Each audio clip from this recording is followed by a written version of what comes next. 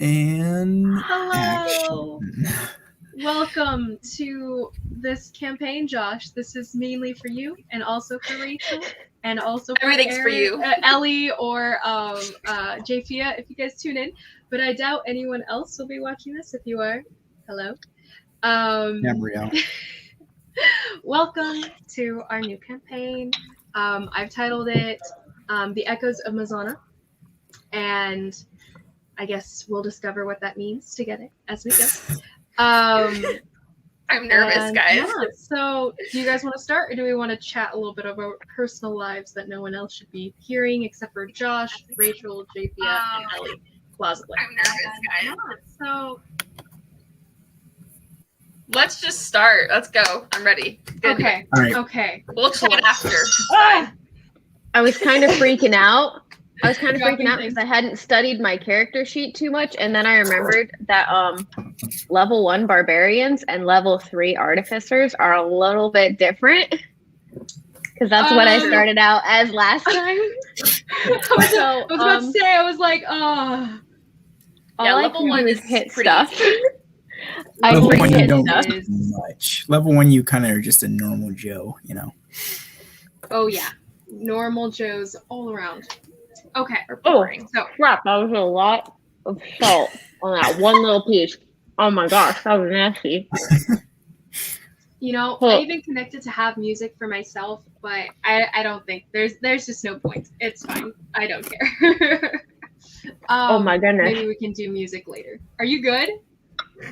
It was like a solid spoonful of salt. Like a little tiny teaspoon of salt that had just gathered on the top of the I bread. see. Okay then. Good job. So Rock and roll. welcome, all three of you, to our new campaign and our new world, Mesona. Now, Mesona has been around for multiple thousands of years. Granted, you guys don't know how long. It's a world that's pretty much, think Lord of the Rings, technology, stuff like that. Maybe a little bit more than that. And almost, I'm thinking Avatar as well, like that kind of world. And you guys should be relatively familiar with Avatar, at least. If Lord of the Rings and Avatar had a baby. Exactly. So But can we pick even what then, not nation we're quite. part of? What are we nation? all part of each, different nations? You don't get confused. I shouldn't have mentioned them.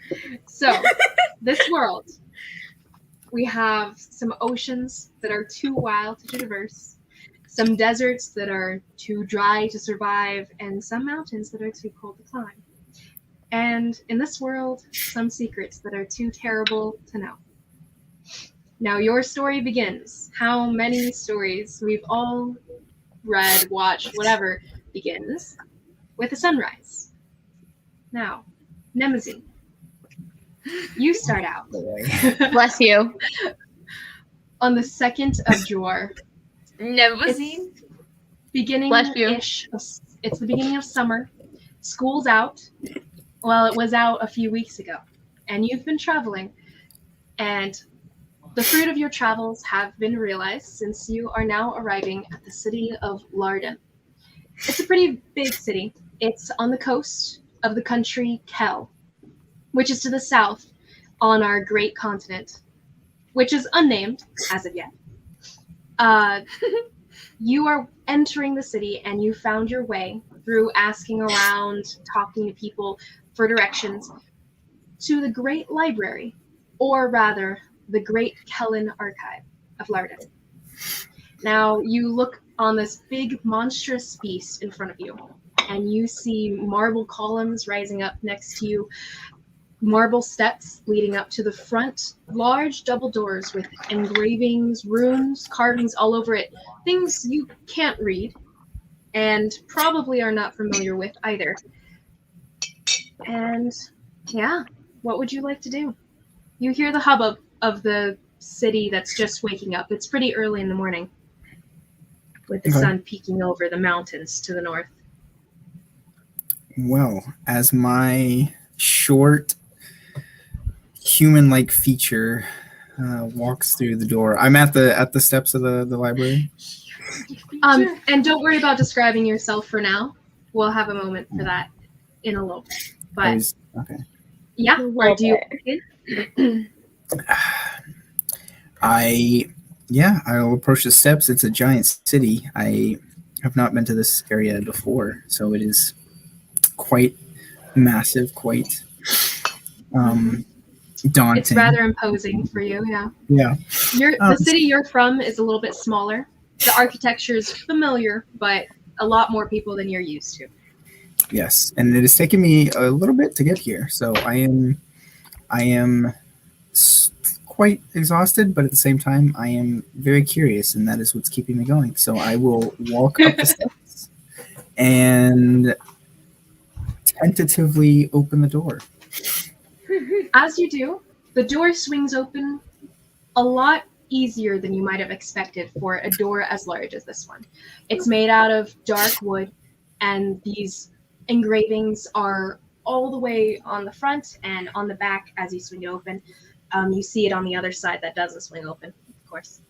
And as you do, you hear the echoes kind of drift towards you of the woman at the desk, who is now, it's a pretty wide desk, maybe 12 feet across, marble, as well as everything else in this building. And you see this older lady with steel gray hair pulled back into a tight top knot, sitting at the desk and kind of just leaning back and forth on her chair as she seems to be talking to someone. And you just hear her voice going, yeah, Maj. Yeah, I understand completely. That boy's not worth her time. I don't know why and she kind of looks up, sees you, narrows her eyes, and I'll get back to you in a second, Maj, and puts it down. Hello, welcome to the Great Kellen Archive of Laden. What can I help you with? Oh, hello. Yes, I don't know exactly what I'm looking for. Like, how is the library broken up? It's quite huge. Okay, before we even get into that, do you have a mage's license? No, I don't. You Do I don't need have a one? mage's license, and you walked into my library. Do I need one? I've never been to a library before. Kid, come up to the desk. Come up to the desk. Okay. Okay. Listen here. You know, you've lived here your whole life, I can tell by looking at you. You know you can't get into any magical anything without a mage's license, or at least a patent of wizardry. I can't say it. Do you have a patent of wizardry? No? I can No, get then get out of my library. Get out of here. But please, can you and as she's kind of borrow a card? Borrow a card. You realize that's illegal in all of this country. I'd get in trouble. You'd get in trouble. That doesn't happen. It can be. It's my little secret. Go ahead and roll a persuasion check. Rolling already. First she dice kind roll of of the just campaign. looks at you. Yeah, first roll. Is it a 1? We're starting this campaign off great. Is it Wait, what? really? Natural 1. Oh my word. He throws Like- you out. Kid, if you don't get out of my library right now, I'm going to call the police on you. The Okay, WPD will be coming in here, taking your okay, family. okay. They'll be I'm leaving. Just Okay. get out of my library. Why are you still here? Why am I still run. talking to you? I'll run, or not. I'll kind of scamper, kind of half skip, half how you run when you see people holding their door for you, but you're an awkward distance away. Don't let the door hit you on the way out. It's magical. It might do that. And as you're walking and as you open the door, you feel kind of a push on the door, and it's kind of forced towards you, and you stumble away a little bit as someone else enters the library, and the light's kind of showing behind them, and they're a little bit silhouetted by this. And it's a taller man than you with dark hair. He looks to be he's not that much older than you, though. He's probably early 20s, and whiter, with narrow kind of eyes. And he sees you, sees the desk person, and he had kind of started opening it a little bit before you got there too. So he seems to have heard what had happened, and he kind of puts his hand on your shoulder. Are you okay? Yes. Do you by chance know how I could get a mage card? A mage card. And he looks up at the receptionist lady, and she's like, "Oh, Mage Cole, welcome to the library at, well, you know, the whole shindig. Let the kid out, he's not allowed to be here." And he's like, kind of looks at you. Come with me. And he leads you over to the desk, the receptionist's desk. And his hand's on your shoulder as he kind of leans over the marble, puts his elbow on it and leans into the receptionist and is like, Martia, it's lovely to see you again. You look beautiful, as always. And she's like, just get on with it, boyo. And he goes, well, this young man, he very much does have a mage's license. And he kind of just waves his hand a little bit over her eyes. And you see Jedi her mind eyes trick. go blink. And she kind of nods along with him. And he goes, you already saw his mage's license. And on that note, he didn't even look like this. He was a lot older and taller and looked like, Mage Castier, actually.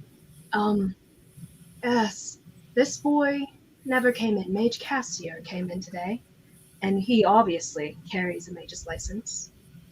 And the woman kind of just nods at him. Yeah, get on with your business, Mage Coel. And he goes, thank you. And he starts walking you towards the opening archway that goes into the inner library. That's to the left. What exactly are you, my boy? I'm Nemesis. Thank you. Beautiful name for a beautiful boy. And he's kind of walking you along, and as you guys enter through the archway, you feel this kind of you feel this just sheen across your skin, and it's like just like a shudder that goes through your body as this little almost like a force field, but one you can walk through. And you step through and that shudder goes through, you can tell it was a magical field of some sort. But you guys cross through it without trouble. And as you step foot into the main, where the archway opens up, and you see like rows upon rows of books and all kinds of scrolls and whatnot, your eyes and everything you see, your vision goes dark. So on that note, Nice. a different sunrise. You're getting Carhale. drunk already.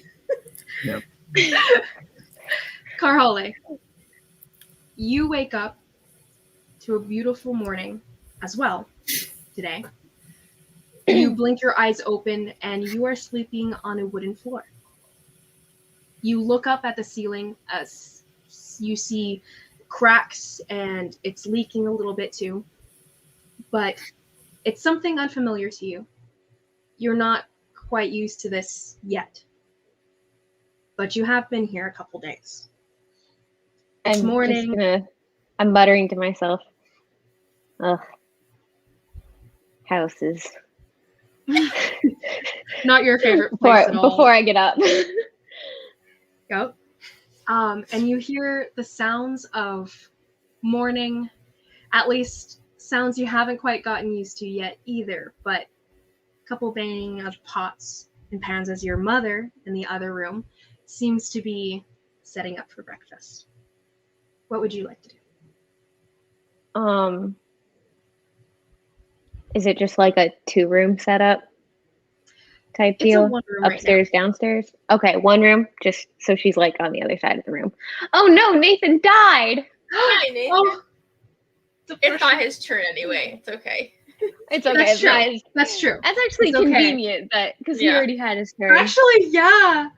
Oh, Very wow, convenient that's that kinda he died then. Man, Died. he died before I could even get to pronounce his name. I don't want to. Every time Oh, you said it that's so and it great. sounded fine. You said it and it sounded fine, but I looked at it again and I'm like, I'm not going to say that right when I need to. Mhm. Okay. But yeah, I'm gonna walk in to the see what my mom's doing. As you step out, you see your mother sitting there. She's got her dark hair tied up into a very ratty bun, mostly just pulled back out of her way, and her grayish toned skin as well. And she's just pouring some food out into 2 wooden bowls out on a table. It's a small table. It's a ratty room.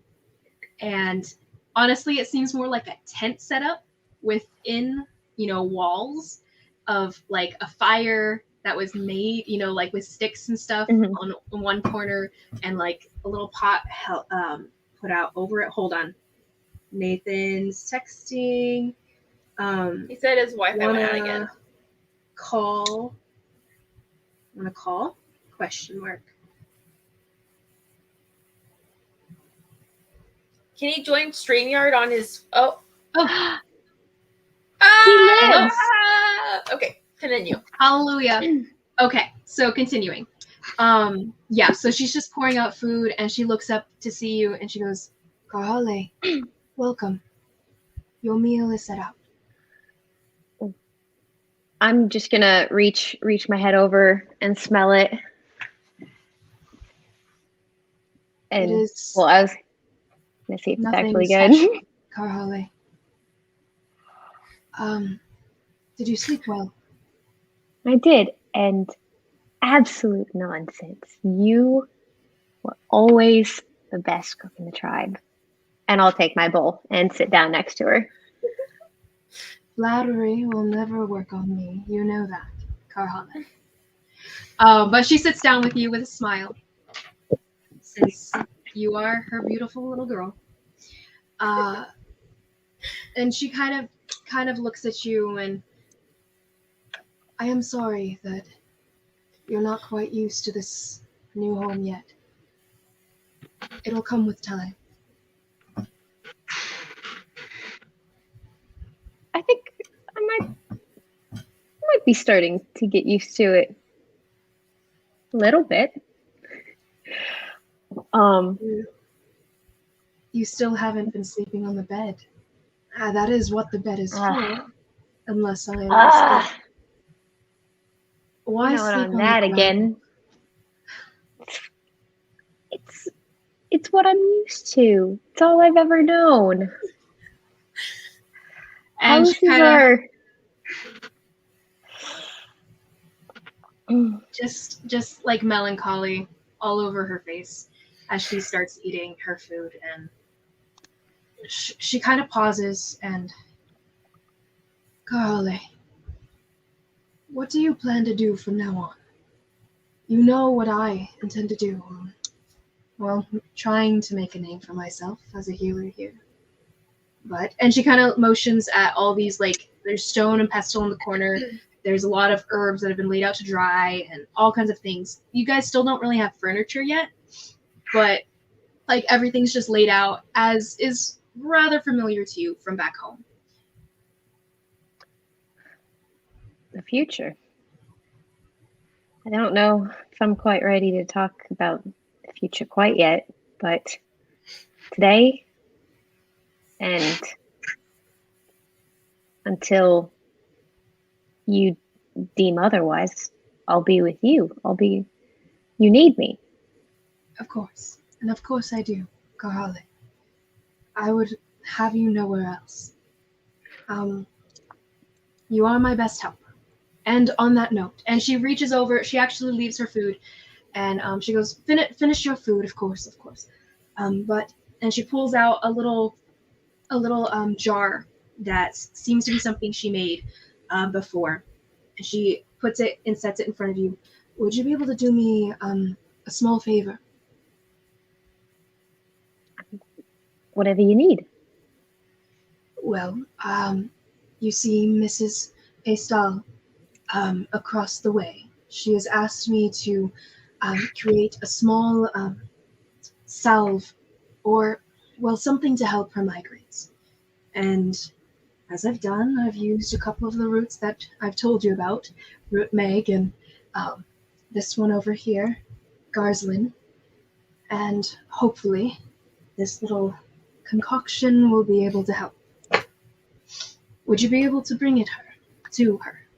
Of course. And I can assume I know where she lives. Yeah, this is just, it's literally like 2 houses down across from you Okay. guys. You guys are in it's not a large city, but it's definitely a larger town. And you guys are a little bit to the outskirts, but still where it starts out. Your house is a lot more rundown than everyone else's. Cool. We're working on it. Rude. Well, is there anything else you need while I'm out? Well, one thing. Before you go, I wanted to show you this another time. I know you still haven't gotten the hang of it, but maybe eventually you will. And she pulls out a few stones and just a small pouch that she had on her waist. And she pours out these little stones that have that little clinking effect of dice onto the and you remember how I told you how I connect to the ground beneath our feet? For we are of the ground. One day we shall return to it. Yeah. Up the ground, death, return. Yeah. Yes, always the morbid one, Carhale.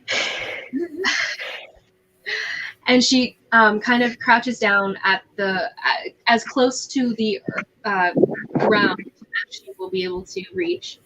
And she I'll crouch with her. She nods at you and she spills the stones out onto the floor. And they fall into a little pattern. And as she looks at them and you see her kind of narrow her eyes and you feel kind of like a little bit of a breeze circle through the room, she looks up at you. It looks like you'll be walking through clear skies today with rain closer to the evening. And she has just casted her version of Druidcraft, a spell that you've seen all throughout your life, of her telling you what the weather is going to be later and flowers blooming when she touches them, all the above. And she looks up at you and you should try it yourself. And she hands you the stones. Go ahead. Spill them and wait for the ground to speak to you. Okay, I'm just gonna give him a little.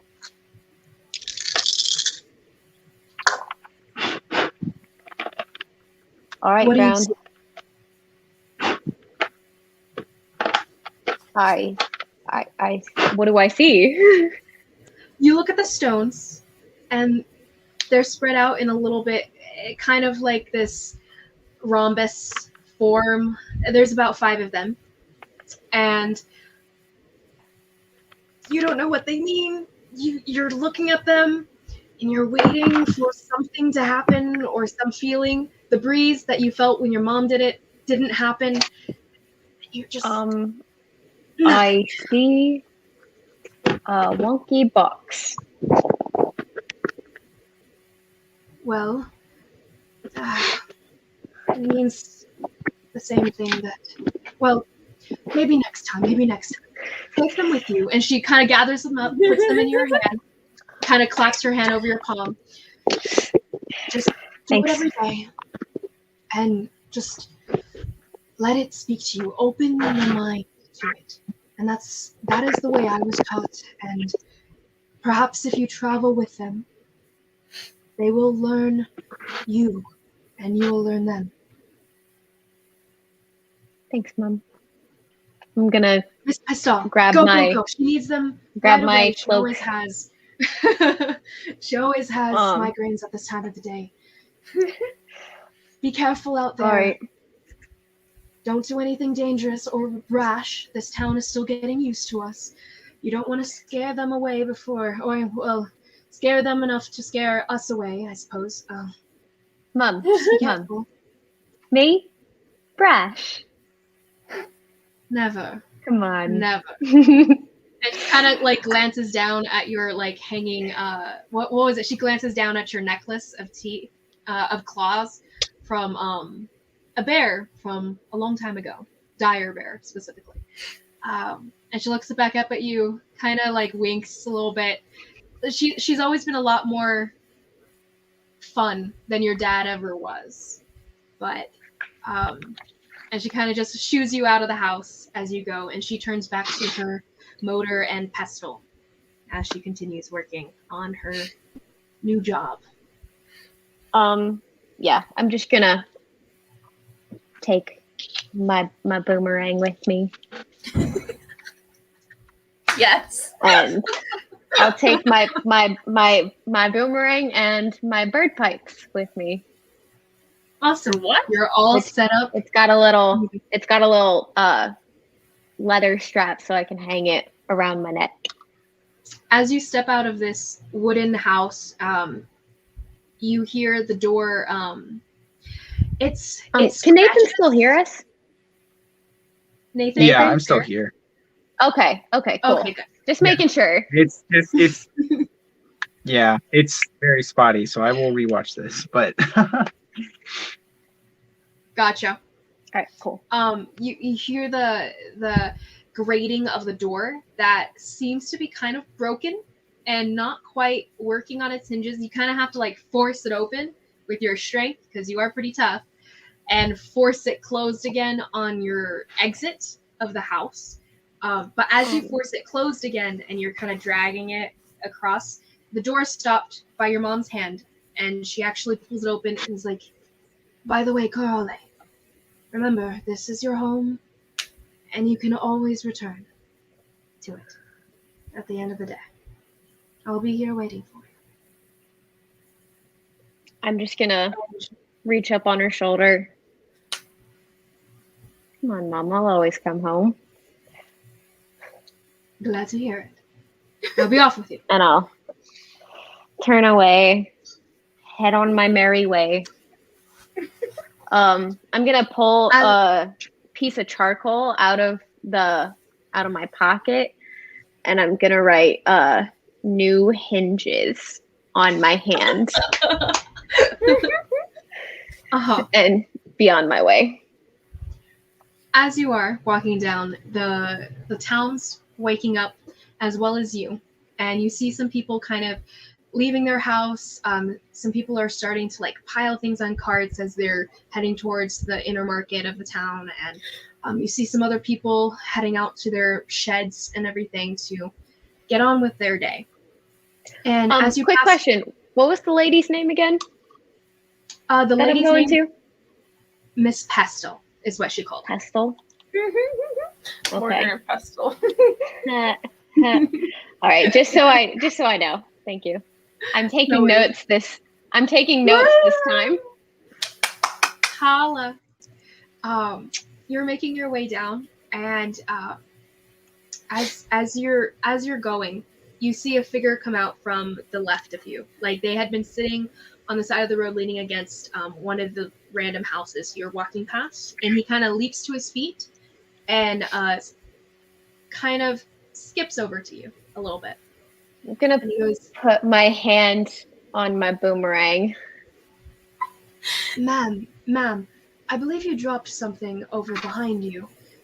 And he kind of just motions behind you, but he comes up to you, and he passes you by though, and he goes behind you. This man, he's a bit older than you. Or actually, how old are you? 26. 26. He's about your age, and dark hair, lighter skin, and he passes you by, and he feels like kind of the breeze as he kind of rushes past you. He bends down behind you, and he picks up a group of stones that, like the stone pouch that your mother had just given you, had fallen from your waist and fallen behind you. And he picks it up, and he kind of hands it He's kneeling down on the floor and he motions it towards you. I believe you dropped these, ma'am. I'm gonna look him up and down. Roll a perception check. Insight check. Perception or insight? Oh, up to you. What are you trying to ascertain? Which is better? He's wearing okay. this- My insight's a bit better. I was more looking for like intentions. Is this guy trying to pickpocket me? Gotcha. Go ahead. So that's a 15. 15. You kind of look at his face, trying to judge the different, like, the twitches and he has a slight smile, like not a smirk. It's a gentle smile on his face as he's kind of looking up at you, and he seems to be just giving you back something you dropped. I'll gingerly take it from his hand. Thank you. Of course. And as you touch his hand to grab the bag of stones, your vision goes dark. And dang it. I was trying to avoid a fight on the first. It's a kidnapping. You're not fighting anything. Your vision went dark. Little piece of trash. Now to our that's it. Completely Great. not least. Miss Kanori. Is that how you want to pronounce your name as a side note? I've been pronouncing it Kanari. And you too, Karhale. I know that you're judging between. Are you guys both good on your pronunciations? Karhale. Mm-hmm. Konari. Okay. Yeah, Konari. Konari. Okay, so Kanari. For you, the sunrise isn't like it is for other people, right?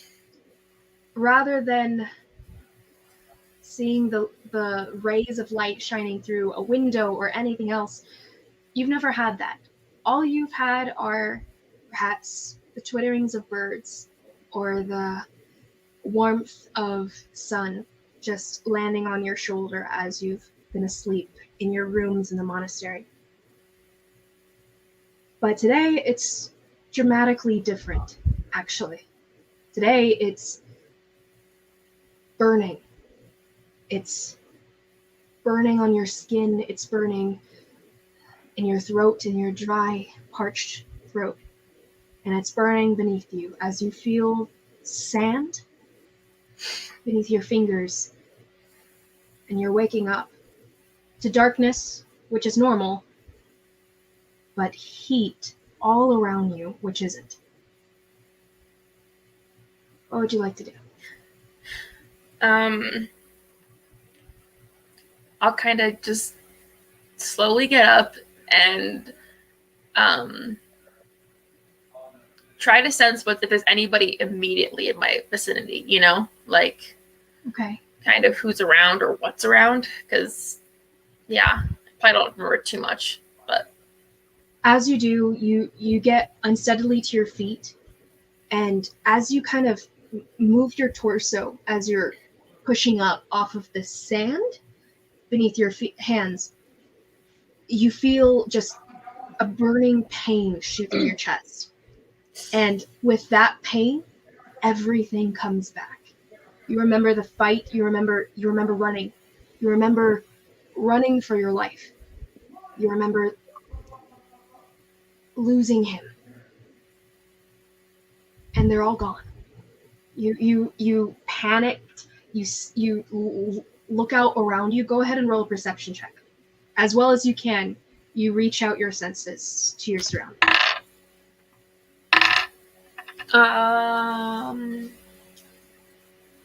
20 actually, dirty 20, but dirty 20. Mm-hmm. You reach out your senses as far as you've ever been able to, and you smell the heat. Like, you wouldn't be able to explain what heat smelled like, but you can smell the burning around you, and you can feel the dryness and the sand beneath your feet, and the vibrations that are traveling beneath you, as always, are present within the ground. it's very fuzzy now. And you can tell it's because you're still inside the desert, a place you recognize, and where you had gone willingly initially. And you can feel that it's maybe morning, maybe afternoon.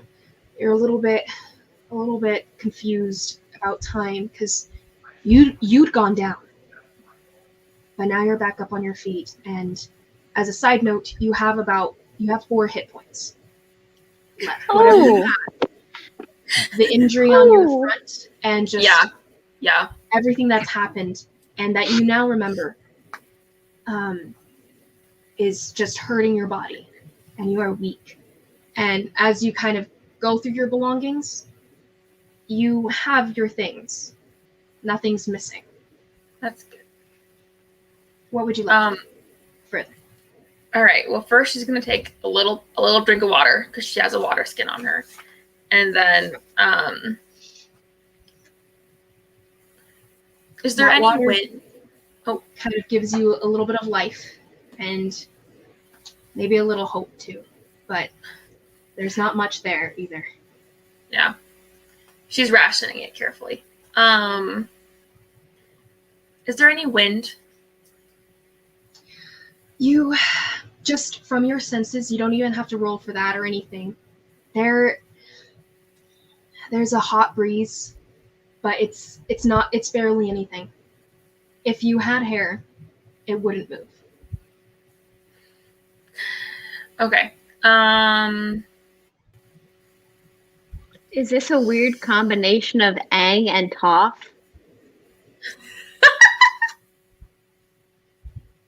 Kind of, I guess. I mean, if you, yeah, I mean, now that you point it out, yeah, a little bit. yes, it is. She's okay. So from the best guess she has, she's gonna try to go in the opposite direction that she came from. Like she wants to just keep heading away from where she was coming from, as best she can.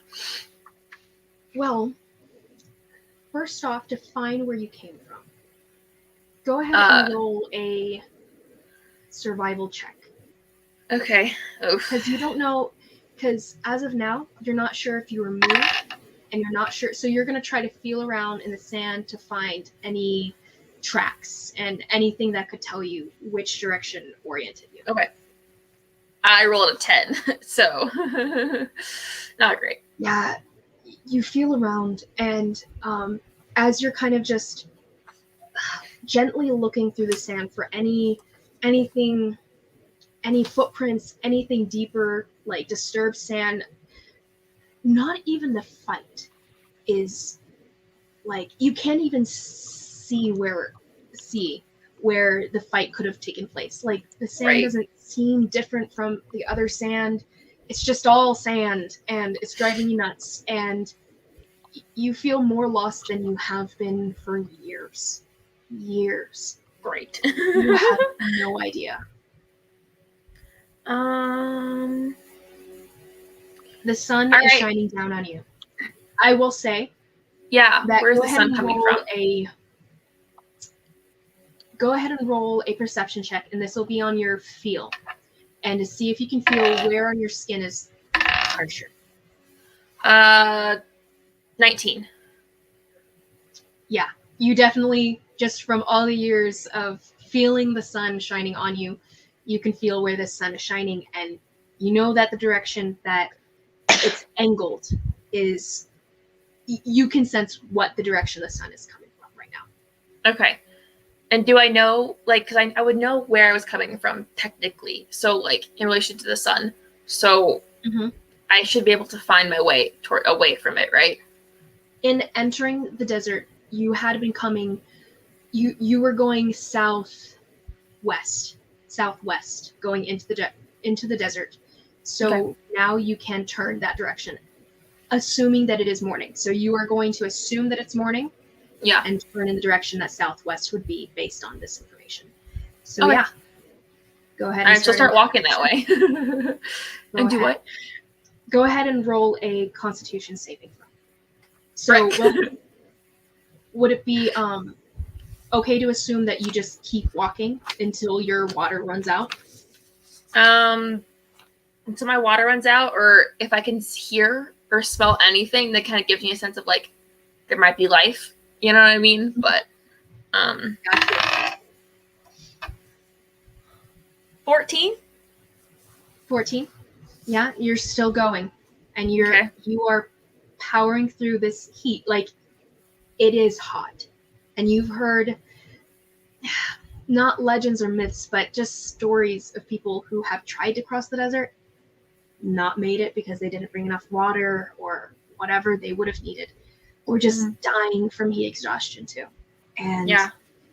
you know that it's just going to get worse from here, and you're drinking the water to keep up your strength, trying to ration it as much as you can, but it's gone soon. There are 2 Nemazines. What is this? He's a shapeshifter. He can do 2. I love it. Oh, you discovered his Nemosine. Isabel already. Ah! Nemosine. Oh, Nemosine. There we go. I got it. We're good. Nemesis? I actually I Ramses? call him Nemazine. That's the kind Nemesis. of, yeah, that's what I looked Nemazine. up as the pronunciation, so that's what I'm rolling with. But yeah, Nemazine. Okay. Limousine? Anemone? Yeah. So as you're walking through this desert, you do stop and sense a disturbance Oh in crap. the sand. It's fuzzy, and you can't. It's not someone walking. It's something moving. It's under the sand. It's Oh coming crap. closer. There's a disturbance in the I'm forest. heading away from it as best I And- can. You move away. Go ahead and roll. You're gonna run from it. You're saying. Yeah. She dies before we meet her. Go ahead.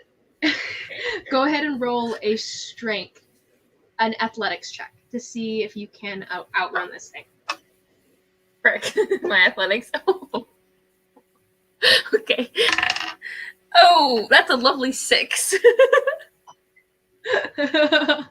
Yeah, so you take off, and these injuries, like, they're holding you back. You're normally like the wind, normally, but you are run down in more ways than one, and so it bursts, whatever it is, bursts out from the sand behind you, and doesn't leap on top of you, but it kind of, the burst throws you, and you fall forward, prone on the ground, and you roll over to face whatever this is, and you can't see what this is, but just in your feelings of what you can sense of this being, it feels vaguely humanoid. It's got arms and a head, but there's nothing pronounced about any of these features. You can't sense legs, for one. The arms that you sense don't, like, the feeling that's dispersing isn't, it's still fuzzy. It's not solid, it's made of sand. And you recognize this as a story that you may or may not have believed in your past, but you've heard of sanders existing in the Gan Desert. And it might be one of these. And as you're thinking this, it's going to strike you. So go ahead and roll for initiative. Crap! You're gonna kill me. 15. 15. Okay, so as it kind of it leans forward and surges towards you, and it throws out its arm, but you are faster, and you've always been a little bit faster than your enemies. So go ahead. What would you like to do as it's swinging towards you with one obstructed sandy arm? She's gonna pull out her bow staff and just swing at the arms, try to block it. Go ahead. 19 to hit. 19. Are you trying to cause damage, or were you more blocking, like taking the dodge action kind of deal?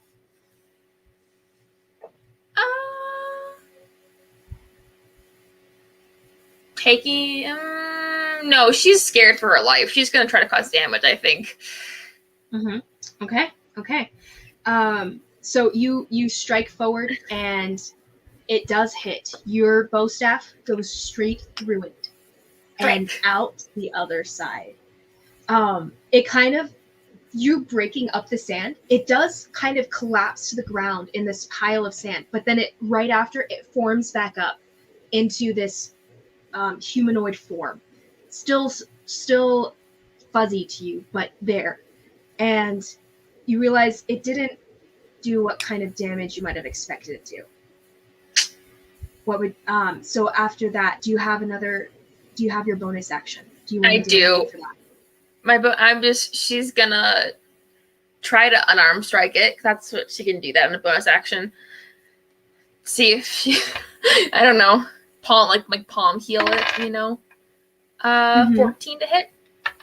So you go up to palm strike it, and Yeah. as you hit this, the head of this body, it dissolves as your hand travels through it, and the sand kind of collapses in on your arm.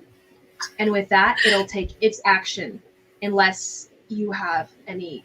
I was just gonna say, who are you? What do you want with me? Kind of a thing. There is no answer as you say these words.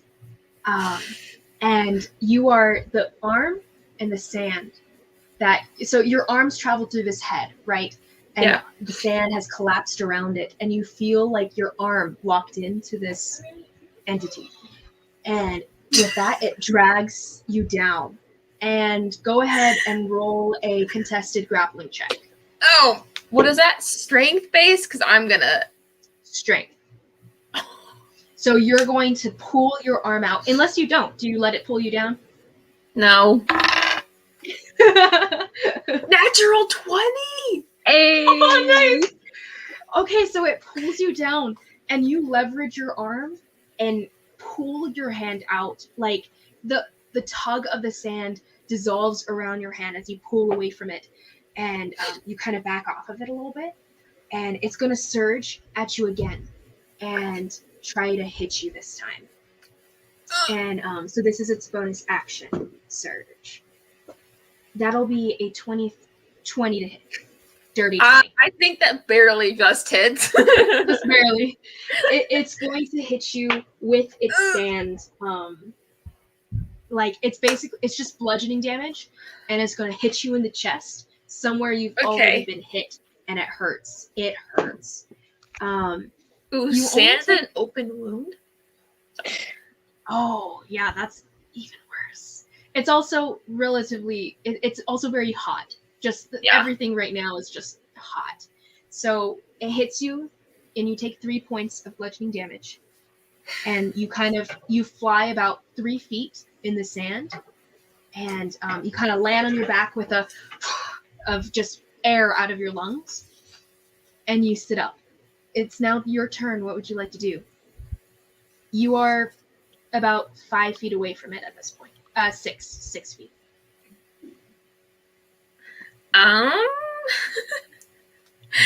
She's kind of at a loss.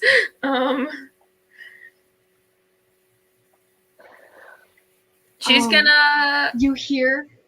Oh no! You hear a voice in the back of your mind. It's just a gentle, high-pitched voice of, "Kanori, get up! Kanori, get up! Up!" Just in the back of your mind. She gets up, and she's gonna try to skirt around. Hitting it's not doing anything. And she's want to hit, so she's just gonna try to run. Basically, she's like, I can't hit it. So, and she's got 1 hit point. She's just gonna take off. So you take off running, and you hear the voice in the back of your mind just kind of cheering you on. And it's like, go, you can do it. You can do it. And the voice hadn't been there before, but it's back now. And you're glad, because that is also a source of comfort for you, of normal. And as you take off running, go ahead and roll another competing athletics check with this entity. This is 8. 8. You are running, and it's keeping about pace with you. Actually, it's running Nice. about the same speed as you, and so you're keeping a distance on it. Is there anything that you would like to do as you're running to try to get away from it? This will be less attack, action, combat oriented, and more kind of skill challenge. So if you have something that you would like to try, tell me what it is, and I can tell you what the effect will be and what you would roll for it. So now you are in a chase with this. Yeah. She's going to, as she's running, she's going to plant her bow staff and swing around so she hopefully swings behind it and can take off behind it. So it's like going the one way and she's like running away. Okay. Neat. Trickery. Go ahead. Okay, so either you can roll deception for this as just a performance of seeing if you can trick this beast into thinking what you wanted to think, or you could roll more of a stealth check to see if you can hide your footsteps, and because you're not sure if it can see you or if it's sensing you like you're sensing it. Mhm. So this would be a stealth check Probably to see if you can. stealth. Okay, then go ahead and roll for it. So you leap with your bow staff and you twist around to try to jump out of its way in its path, and then hide your footsteps from there. It's stepping as lightly as you can in the sand. That's a 10. Not great. A 10. Mhm. So you gently like start stepping in a different direction, and as you kind of as your senses kind of reach out behind you, you don't have to turn a look or anything. You feel the sand just collapse, and the sander's gone. And you kind of reach out again for it, and as you feel the same sense of like just movement under the sand, it bursts out from beneath you. Go ahead and roll a dexterity check. Saving throw. Okay. 16. 16. You leap off of this bursting sand before it as it's starting. You leap off and you kind of take a backflip and landing, 3-point landing behind where you were, and you kind of think like that was close, and you hear a voice like that was close, and you turn around and take off running again. But you are within melee with this monster. If you move away, it will have a chance to attack you. Do you take that chance? Can I use my action to disengage and then run? Yeah. Cool. Well, you take your action. It kind of swipes at you, and you guys keep on running. What do I do? I'm just delaying the inevitable. Honestly, you are. And as this thought traverses your mind, you're like, I'm just delaying the inevitable at this point. You see another form. You feel another form of sand kind of like building in front of you, about 10 feet. And as this happens and you're surrounded, we'll just take this moment to say it takes about it takes about a minute more for you. That's a pretty good fight for having 5 hit points. Just saying. You have been doing really well. Like, honestly, you're not letting anything take you down. Like, if you can help it, over your dead body will anything take, basically. like, you won't lay down and just take it, you know? And you fight till your last energy, to your last anything in you. You fight. Because you have a reason to get out of this desert. You're not going to die here. And that's the thought that kind of traverses your mind as everything kind of starts going dark for you. And you hear a voice like echo as you're going down. Not echo, but, well, echo through your mind. Of just someone loudly. You hear kind of a whoosh and then a damn it. And everything goes down for you. So from there, Oh my goodness! Nathan, are you available? Nathan, don't Nathan, die. Nathan, I dragged this out for you, okay? Can I take like a quick 2 seconds? I'm gonna go pee real quick since Nathan's That's dead. completely fine. But Yeah, I'm gonna call Nathan, and my parents actually called me too, so I'm wondering what that's about. Nathan, you're back. We're gonna start up again, but we're gonna take a break. 2 minutes. Nathan? Can you hear us? Nathan? All right, I'll go pee too. Be back in a second. Okay, see ya. I'm gonna pee too. Hey guys.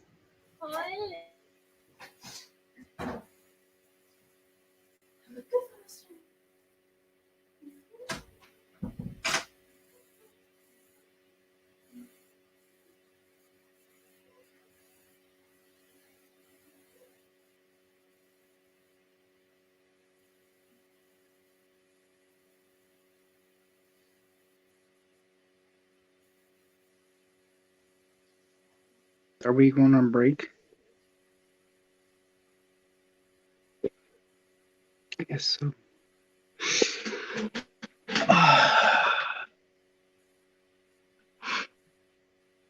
What the?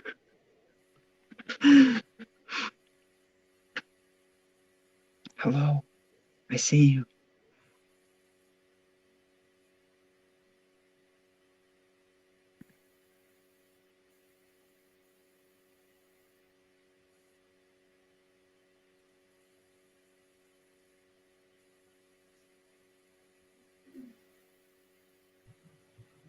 Oh, it's Samantha. Hello. Hello. back. Oh, whoa. What happened? I didn't like particularly hearing you say, Nathan, hello, I see you, when I was going to the bathroom. That was unappreciated. I should have just taken my headphones out, but I didn't. Next time I won't. I came back and you were all. I came back and you guys were all gone. So like, Well, we thought you could hear us, and then apparently you didn't. Yeah. Been in and out. So yeah, Izzy's basically almost dead. There are these creatures in the desert called Sanders. Okay. And one was trying to kill her. I heard she's running away from something and she did like an attack or something. Yeah. So she's in the desert and they're called Sanders?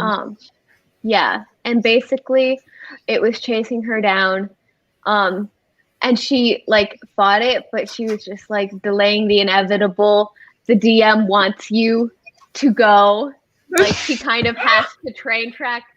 DMs don't normally need to train track, but for meeting, she needs to train track us together. And I can't understand. Sorry, I can't understand anything you're saying. Oh, that's great. Oh, everyone's back. It's Is okay. it my mic? No, I can hear you, Aaron. No, it's my. I'm okay. running on my data. My data's already slow, so it's Gotcha. like I Go to the library. like right now it's good, but in about 20 seconds it won't be. Go to your library. Like speed. He can't hear me. What happened? Okay. I'm back in. Okay. Guys, duck under the table or something so I don't have to look at your faces. My siblings are covering. I could tell. I could see one of them popping up. Oh, yeah. Also, yeah, whenever I roll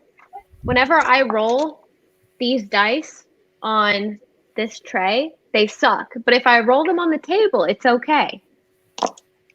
Creepy man. Hey, at least you haven't rolled a nat one.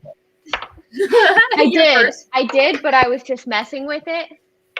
That is hilarious that was your first roll, Nathan. I'm sure your character will not die this campaign. I'm just looking at all my other dice. I'll never use my other dice. Nathan, you missed my cool thing. Kanori, I will say What that happened? I'm surprised you survived as long as you did. That was pretty cool. I woke up in the Kanori's desert with 5 hit points, bad, and some sand people attacked me, and I lasted for A few Oh minutes. no, I heard that, and I heard you were running away, and I heard you attacking and like went through him or something. She is also bald and blind. That's all we know. She also has arrow tattoos. You just haven't No! heard about them yet. Aaron, I heard The most Avatar. of your. I didn't know who you were talking to, but I came in like halfway through when you were talking Oh. to like Her mom. someone. It was my mom. Neither of us are particularly happy to be where we're at, and she's trying to establish herself as a healer in the town. Can you still hear me? Dope. This is Yay. not good. Um, He's just dragged to the library. I'm So, honest. Yeah.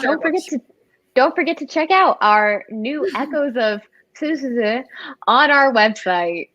Merch. Nathan, does the Wi-Fi work? God bless America. We have Wi-Fi.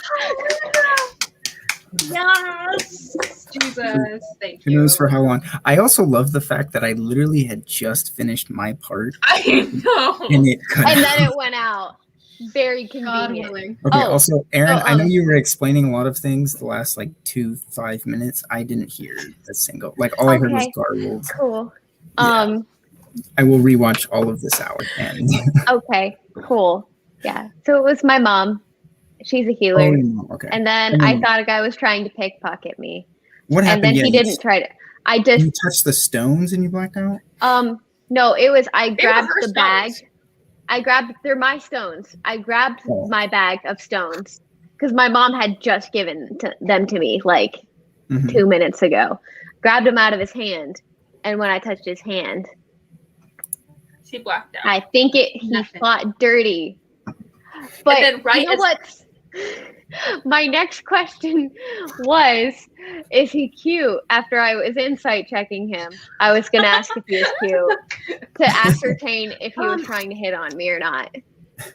I mean, you definitely saw him beforehand, and it was like if you guys had asked like what exactly am I seeing and stuff, you wouldn't have had to really roll for that unless you're looking for some specific item. Mm-hmm. But what you guys all saw Mine's was a young human male with black Mine's hair, connected now. straight black hair, and kind of just, nothing special. He looked like someone you would see in a crowd and then completely forget you saw in 2 seconds. Valid. Nameless, and yeah. And I'm also really regretting not grabbing my warhammer. I'm like, I'm just going over next door. I don't need my weapon. Yes, Dang, son. she's beautiful. start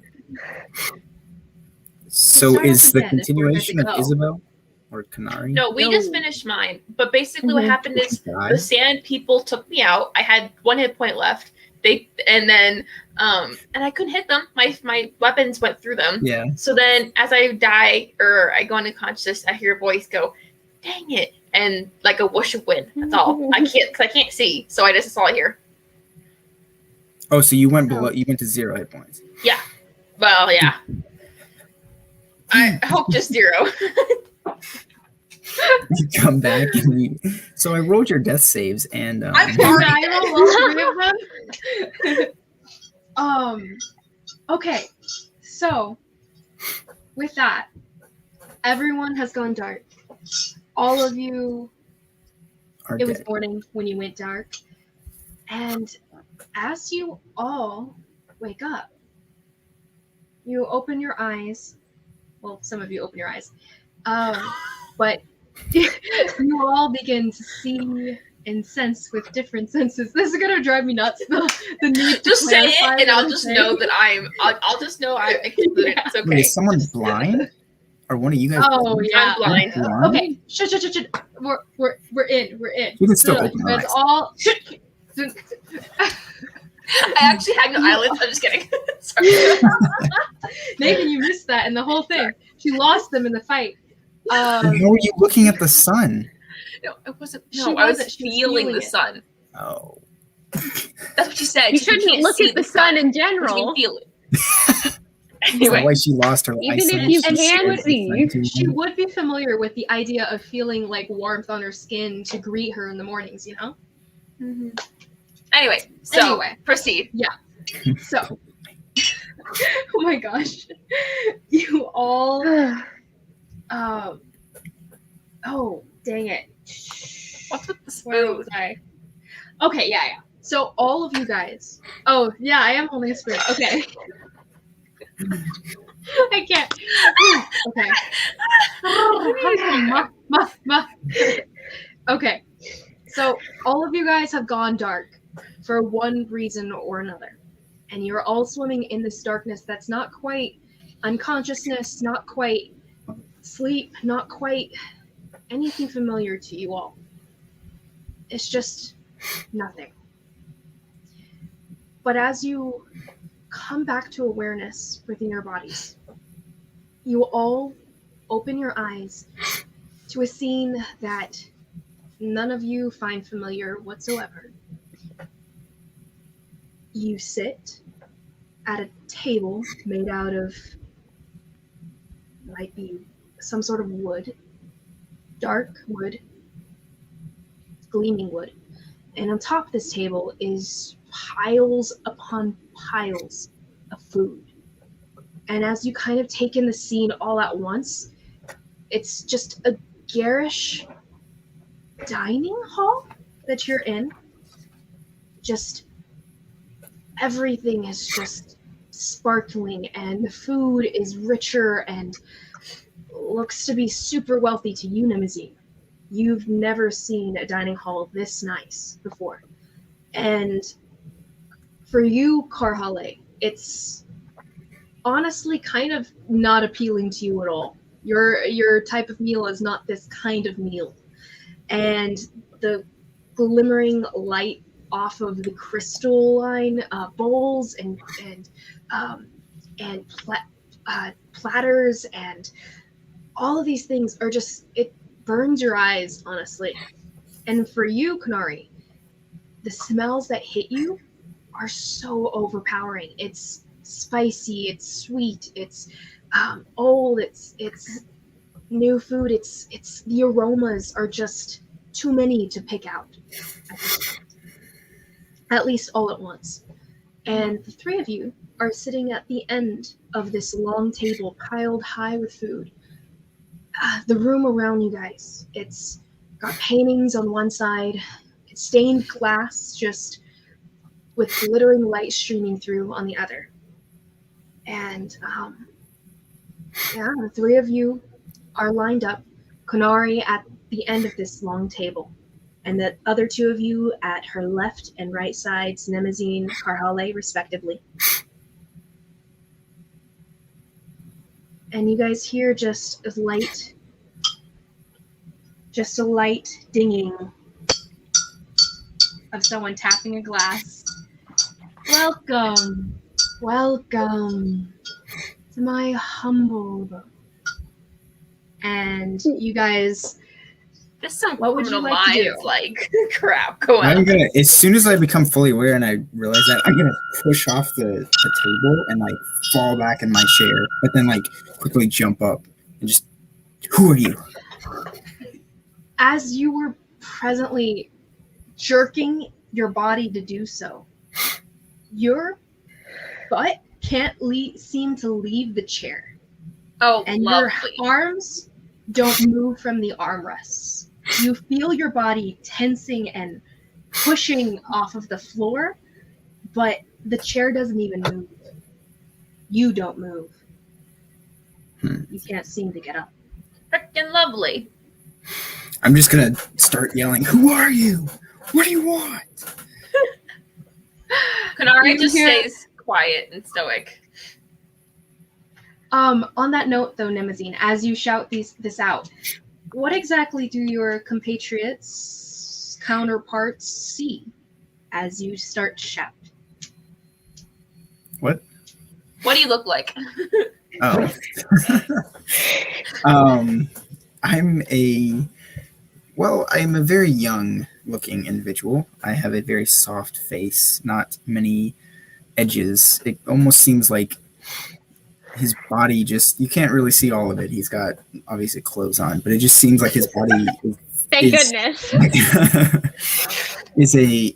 is not, it's weird. It looks almost like fluid. Like he doesn't have sharp edges. There aren't many shadows that catch his, you know, his eye sockets and his, you know, cheekbones and jaw and different things. He's, as I said, a very young face. He's got whitish blue with blue, hints of blue hair. It's pretty short. It's about like mine. Not exactly styled, a little bit off to the side. As he struggles, it kind of falls in his face, and he just keeps throwing it back and, you know, struggling. Other than that, yeah, he's a generic looking human besides his, you know, voidless, shadowless body, and he has very, very piercing light blue eyes that match the hints of blue in his hair. So you're like just a blob? Is that what we're saying? You're No, a no, blob. no. He's just like he like soft features. Light doesn't reflect off him very much, or light is, yeah. I don't know how to exactly explain it. Yeah, Doesn't matter, features Kadar, I is guess. good. Like what's it called? Sorry, across from you, Nemazine, is Karhale. And Karhale, what does your counterpart say? Bloody hell, little man, calm yourself. Who are you? I had to say that first of all. Across from you sits a very stocky built, heavy muscled woman that actually, in sharp contrast to you, looks like she was carved from mountain stone.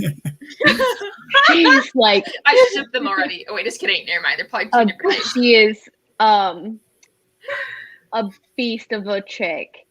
She's got black hair with streaks of white that hang past her waist.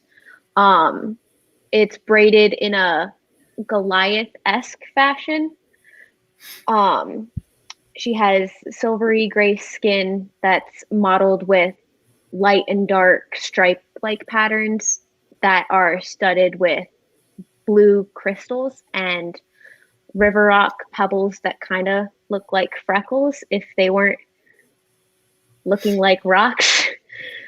And her outfit is a lot less interesting than her appearance. She's just got kind of common clothes, simple black top, draped fabric, hide pants, and fur wrapped around her waist. And the only notable thing that she's wearing would be a necklace that looks like it's made of bear claws, but they're a lot bigger. Nice. And she has a very confused and angry face on right now as she yells at you. And next to you both, to Nemazine's right and Karhale's left, you see, what do they see, Isabel? You see a pretty tall for a female. She's about 6'9", but she's pretty young. She's like late teens, and she's sitting there with a very stoic expression. But she is bald, and she has, her eyes are kind of like the muddled, cloudy white that a blind person sometimes are. And so there's no real color to her eyes. And she's pretty fair-skinned. And in her head, she's just kind of thinking, she's like, I can't believe I'm alive. I'm a little relieved I'm alive. But on the outside, it's just very stoic. And she's just sitting there very much like trying to maintain a composure of like, okay, this is where I am. So, yep. What race are you both? You can ask me later. I'm gonna say you're gonna have to. We're gonna. This is role playing. It's gonna be a conversation. Well, what do you? You can't- So what do you look like? Oh, They already I told. Were you not listening? Well, yes. I but- look pretty human. I look Oh, human. I dress kind of like a Goliath, and I've got the whole stripy tattoo deal, but I also don't look like a Goliath, so it's kind of confusing. I guess it's a What- little clearer for me since I know. But yeah. Yeah, Nathan. What? So, what do you look like? You look like a human, Pretty, Ish. generic human. but like soft human, squishy Oh. human. A very, Liz, a I very did tell innocent you- looking human. I did tell you my age wrong. I thought I had written 26, but I wrote 21. So Got you. No worries. 21. What about you, Kanari? Or would you rather not say? No, it's fine. I'm 16. So 16. Baby. 6 Yeah. foot 9 and Babies. 16, I still know, haven't I hit your know. growth spurt yet. well, girls usually do grow a lot earlier. So she's been freakishly she's tall. Honestly. What about you, Nathan? How old are you? I am Or 17. Nemosine? Oh, okay. you guys are babies. Why Mine's a are you baby. so young? So are you. 21. That's 21. That's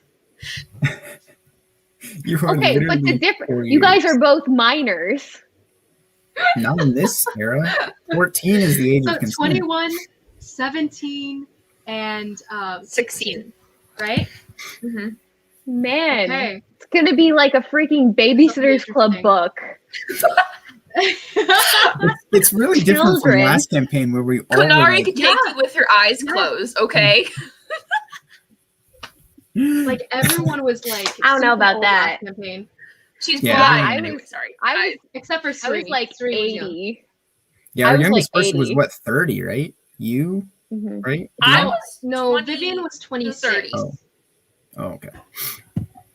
But I was 30. Vivian was the youngest, and then Sri was youngest after that. Before that. Anyway, so back to this R.I.P. though. So tuning back in, that was what you guys all saw, and you guys all heard the Nemesis freaking out and struggling in his chair, while I the know. other two of you are kind of keeping things a little closer to the vest. And you guys Oh hear no, the I dinging. yelled at him. I yeah. yelled at him. You're And like, I yelled calm back. yourself the frick down. Who are you? And I just keep shaking. I'm Carl. What's it to you? What does that mean? What does calling mean? It's my name, you moron. Why am I My here? friends. And you guys are arguing and everything. And you guys actually Oh my, what is that? ooh, What's I'm up? vacuuming. I hear Not me. vacuuming. Buzzings. Anyway. That was me. My bad. I was vacuuming. I don't see, have a that's how it vacuum. sounds too. Oh, Oh, it's on that was Isabel's. sorry. I don't know what it is. Sorry, love. Anyway, No, yes. so as you guys are kind of yelling and shouting and stuff, you guys hear the dinging kind of come to an abrupt stop, and he kind of just, you hear the voice like enough, and like a slam on the table, and your guys' mouths kind of stop moving, and you guys can't speak anymore. Are we gonna die this quickly? And you see across the table the figure that is kind of actually obstructed by all the food that's piled up and the whole just stacks of platters and such, stand up and kind of just glare at the three of you. And I didn't expect you all to freak out so dramatically. I glare May back. Is this wait? Is Kunari this, kind of looks like, And he kind of just what are you smiled. talking about? I'm just sitting here. is this someone I recognize? Yeah, he didn't stop you from talking, Kanari. He's just stopped the shouting. Is this anyone either of us recognize from either the man in the alley for Aaron or the man at the library for me? What you guys see is a young man with dark hair, but instead of straight hair and kind of lackluster features from before, everything's brighter all of a sudden. The black hair is gleaming curls.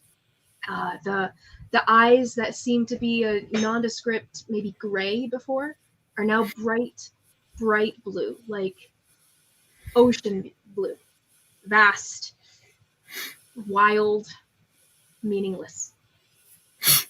You see a blue tunic, deep blue, with golden piping along the sides, coming down in hanging sleeves, not super hanging, but open sleeves, and these silver buckles, golden buckles going down, and the tunic extends below his waist, and as far as you can tell, below the table.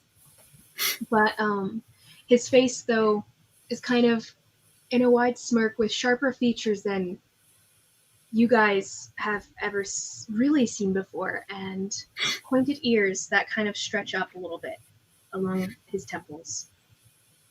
You also see a golden wreath that kind of circles around the back of his head and ends over his ears. And he just kind of looks at you all and, let me start again. How about that? My name is Raiden, although you can all call me Prince Raiden, as that is my station. And he just kind of smiles at you, takes a bow. Now, some people consider me to be mad, others not so much. Me, well, I'm still deciding. But how about you all introduce yourselves to each other? And he takes off the blockage on your guys' mouths, and you can move your mouths again.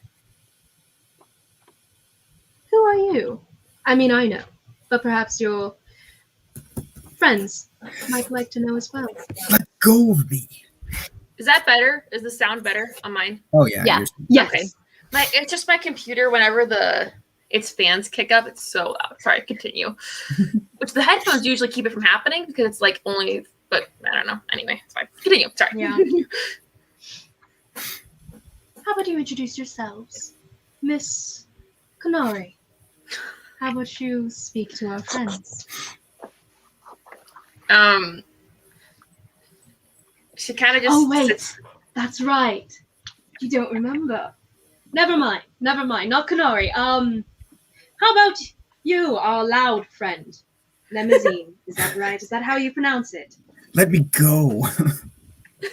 Let you go. Why would I do that? At least not until I've had my time. All well and put out. I have a feeling you'd run once I did let you go. Is that not correct? Yes. Why you Then can't I hold me here? refuse.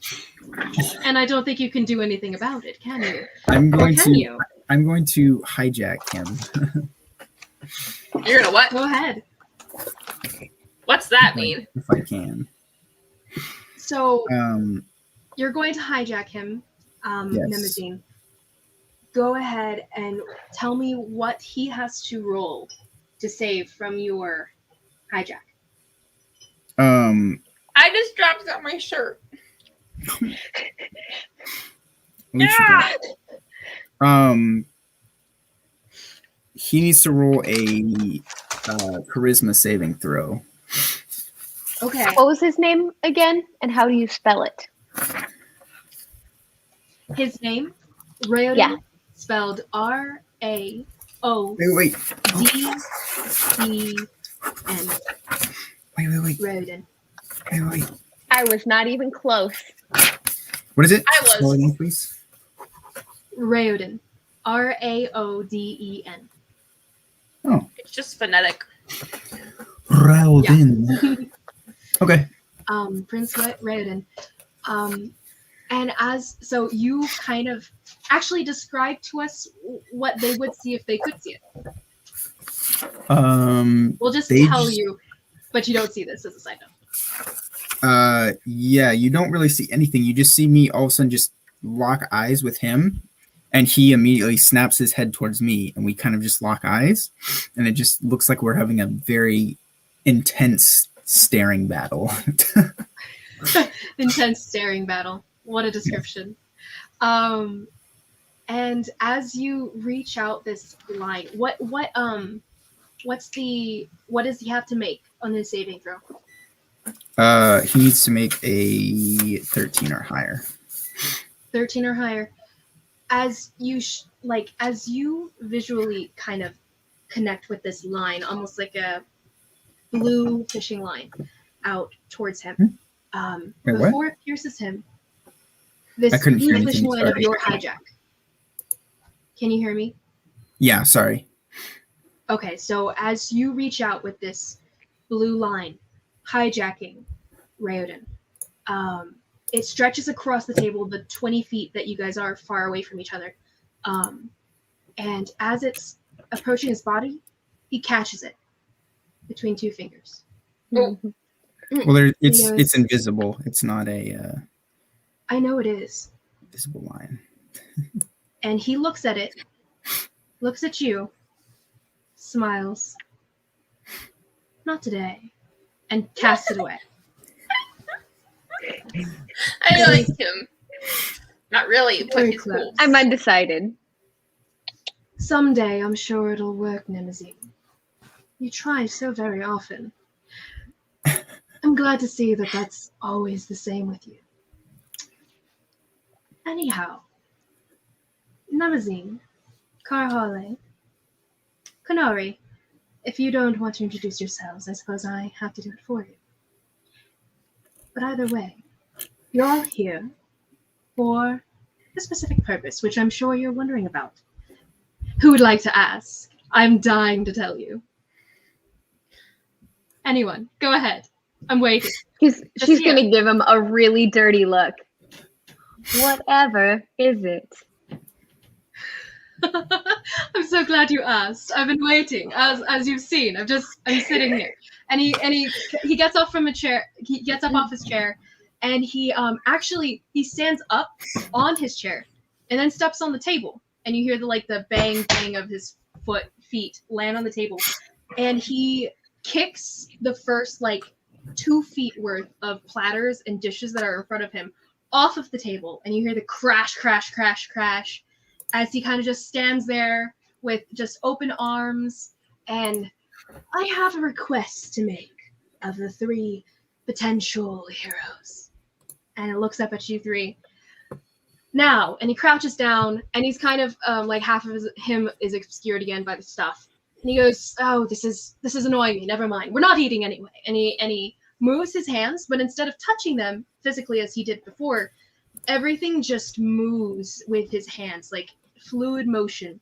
As he moves, everything flies off the table towards the side where the paintings are in the room, and everything on the table crashes and just destruction along the wall, along the floor. And you guys hear that just jarring. Kanari, you hear it hurts your ears, and you're thrown for a second, actually, of just the sound that's cacophony hitting you. And you guys all kind of flinch at the sounds. And then it's just him, alone, crouching on the table in front of you all, as he's now approached all 3 of you between the 3. Now, the reason I brought you here, well, reasons, a multitude, actually, but I shall tell you 3. Now, I have multiple items that are mine. So many things, honestly. And I need you to get one of these things for me. It was stolen, you see. Quite rude, if I do say so. I don't generally steal things from people, unlike some of our friends. And he looks over at Nemazine, just kind of looks at you, looks away. Ow, go away. If you would let me, I He's would. saying, he's telling the servants, "Out, go away. This is my grand speech. Servants, go." Actually, someone does enter through the door, and he goes, get out, what are you doing?" And he actually picks up, he doesn't touch it, but one of the glass goblets that had not broken upon falling on the floor lifts up, and he throws it across the room, and whoever was opening that door, it shuts it immediately, and you hear the crash as it slams into the door. Nice. He goes, "Oh, people can't get good help these days now." Anyway, where was I? Yes, the dishes. The dishes. I'm sorry. I suppose you were wondering about why there were no dishes in front of you. Oh, yes. That is a question. Many people do eat with dishes. And as he's kind of jumped between subjects, you kind of That's crazy. do remember actually that there were no plates or cups in front of you. Like the goblets that had been on the table were holding like a lot of liquid and were meant more for pouring into a smaller glass, which you didn't have. None of you had silverware either. And as he kind of goes on with this rabbit trail, he goes, yes, dishes. Too easy to poison, actually. And you know, me, knowing that I have so many people trying to kill me all the time, can't make it any easier for them, can you? No. Silverware, forks, knives, too easy for some cook somewhere to put poison on. I'd rather pour directly from the vase, or vase, whatever you'd like to call it. I've heard it both ways. What do you think of that? People think it's a little crazy, do you? I think you're crazy, first of all. Mad, Why- actually, correction. That's what people call me. The Mad Prince. I've heard it both ways. You're funny. Oh my, I think I loved you a lot better like this, Carl. You were so rude and angry before. You're rude and angry. When did you see me Insight check. before? What are you looking for? When he first started talking about how something was stolen from him, I want to know if that's like legit or he wants something and he's saying it was stolen from him. You know what I'm saying? Like, that's what I'm really curious about. Okay. Is he Why are within you 5 hiding feet me? of? Oh, sorry. Go ahead. He is within 5 feet of you. Okay, Go and ahead. what were you You saying? have advantage on this roll. You can barely there. You can hear a heartbeat. Ooh. Okay. Dirty 20. Dirty 20. Oh. As he had said those words, I'll tell you 3 things, and that I want you to get me something back for me. That was completely, like, bluntly honest. There was definitely more to what he was feeling in that moment, but as far as you can tell, like, that was just, it's like just someone slamming something to your face blatantly in front of you. That it was stolen? That he was being honest in that, Okay. desiring you guys to retrieve something. Cool. Sorry, continue. Oh no. He's flirting with Karhale. Oh yes. So much more interesting than before. Oh, so as I was saying before, dishes and poisoning. What were we talking about actually? You want us to get a thing for you because you're Oh. crazy. Yes. Crazy. That's rude. Mad, as I've said before. That's You my know type. what's rude? Taking people when they're on their way to give medication to an old lady. That's rude. Oh, Karhale. The lady, Miss Pestle, was it? Yeah. She's already got her medication at this point. I mean, it's been weeks. I'm sure she came to your mother again and asked her for it. Unless she enjoys suffering. I don't know. People are weird. I would know. Apparently I do. On that note, Kanari, you might want to, well, I guess none of you yet. Kanari, and he actually reaches forward, and you can't move your arms or anything, but he, like, you're wearing a tunic, right? That's, like, wrapped in front of you. Yeah. He opens it up, and, like, just straight up opens the tunic. It, not like, bearing you to everyone kind of deal, but, like, he opens it to where just this front of your chest is, visible, and, like, down from your neck a little bit. Oh, and, 1 second. Hello? It's not for sure. I don't know. What? Do you need something? What? 7:30? Maybe. Okay. What do you need? Also, we're eating later than I thought. I just want to make sure. Oh, I don't wait for me. Okay. Yeah, don't wait for me. Sorry. Continue. Yeah, he just kind of tugs it open a little bit, not bearing you or anything like that, but yeah, to where the neck that was not visible before is now visible. And he goes, yes, healed quite nicely, I'd like to say. Bit of a scar, though. Don't worry, I have some salves that might help with that. Like, And, I go to, like, try to feel it, because, like, obviously I can't see it, and then I'm stuck, so I'm kind of, like, just... You can't move still. Right, But right. you do take in the fact that you're not in pain anymore. In fact, none of your body feels pained. For any of you, like, your bodies are well rested, and seemingly none of you are actually hungry, like you wouldn't have even had to eat at the banquet. Your body is healed, Kanari, which is a little disturbing to you. Yeah. He goes, but don't worry. It doesn't take away from your entire otherworldly beauty. She just kind of, like, looks in his general direction and just kind of is like, so you healed me? No, time did that, dear. Not quite my forte. However, Nemazine, I don't think time will do you any good. I'm just gonna glare at him. I've been glaring very stoic face since he threw away my hijack. Now, Nemazine, that glare, though it does send chills and pleasurable shivers down my spine, it's a bit unwanted.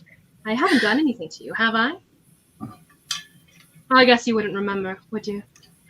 Either way, back to, I always do this. I always jump between different things, so I'm trying to explain one specific important detail, and that is the Aeltress. Have you heard of it? No? The what? No? Aeltress. I'm assuming not. But go ahead, everyone. Actually, only Nemazine. You can roll it. Oh, history check. Aeltress? Oh, What am I? Aeltress. how do you spell it? What am I rolling for? Aeltris. A-L-T. Just a history check.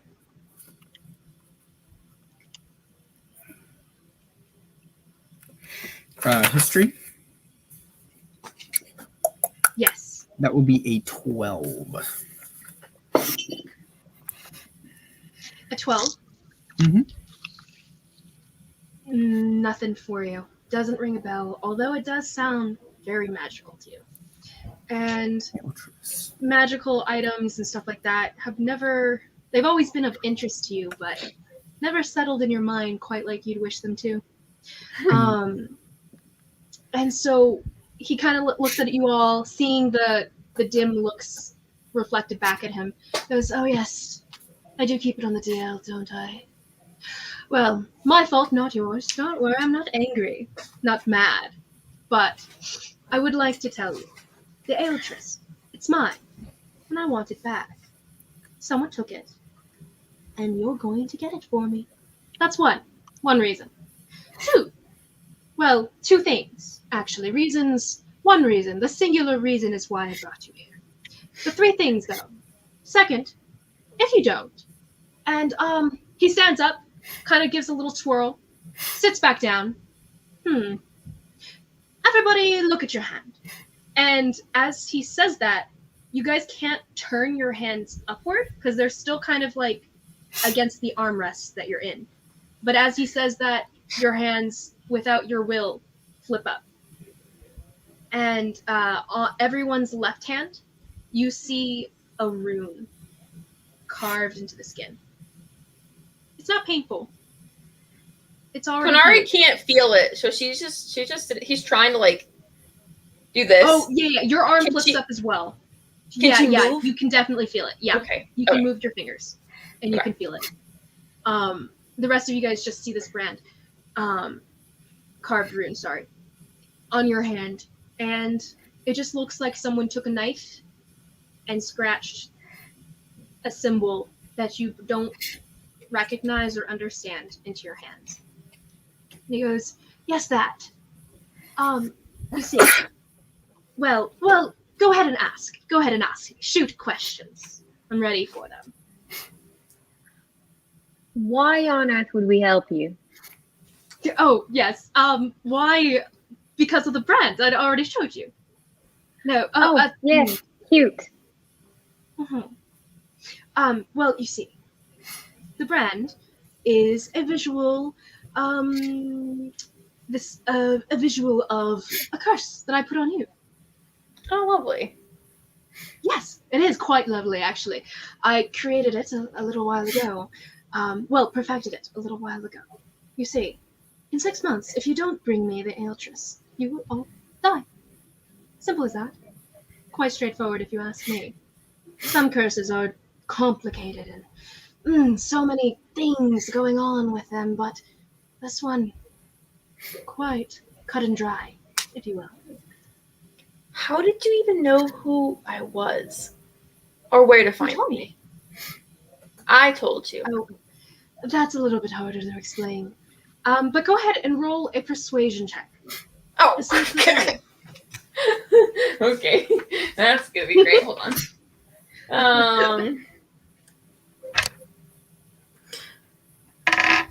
Ooh! Can I Dirty assist her? 20. Oh, Dirty just kidding. 20? 20. Oh. Okay, yeah. He kind of looks at you into your eyes, and you're just kind of glaring at him as well as you can in his general direction. He goes, your murky eyes, always so convincing, Konari. I can never say no to you. Okay, well, what happened is that, I don't know how much you all know about magic and whatnot, but just keep it simple, at least. I looked in on you, and you seem to be having a rough time of it, so I saved you. You're welcome, by the way. I was saving myself. Thank you very much. I'm sure you're doing quite well at that. When I found you, you were collapsing. And she kind of just stares And at him. what but not really. What about me? Huh? Oh, Me you- on my merry way, bothering no one. I mean, what's the last thing you remember? Weren't you delivering something for Mummy? What's it to you? Nothing, honestly. I don't really care what you are doing, because now you're doing this. For me. Yes, but why? Why what? Why what you were doing? I don't know. Why? I just told Why you. me? Why me? Why you? Why you? Why are we? You? Her? Him? I don't know. Theology is not my forte either. Never liked it in school. My father wished I did more of it, but I never right trusted it or enjoyed it. Either, whichever. Good for I you. don't know Are where infuriating. we are, Carly. Am I? Most people call me maddening. My preferred term. As you clearly stated. I'll stick with times. infuriating. I remember. I do have a keen mind. I'll stick Somewhat with like infuriating. Others. It's all the same More- to you. Infuriating. That's fine. I don't mind what people call me. As long as they do as I ask.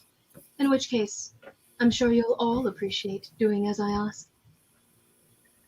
By the way, Nemazine, any questions? You've been quite quiet over there. And he turns to you, kind of zeroes in. What do we need to do? What do we need to do? Through What do gritted teeth. we need to do? You need to do. Well, what do you need to do? Survive, eat, drink, and in this case, retrieve my Aeltress for me. You see, the people who took it. Oh, that's another thing I was going to tell you. Yes, who took it? That would be important, wouldn't it? Okay, as far as I know, I don't know names, sadly. I know your names, not theirs. Odd, I know. Rather lacking, I know. Tall. You know them, don't you? Rather brutish, religious nuts, if you ask me. And, all of you go ahead and roll a history check on the hearing. Konari's eyes kind of widen, but she doesn't react or anything. She kind of, like, her eyebrows raise, you know? Mm-hmm. 16. That's minus. Do I? That is 17 minus 1. Can I get 5 for me. advantage? Because this is something I would probably be familiar Yeah. No, you totally have advantage, Kanari. Cool. I rolled Sorry, a I forgot 5. to say that initially. Okay, that's better. So what is this? 18, you say? Religion? History. History. Just in general, no 17. matter what you guys rolled, you do recognize Tal as being a country, Nemazine to the north of you, to the northeast of you, and Karhale to the northeast of you. Kanari, well, you know the place as well as you do. And for all of you, different images spring to mind of the place that he's referring to. But you, Kanari,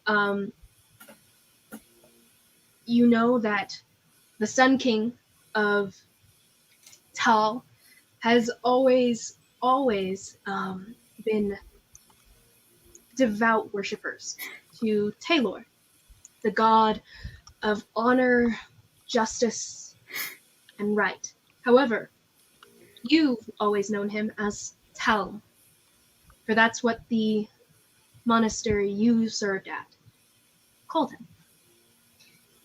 Now, for you, the other two, and Karhale, you both know the country to be a group of frightful religious fighters. They fight for what they believe to be right, and also very kill the infidels, as far as you know. And Nemazine, you've heard tell in school that, eventually your countries will come to blows, if not already. You weren't really too up on politics back then. But Karhale, what you know more so is just that these Talin people, they've always struck you as over the top odd from the people that you have met in going to town with your father for different trade missions and whatnot. You have met a few missionaries from Tal, and you never liked any of them. And from what they said about their country being rich and perfectly plentiful for all their people, as Taylor would have wanted, kind of think it's a load of crap. But yeah, you guys don't have too many positive feelings toward the country. In Kanari, same to you, honestly. Yeah, honestly. Mm-hmm. But yeah, so he says the word Tal. They took it from me, and I want it back. They don't deserve it. I need it. It's mine. So bring it back to me. And then we can all be on our merry way. Did I say I was the Prince of Elethkar? No? Well, I did just now. Of Just what? so you know. He is the Prince of Elethkar. Alethkhar. Elethkar. Nice. I got it. Me too. Good job. Sorry I didn't mention that before. Always do skip over the correct order of introductions and whatnot. My father tried to burn the manners into me, but didn't quite stick. Dang. So, Tal, What is this? You. Aeltris. Aeltris. What is it? Now you. Go ahead and roll another persuasion check.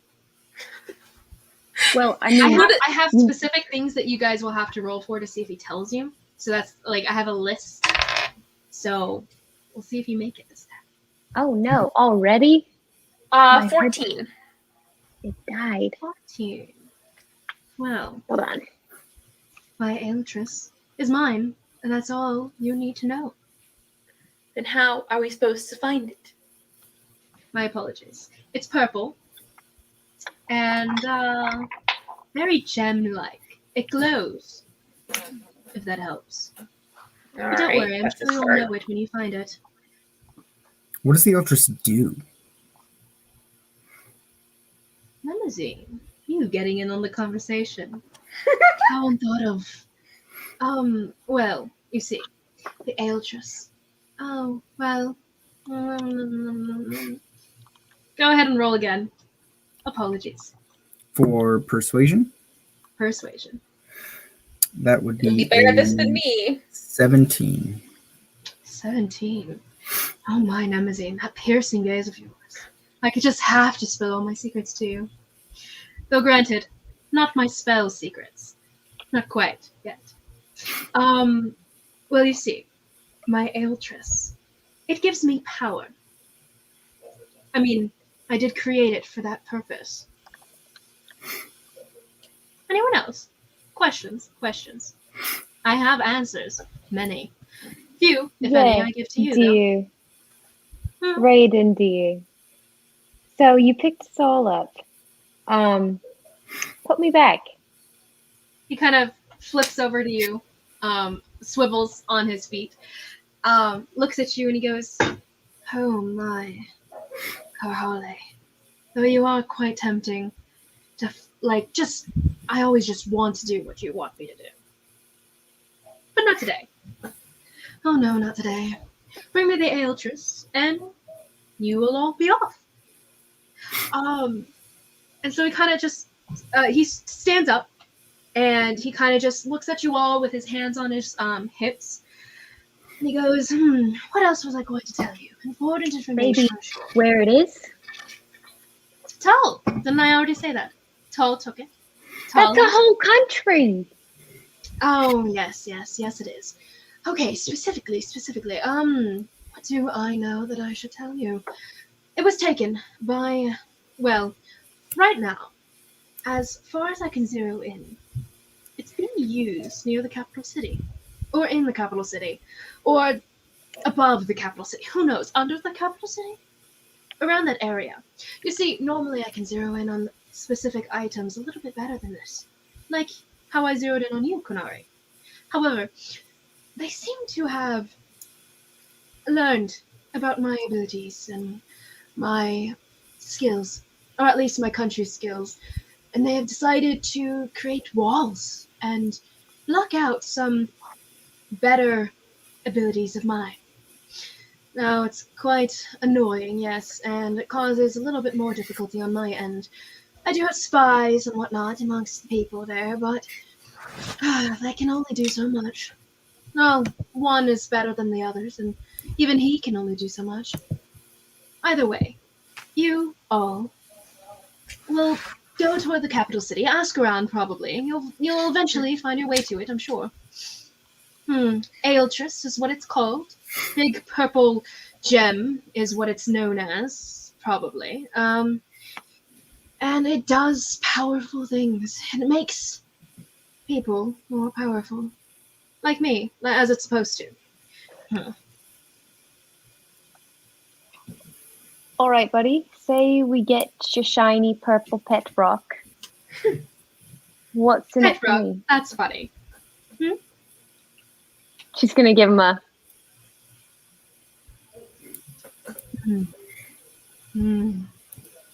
What was the question? I missed it. Was I not paying attention?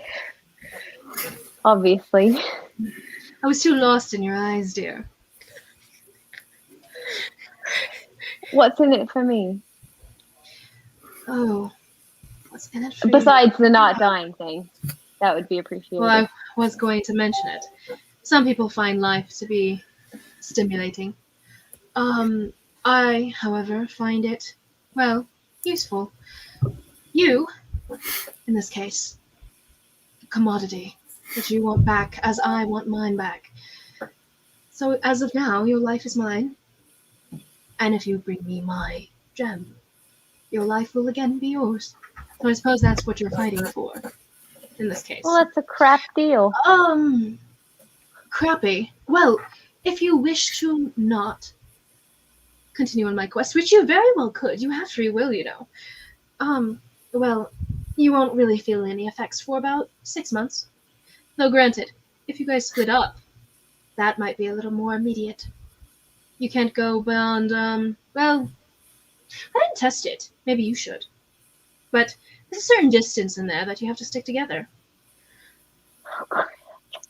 This is kind of my first time doing this curse on you. 4th, 5th, 8th, 12th. 12th time. But everyone else died long before I got to, discovering specifics like this. Ah! As a side note, though, you might want to know. I'm not sure how much you know about the different countries. Karhale, you do know this, as a side note, but magic is illegal in Tal. So, Nemazine, you might want to be a little careful. At least more careful than you might normally be. But you can't use anything too sparkly in front of them, or else they might stone you, burn you, fillet you, crush you. Multiple different ways. I don't know them all. What's imaginative? Kanari muttered under her breath, exercise you. Oh, yes. Yes, probably. I'm sure my father might have tried it once as a child, but didn't work, obviously. As a side note. And he turns to Kanari, looks at you, and then kind of looks away from you. Not that you see this, but you feel a twitch. And as he looks away from you a little bit, he goes, and Ty, no spoilers, please. She can't know everything. Not quite yet. And then he turns back to you, Karhale. So yes, if you separate beyond a certain murky distance, which I'm sure you'll want to try out sooner than later, might be important, things might happen, and it might hurt. Besides that, though, keep in mind, all of you, actually, not just Ty, no spoilers. No spoilers. Me, Prince, Madprince, Ryodin, Elethkar, you know nothing of it. Or at least, well, if you do speak of it, you'll see what happens. But I don't want to be affiliated with this whole situation. You see, we're kind of at this tension, slightly at odds, kind of it's complicated situation with them. My father wouldn't be quite too pleased with me if if he heard about this right away. Or at any point. Just keep it on the low, please. For me. As I am your, well, kind of your god right now. I have your lives in my hands. And I can squeeze or release as I wish. Well, any more questions before I send you off on your dirty deeds? Yeah, one more. If you need me to break some skulls, I'm going to need a little bit more than a boomerang. Oh, easy enough. Waves his hand, and your battle axe appears. He's not holding it. It's a little heavy for him, but it's floating next to his hand. And he kind of drifts it down, and it lands in front of you on the table. Is that good enough for you?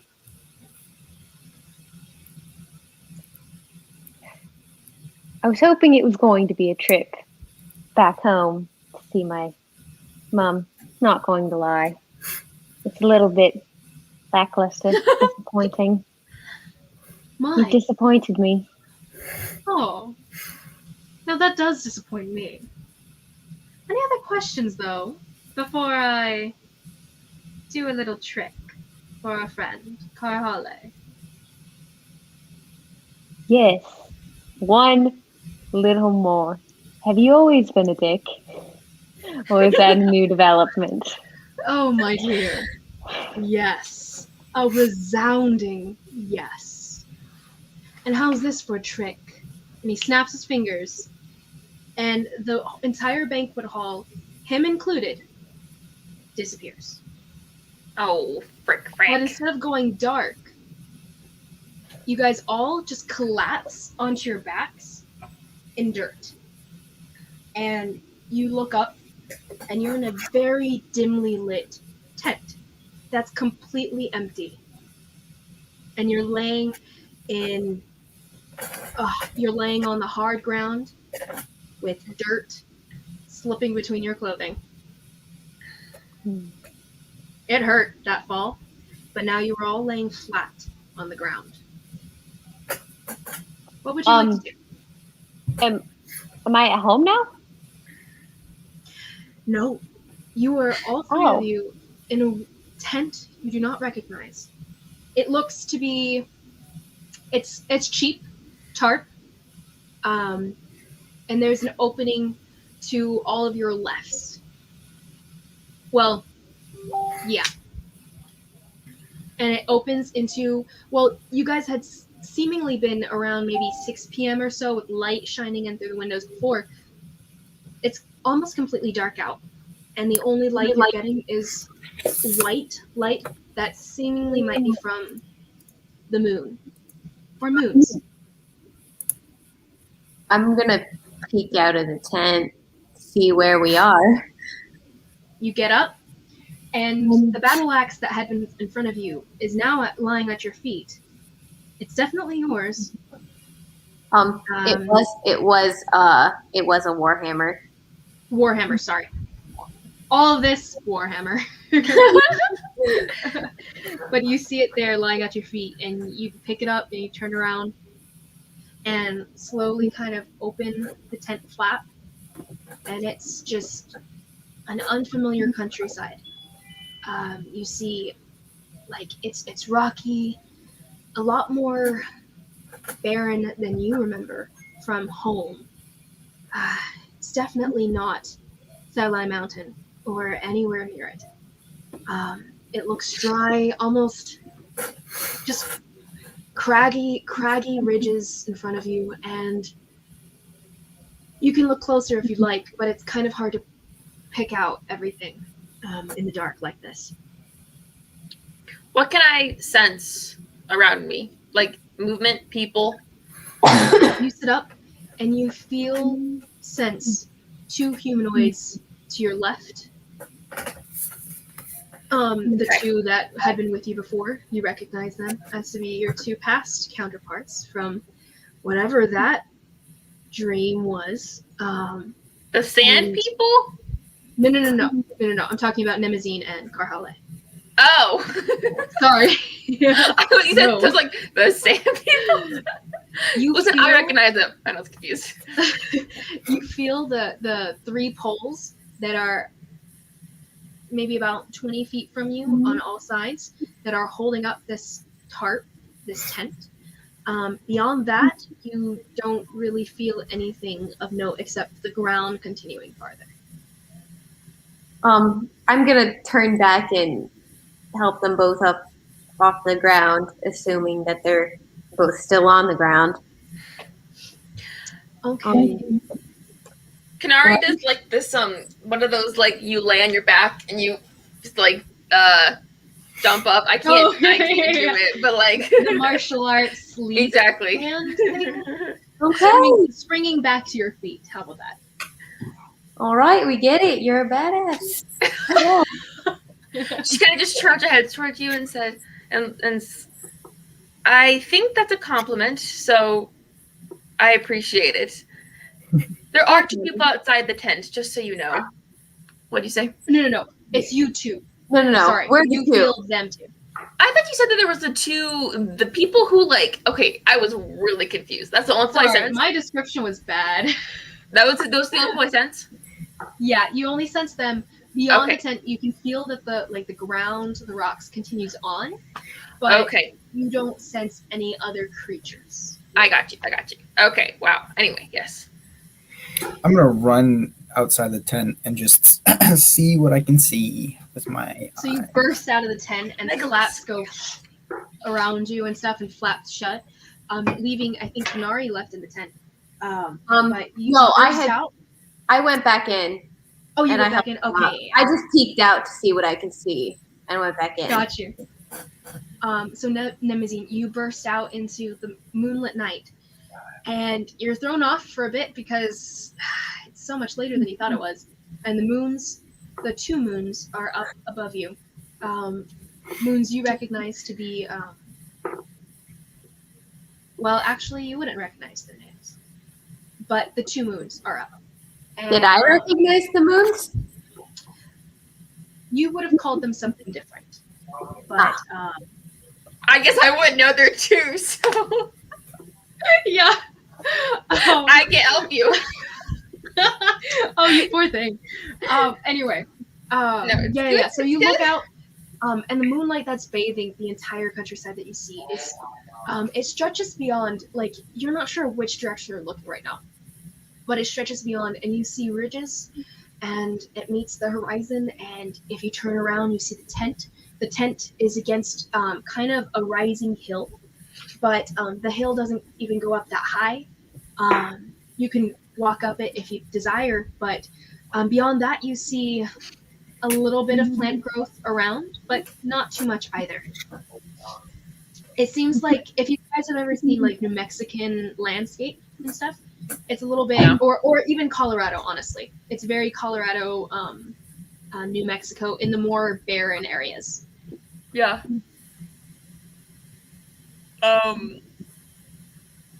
He's a, Nara's gonna wait it's, for you it's guys pretty dark. because she's kind I'm of just still in the chilling. tent. I'm still there. He just ran out. I helped you guys up, and then he Okay. ran out. He's a flighty little fella. It's like a hummingbird. Indeed. What? Okay. And then she kind of just starts walking out of the tent. And now I'm left here standing by myself. So I guess. Was there we're anything going in the back tent? out. Like any supplies or anything? I'm glad you asked. How are you gonna look? I mean, I'm still in there. I mean, you can she'll feel turn- around. Yeah, she's gonna kind of feel like we around the lost edges again. a little bit, kind of pat around. What do I Go see? ahead and okay, so Kanari's like bends down to start feeling around, but Karhale, as you walk in, it's pretty dim and it's hard to see in here. So go ahead, both of you roll me a perception check. Both of you will be at disadvantage. Except no, Kanari, you're not at disadvantage. But it will take you time to get there, basically.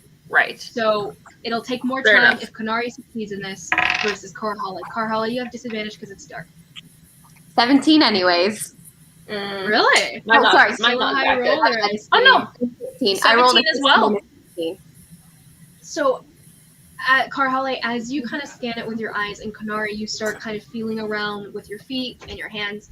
You both come to this about the same point in time, but you find just a paper map lying in the center of the tent. It was basically, it might have been under one of you, honestly, when you guys collapsed and everything. It was just a paper map. And it's a map of the countries. Well, Kanari, all you know, it's paper. You feel I was it like, and you Kanari crinkle, picks it up and crinkle. she's like, yes, I'll just read this. But as for now, you can have it. And It's a map. this map I'll give you guys later. But it is a map of this main area of the continent. And you guys have circled with a smiley face winking at you. A smiley face winking at you with a circle around Elethkar. Hello, everyone. Hi, Jared. Around Hey, Elethkar. The smiley face. It's like, you're here, and a pointed mark down and a little star. It's about the eastern edge of Elethkar, in which case you have little dots drawn on across a sea that's titled the Asian Sea, and these dots cross the Asian Sea and circle again. What's it called? Tal, spell which that? is to the east of Elethkar. I'll send you guys a map of this next session. Oh, By next okay. session. What? Yeah, sorry, I don't have a picture of it here. I It's just somewhere, didn't but know I'll how have to find it. I should have prepared it for this. Huh? I just didn't know how to spell it. Gotcha. But yeah, so it's this circled around Elethkar. You're here, Dot, which is on the border, basically the eastern border of Elethkar, which means that you guys, if you could see that far, you recognize that you must be very close to the Asian Sea right now, like the beach of the sea. And you see a dot below where you are, a little bit closer to the shoreline of the sea, and you assume that could be a city or settlement of some sort, a dot. And then beyond that, Tal is, like I said, to the east, and it's been circled, and a dot kind of X marks the spot, and it's like Aelthis with a angry face written next to it. Nice. Yeah. And below that, you see Kel as well, marked borders-wise. It is to the south of the three bodies of, or below the body of water, it is to the south of both countries. So you guys kind of have this, like, diamond effect. Okay.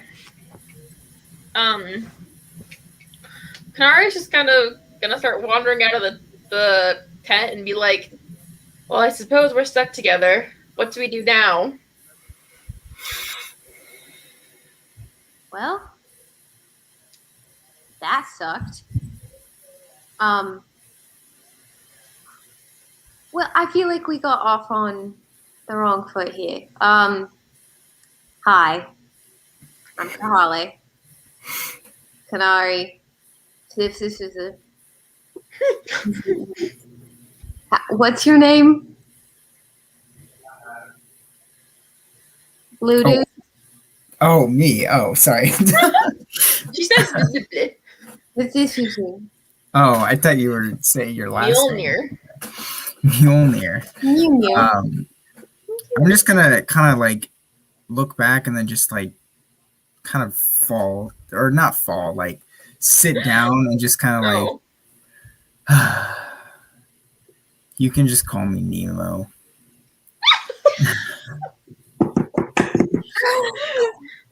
Kunari's like, why would you choose to have someone call you that? It is my name. I mean, I made it a little more. Well, that odd man said something different. So it seems like Nemo is the name you gave yourself. And then again, I ask, why would you choose to call yourself that? If you would like to call me Nemazine every time you say my name, then by all means, go for it. Oh no, I'll call you Nemo. I was just wondering why you picked it. It is quite a mouthful. My teachers always struggled, and yes. That is a mouthful. What are you? I mean, no offense. No No offense. offense, of Like, course. But huge woman But next to you're you. very interesting looking. How tall are you, Nathan? me, I'm like 5'10" and a half. Okay. A wee thing. A wee thing. Wait, how tall are you? Like 7 foot. Oh, okay. I'm 6'9", so we're I'm both a pretty tall woman. I got tired of my Yeah. 25 feet of movement, my 4.5 feet of height in the last one, so. So wait, Karhale, you're 7 feet tall?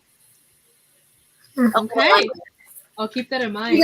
She rounds. And Kunari, you always go for tall characters. Well, she wasn't too tall last one, right? She was like 6 foot. She was really tall. So she She got says- taller. She says she's 7 feet, but she's more like 6'6", 6'7". Wait, I'm Okay. taller than you then? Wait, how tall are you? 6'9". She's 6'9". She's huge. She's like an alien. But like, I'm skinny. I'm really skinny. Like, Okay. Slim. So I probably still look taller. Okay. She says she's 7 foot, but she's not. Nice. that's really funny. I thought you should ask him about it. That makes sense. That's hilarious.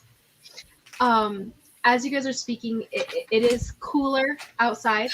The breeze is kind of brushing against you guys from the north, and yeah, it's dark.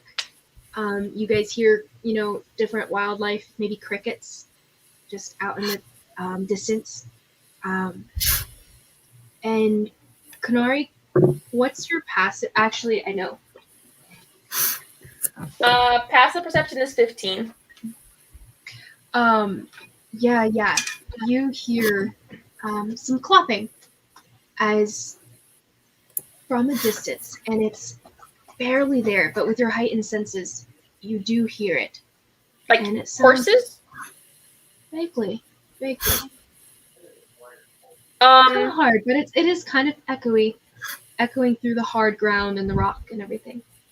towards it. Kanari's gonna drop to her knees and put her ear on the ground and see if she can pinpoint the location that way with tremor sense. Okay. Go ahead and roll for that. I don't know what the roll is. I don't know because it says it's based off. Oh of, no. I'll do it off of your perception. Okay. This will still be a Perception? perception check. It's just applying it in a different way. Yeah. Okay, 23. 23. Yeah, it's coming from a southward direction, and it feels like a good amount of clopping, but not a lot of clopping. So it might not be more than 2 horses, 3 horses. Couldn't be anywhere more than 3. Of Okay. clopping. What are you But doing over there? it's definitely there. It's what? What'd you say, Nathan? Oh, I said, what are you doing over there? Can't you hear that? No. There's some horses off yonder. I was trying to I think it's about 2, maybe 3 horses. It just kind of puts her ear to the ground again. Oh, Are they I'm coming- sorry, The 3. the distance from you, it's coming towards you, and it's about 500 feet off right now. Are It's they in a coming direction that you towards us? could see if you had sight, and they could plausibly see if they could see through the darkness. She stands back up and she says, they're about 500 feet from us, coming towards us, indeed.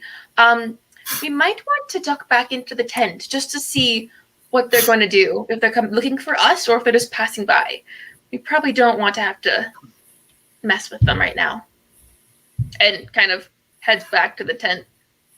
If As they're coming she this says way, this, they're you going to guys- see You the guys do tent. hear slight clopping come to mind. Now that she says it, you're like, oh, I can barely hear that kind of thing.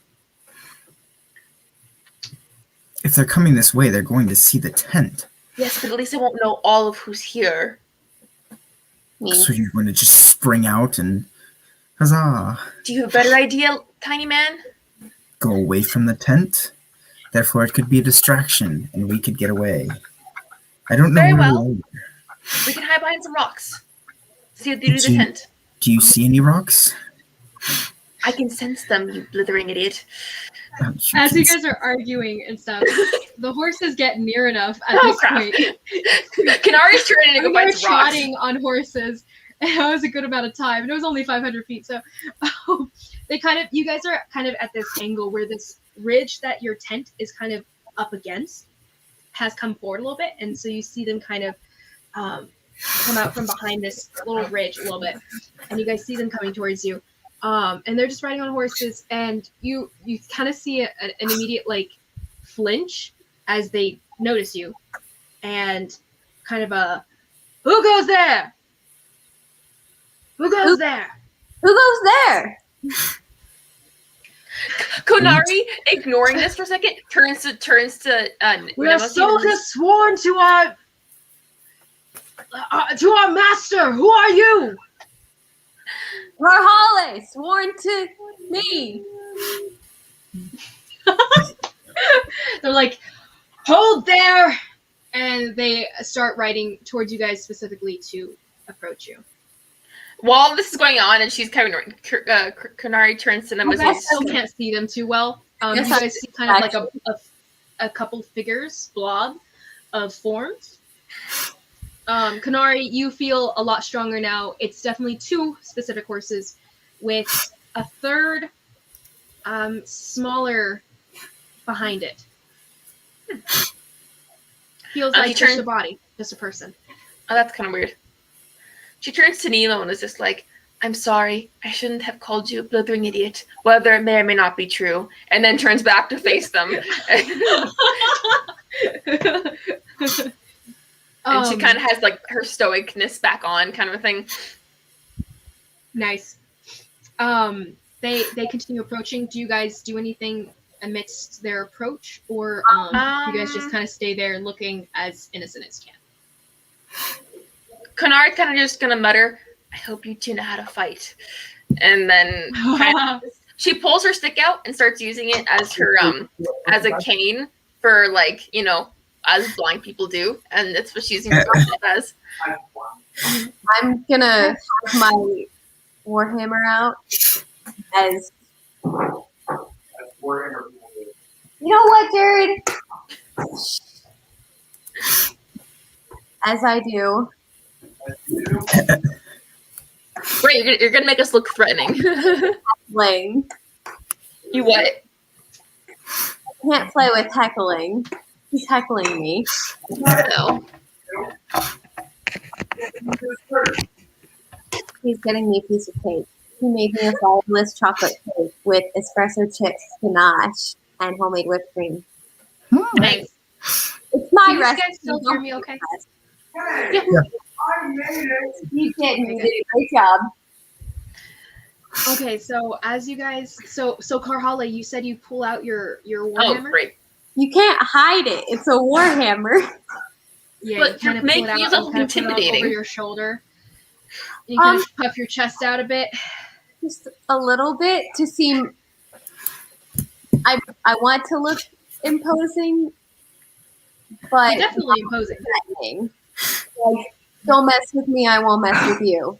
Type of vibe is what Okay, so not aggressive, but yeah, not don't aggressive. mess with me. Just I'm bigger than you, and I could take you in a heartbeat, kind of deal. Nemosi, what are you doing? I mean, I'm gonna stand and I guess just next to them, and I guess. So how far away are they? They're nearing on about. They're only like 100 feet away from you at this point. Yeah, I'm just gonna. You are starting to make out features. It seems to be two males, with soldier uniforms on. One of them has a spear across his back, and you can see this as they're coming closer, just kind of sticking out. Two horses. One's a dark black stallion, and the other one is brown.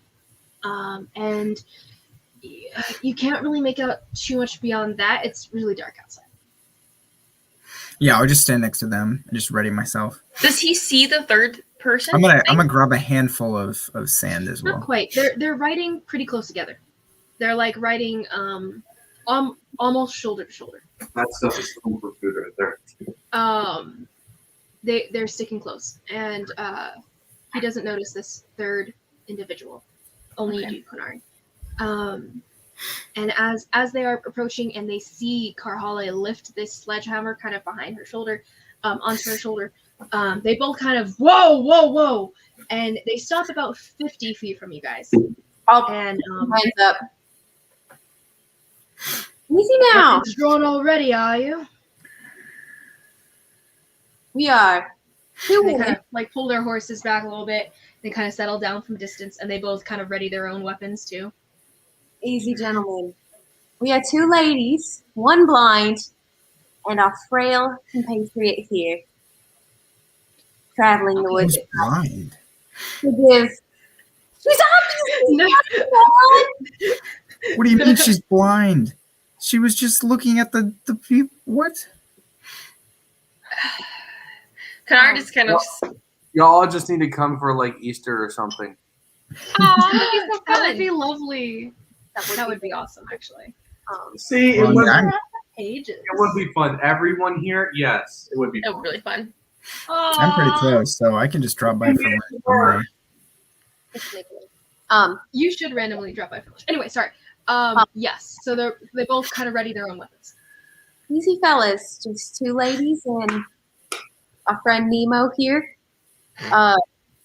He's traveling peacefully. No harm to you. No harm. As you say this and stuff, he goes, well, people who don't mean any harm don't normally pull their weapons out on sight, do they? They do when they're And that's from the other figure. So the first one that called at you says that, and then this is from the other figure, the smaller figure. So there are 3 horses that we see, or No, 2 horses. and 2 people on one of them. 2 people on, well, 1 person on each. You guys don't see You a third can't see the individual third that one. Nori knows I is there. can sense it. They're blocked by the Where? horses right now, and it's dark. It's like behind them. Well, sweetie, I'm sure you'd act much differently if you were trying to keep your blind friend safe and your other friend's Blind? early name. Why would a blind girl be all the way out here? Hey, she's got me. Look at me. Since when have you been blind? Kanari just the guy kind of goes- looks. Oh, go ahead. No, Kanari just kind of looks at Kahale with like a you can't see it in her eyes, obviously, but kind of like a I'm going to get you for that, but continues to play along and just kind of pretends to be like really lost and confused and stuff. Oh, I get it. Oh. Yeah, I'm blind too. What's your We are health just- level? Like, We are helpless blind travelers. Go ahead.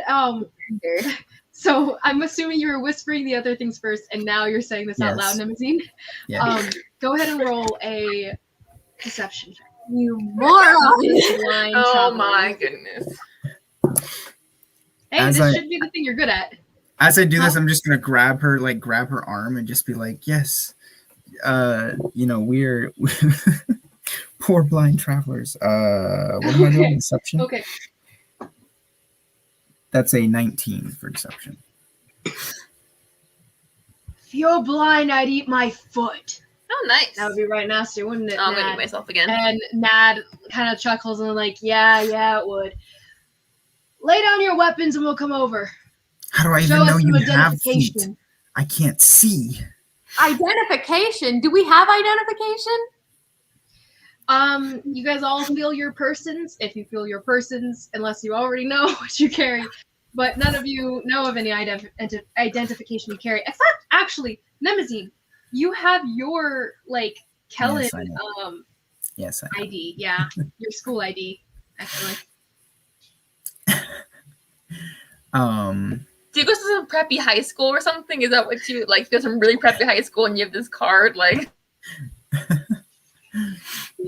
Perhaps. Wait, what It has did the people Nemesis, say it again? has Oh, your full name. identification.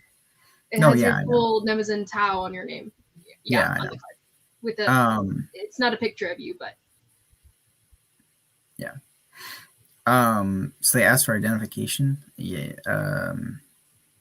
and they actually start kind of coming. They actually okay. So they start kind of moving their horses cautiously forward, as they have their weapons drawn now, and now they're about 30 feet from you guys. Hey, don't come any near. I can sense that you're walking towards us. Better stay away. I do Give it put a rest, boy. Kanari, you're muted. While down. she's moving, We're while not she's that moving her easy. stick around, she kind of just smacks Nemesis and then keeps moving her like just.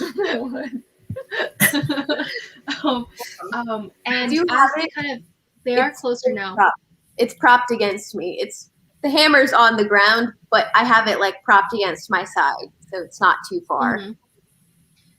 One of them, the larger one, he leaps down and he goes, Moash, keep a watch on him. I'll see about talking to these jokers. And he kind of steps forward, and Moash on the horse, the smaller figure, he goes, yeah, sure thing, Ned, sure thing. And he turns to the third figure behind you guys that you guys can kind of see now. It's still kind of hard. It's blocked by the horses and stuff, kind of looking around. Konori, you can tell this close, and kind of still based on your roll from before, we'll just go with that. But it's a smaller figure, this figure, and as you feel the boots hit the ground and kind of jar your senses and stuff of the ground, so much heavier than so much heavier than Nad, who's walking over to you now. Definitely smaller, and actually, now that you think about it, not wearing shoes, but so Nad starts approaching you guys and he goes, some identification, if you will. You guys can't be on the border of Elethkar and expect anything else. This place is a war zone. Come on. I'll straighten up a little. Identification?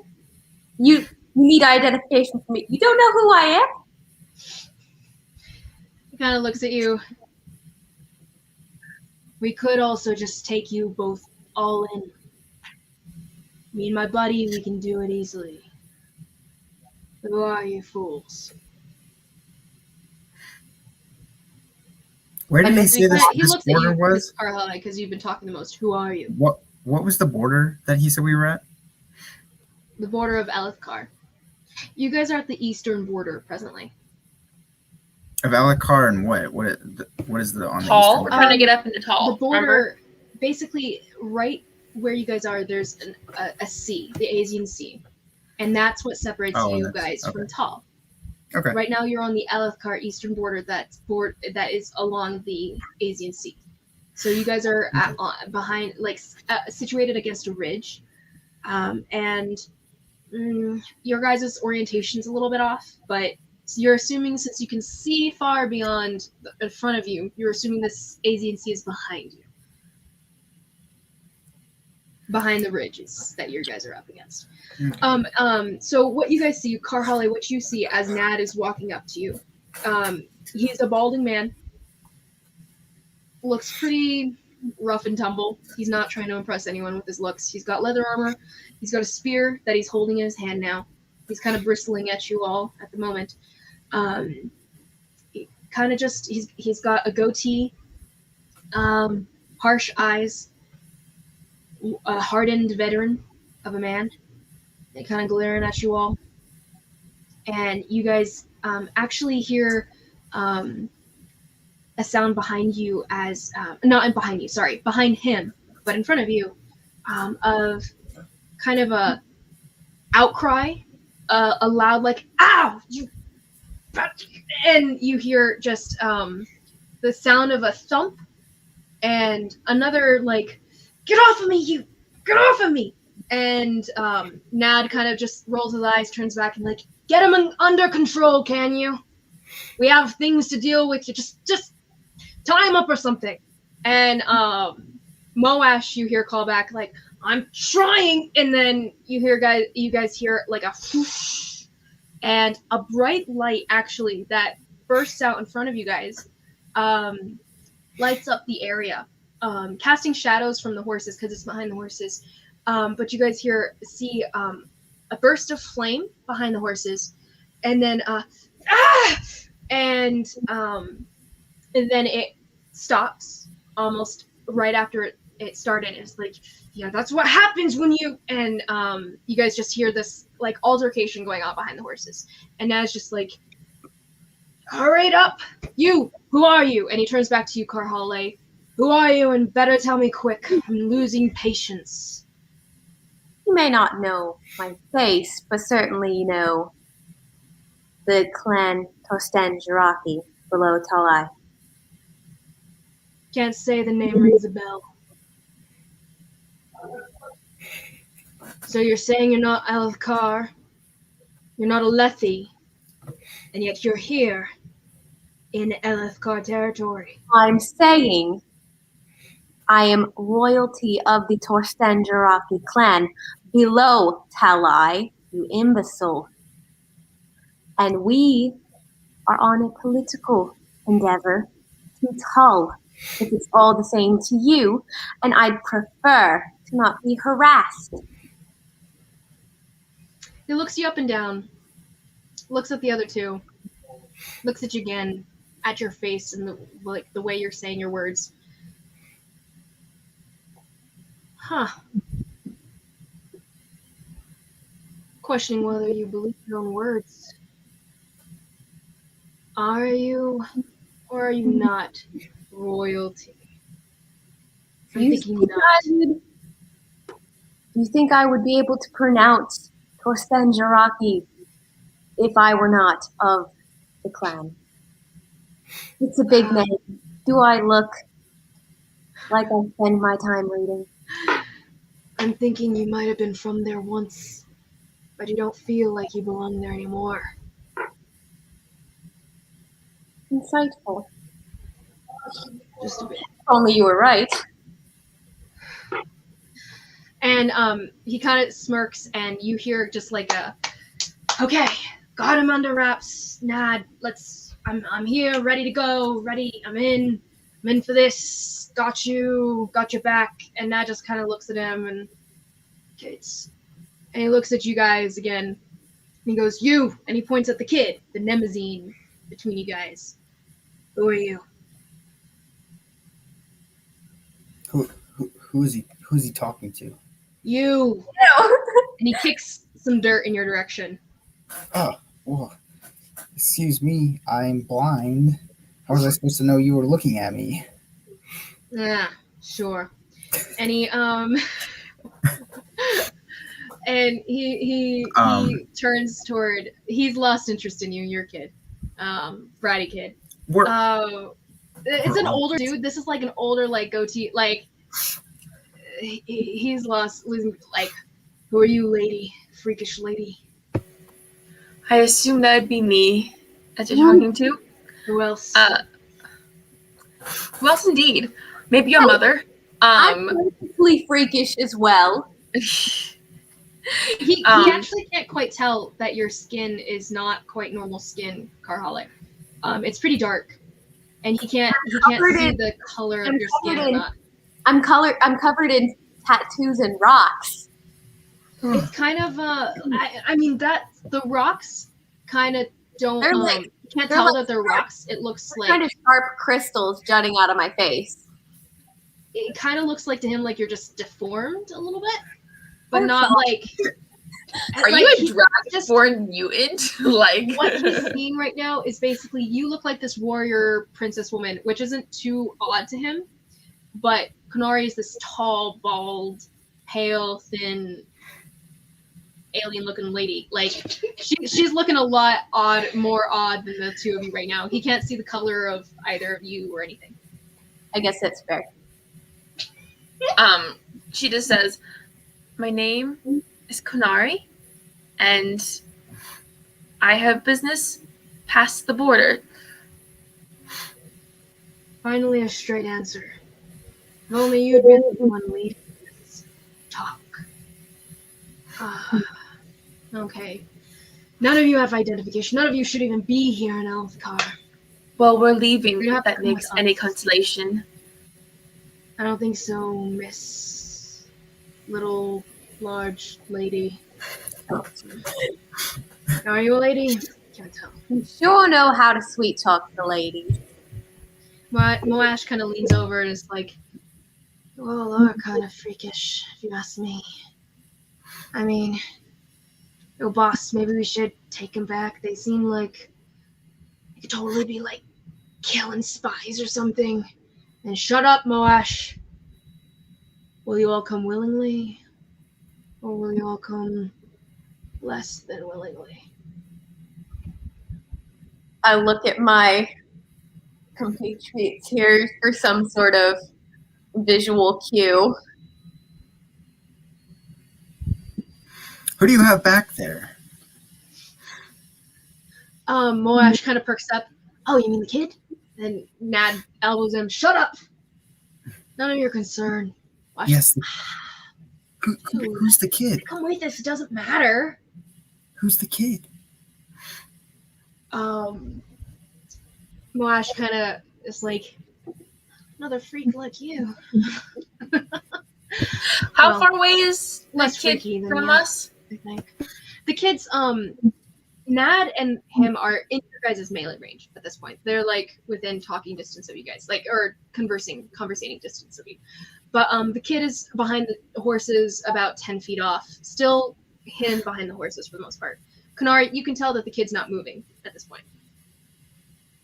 Like, I mean, he's moving. Sorry, he's moving. He's not like He's not dead. Oh, Okay, you said as you heard. You said about 10 feet from us. Give or take. The horses are about 10 feet from you. He's on the other side. Oh, okay, cool. Is there something you'd like to do? No, if she knows she's further than 10 feet, she's not gonna try. They're about alongside you guys. He's he's right out. That's fine. Sorry. That's fine. You're good. Kunari's gonna be like, forward if you'd like. she's just gonna inch her way forward a little bit just to see, like, just kind of not like aggressive, Okay. just kind of walk forwards a little bit. Okay. You approach maybe about a foot closer, and you're kind of tapping your staff, seeming innocent. They don't really seem intimidated by you necessarily. They believe that you're blind, not Nemazine. But what's it called? You kind of step forward a little bit, and you would now be within 10 feet of this kid. Okay, then I am going to talk to the kid, but like telepathically, and just ask him. Oh, So, what's your business here? Can he respond though? I give him the ability to respond to me.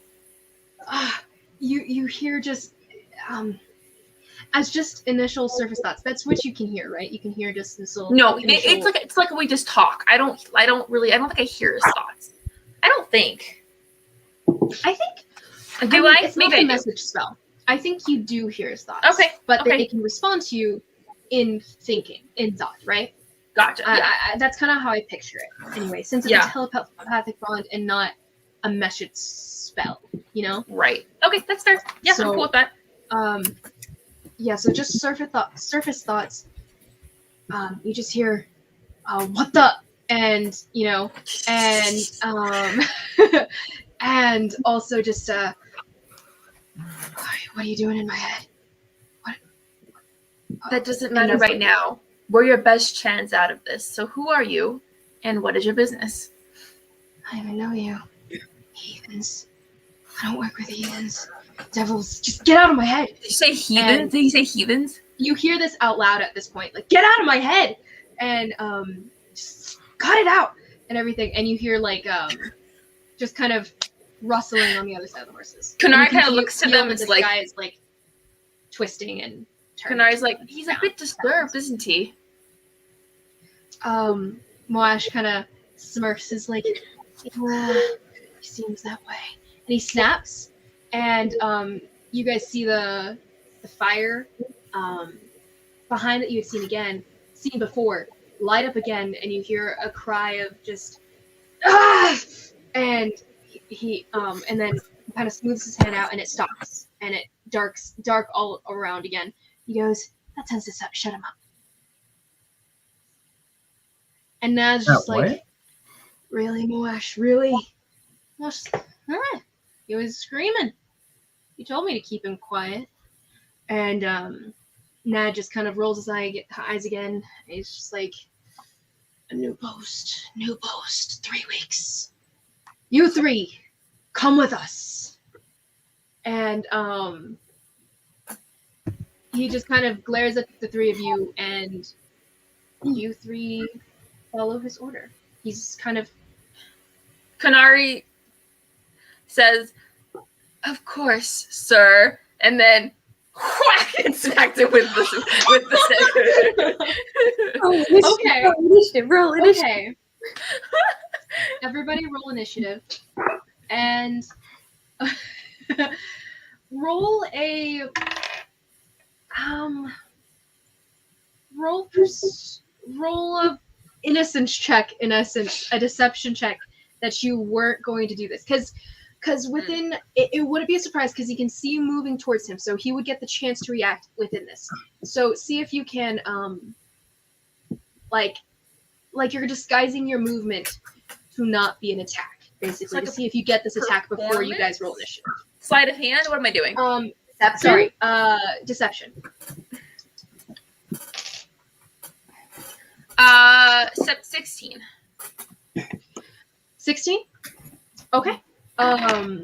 Yeah. You get that strike off. Go ahead and roll your damage. Sweet. Oh, I gotta pull out the dice. Guys, I don't have negative initiative anymore. Woo! 7 damage. 7 damage? I like G. 7 damage? Yes, 7. Yeah, 7. Just initial strike? Okay, hold on. Let me check my things. I did not expect that. You know, it's really not fair that your little stick can do as much damage as my giant hammer. Wait, She's really? a martial artist, so she can, like... So my pierce stick right is like... in. My hammer is a d6 plus 3. Mine's a d6 plus 2. So it can. D6 That's plus really 3? funny, though. Huh. Why didn't you take the axe? I think it would have been... It doesn't matter. Purely your choice. And a I little do bit like more the Warhammer look, though. That's a cool, like a... Oh, it definitely is. And it can be useful in other things, so you gain some utility from that. Did I just kill him? It does. I want it noted that my Warhammer has bear skull motifs on either side, and it looks good. Let me pull a paper. I should have had paper ready. Anyway, so 7 points of damage, you said? Yeah. I rolled really well on that one. It's 1d6. I rolled a 5, so that's pretty good. Okay. Were you striking Nad or Moash? You were within range of both. The leader guy. Okay. So you strike Nad. You strike him right in the throat, actually. And he just kind of like coughs and like collapses to the ground. And and he kind of just rubs his throat and like, that hurt. And kind of It was supposed to. Nice. And Moash is like, oh, are we doing this? I don't want to know. As you guys all, Easily. what did you guys get for initiative? Oh. 5. Oh, sorry, 7. 7. Aaron, I had it in my head too that I had -1, so I just automatically. I have plus You got 1. 7? I have 7, yes. Okay, so go ahead and roll a second time. Roll 2 initiatives? What did you get this He's tied with someone. 6. Oh. Okay, so Wow, you are not doing what about initiative. Not at all today. what about you, Carholly? What did you get? 30-20. Nice. First good roll of the night. Hey, for I think me. I've only had one roll over 10 tonight. Dirty 20, you said? Yeah, I got some 30-20. good rolls, actually. Oh, wait, this is my first roll of the game. The other rolls were just me screwing around with my dice. The other one sucked, so I'm glad that one was good. Like, I don't know if I like this dice. I've rolled a solid, 5 nat 1s just screwing around with it. Wow. And, my metal dice never what did you roll get? below 16. 16? Okay. I want my metal dice back. Okay, myself okay, again. okay. Like, So, as Karhale, the next reaction is yours. You react the fastest Oh. after Kunari strikes him in the neck. What do you do? I'm gonna whack the other dude with my warhammer. Gotcha. Okay, you strike Moesh as he's saying, "Oh, we're doing this," and the warhammer comes down on him. See? This dice is the golden snitch.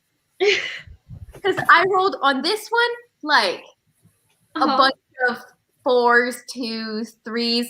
This one, first roll, 17 plus 5, 21 to hit. It hits. Go ahead and roll damage. 22. Huh? 17? You are in dice jail. I hate you. You suck. 4 damage. It rolled a 4 1. damage. I'm going to my So metal your dice. hammer comes down onto his shoulder and everything, and it kind of glances off of him, but it does damage. It like resounds through his whole body, and everything's like, ah, really. Done me wrong. And he I mean, actually so. reaches forward and snaps, and below your feet you see light burst out from below you, and just fire shoots up from the ground below you and burns you. Go ahead and how much damage did you do, Karhale? Only 4. That's go not ahead bad, and roll a dexterity saving throw.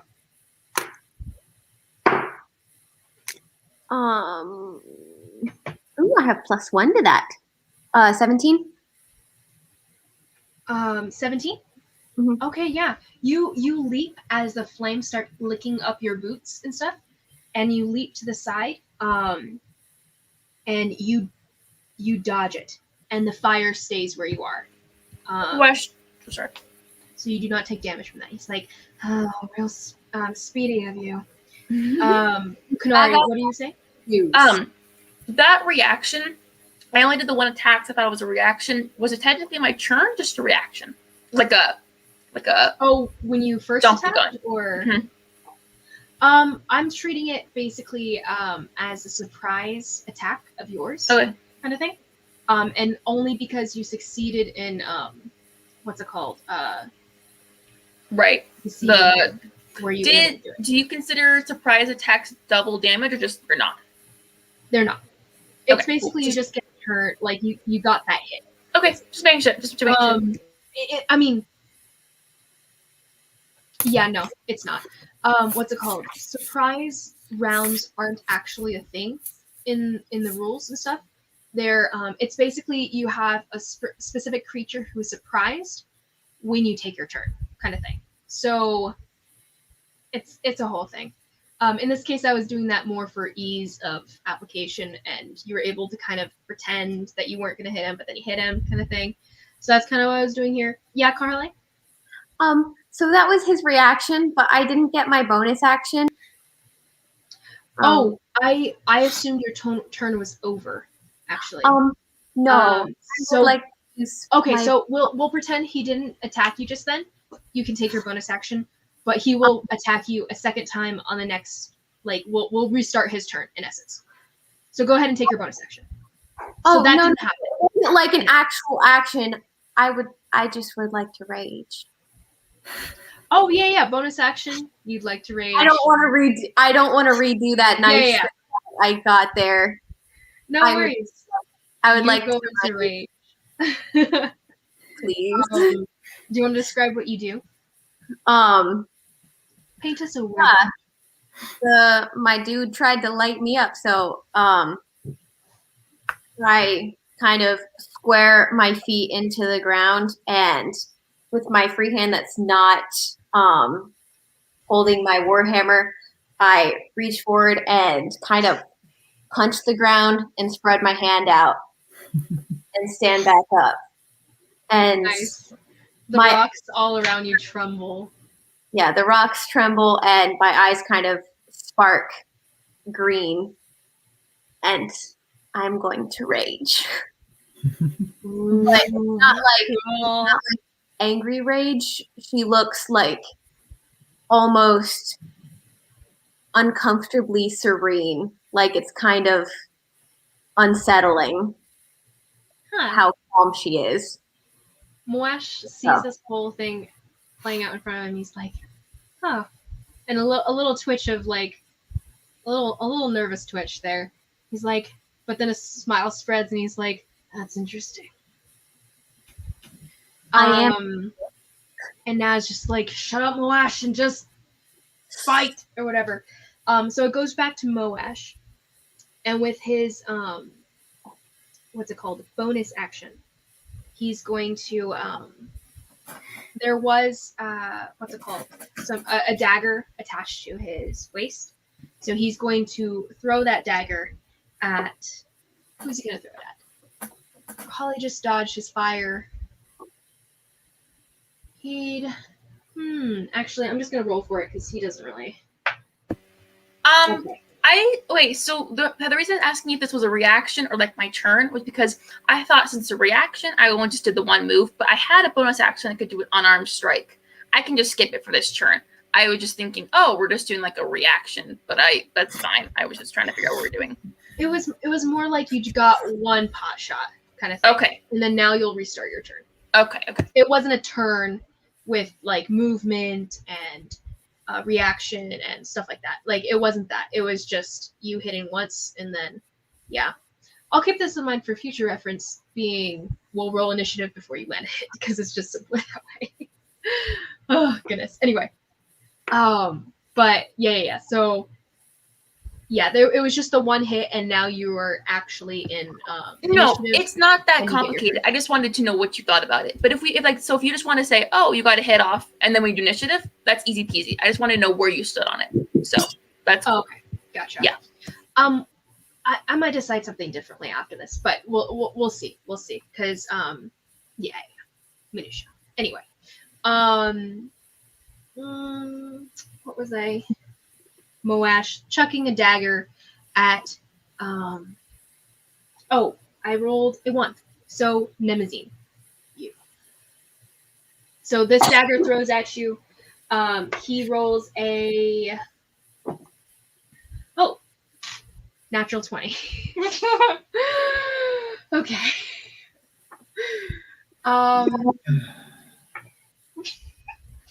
6 points of piercing damage. That's doubled, right? Because it's a natural. No. Or is No. it I just rerolled? rolled the dice twice. Okay. Although, incidentally, I did roll 3 twice. So, in essence, same thing. Yeah. So 6 points of bludgeoning damage, piercing damage. Okay. This dagger strikes you in your chest, and actually, on that note, yeah. Okay. Please don't say it's poisoned. We're only no, level 1. Sorry, it's just something I didn't think would come into effect yet. Have mercy, One dear second. God. We're only level 1.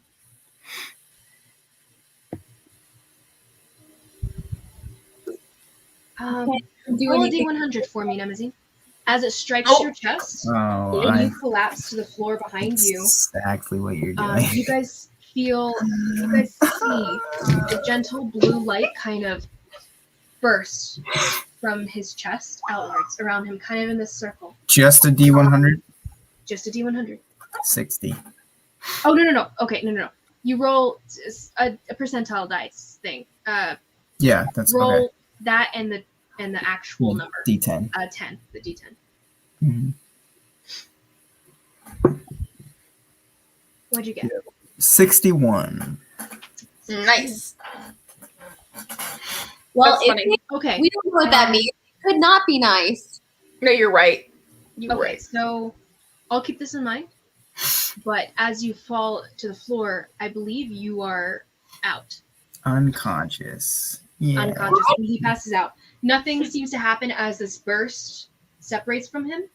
But you guys do see frack. And so he collapses to the ground, and he is now unconscious. And Moash is like, oh, that worked better than I thought it would. Oh my gosh.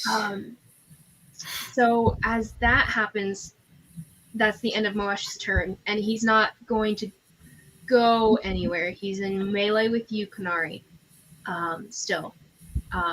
And he was maybe about 5-10 feet from Nemazine. And Karhale, you're pretty close, about 10 feet too.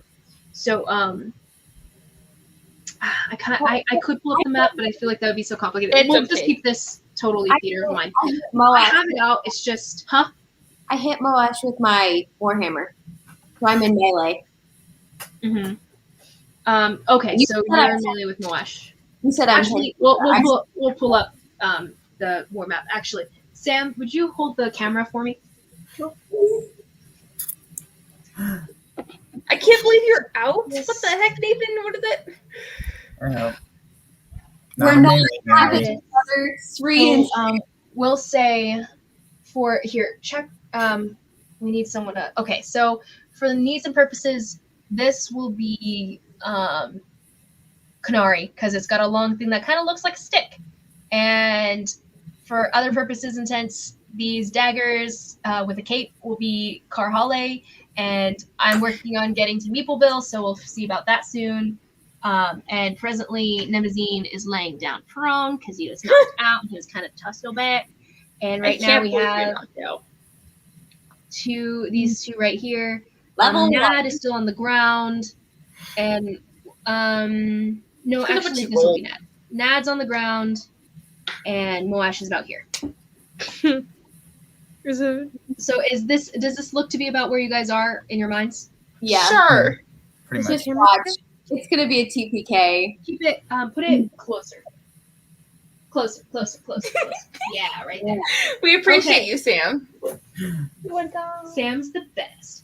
Okay, so Man. moving on in turns. Now it is Kanari. Your turn to. It looks like the bad guy's surrendering. I would like to rage. I'm just kidding. Flower. She takes her stick and turns toward whatever his face, and Moash. yeah, the guy standing, and she kind of says that wasn't very nice of you, and then smacks him in the ribs with her staff, just kind of, and then actually no, she does an upward one into the groin. Oh, nice. So let's see. 2 prone, guys. Right into his 17 groin. Got to it. hit. 17 hits. 6 damage, and then she's 6 gonna use her damage? bonus action to make an unarmed strike. So Okay. Kick him in the head. 18 to hit. So where's my Kick him in the head. she'll kick him in the head, sure. Roundhouse kick to the head. Okay, so roundhouse kick to the head, and he slams and he kind For of another- sticks out, and there flies a tooth. For another 4 points of damage. Another 4 points of damage. How much was that in all? 10. 10 points of damage. Okay, so you go up for that groin shot, and everything's like, oh, right in the kisser, and then you jump up and whack with your foot, you kind of leap into the air a little bit, and it's a pretty impressive thing. She's a tall person, she goes up pretty high. Anyway, and just slam into the side of his face, and he flies to the side, and he collapses actually, and he does not move. Kill him? Yeah. Yes, she did. He does not get up. On that note, what's his name? Nad is like, oh crap, and he jumps up and oh, actually, sorry, not his turn. No, it is his turn. Perfect. Yeah, no, he leaps up, pull him to his feet, Sam. Which one? Nad. Nope. The one that just Other fell was Moash. Nad. There you go. Yeah. He leaps to his feet, and he's gonna. He's just looking. There's a at you giant guys, log. and he's like, Well, would he run? Would he run? Let's find out if he runs. I'll say on a run 1. By the way, did you do runs my every saves, Liz? Not yet. You don't do your save until your turn, Oh, is it night? Oh, okay. You're after him. and it's gonna be you rolling, but you text me what you get. Oh, sorry. Oh, okay. Okay, so thank you, Sam. Yeah, so he's going to attack you guys, actually. So he's gonna run forward and he's gonna Rookie go mistake. after Konari. She just knocked down his buddy. So go forward toward Konari. No, not her. The other one. Yeah, there you go. Okay, Giving so her a lot of he's going jobs to do. It's okay. It's okay. He's going to attack you with his spear. He's going to stab you with his spear and does a 11 hit. No. Yes. Woo! I have an armor class that's higher than 11 now. Thank goodness. Wow. He's Wizards. going to take a bonus action, hit you one more time. And that, so basically, his first spear jab kind of thing, you dodge it with like the side of your head kind of thing. Like it's barely like, it's one of those, you kind of bob your head to the side a little bit. You don't even have to move. And this one though, you see that the spear isn't even going to hit your body at all. And he stabs like right past you and kind of into the ground. Into Nemesis. I thought I was the blind one here. He goes, I'm gonna give Konari this look. She's like, don't mind. I can't see you. Damn spies.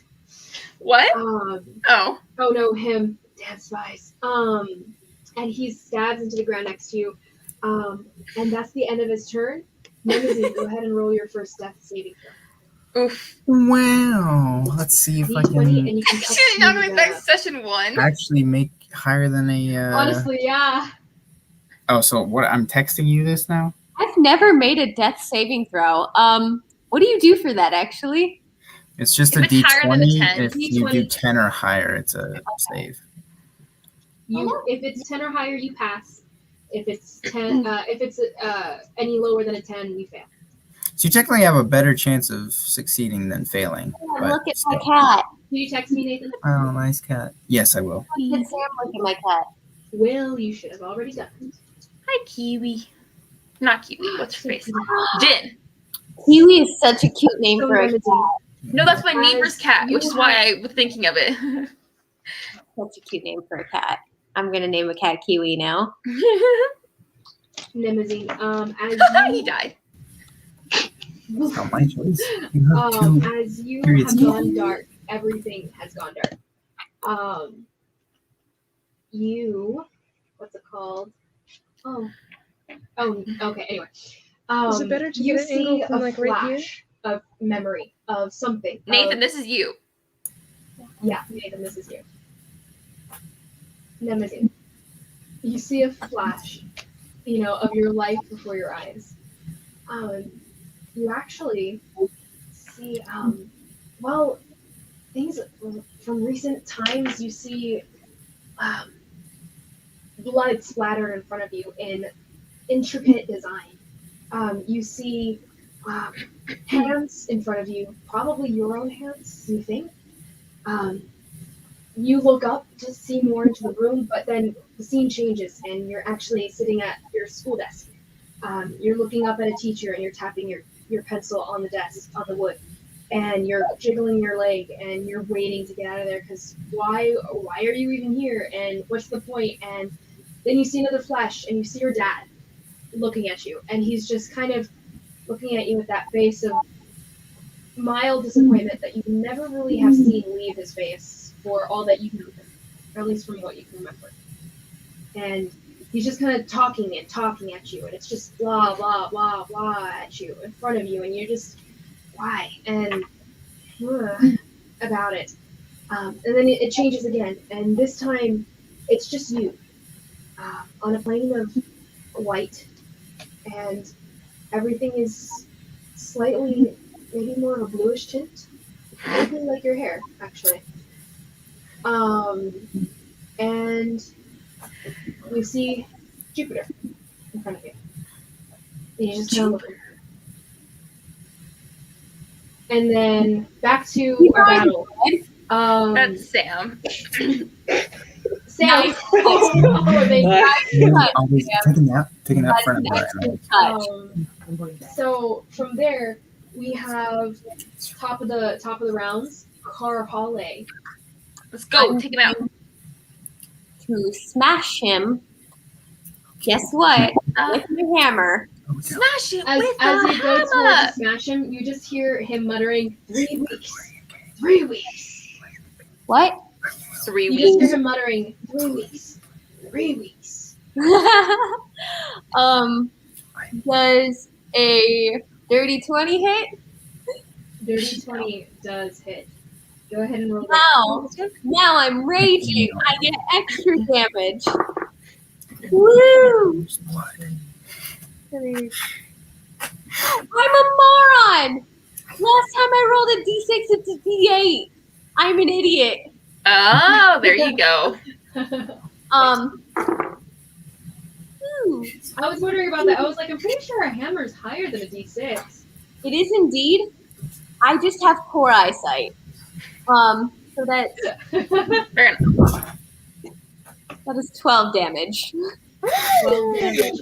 You come down and crack on his skull, and you guys see like splatter of blood just Ooh, like I all over feel your face, bad. and splatter kind of the rest of you.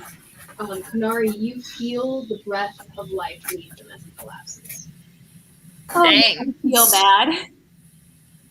He collapses to the floor, and the last like words on his lips you heard were 3 weeks, and he collapses. Oh. Well, You are all now out of combat, and Nemazine is presently dying.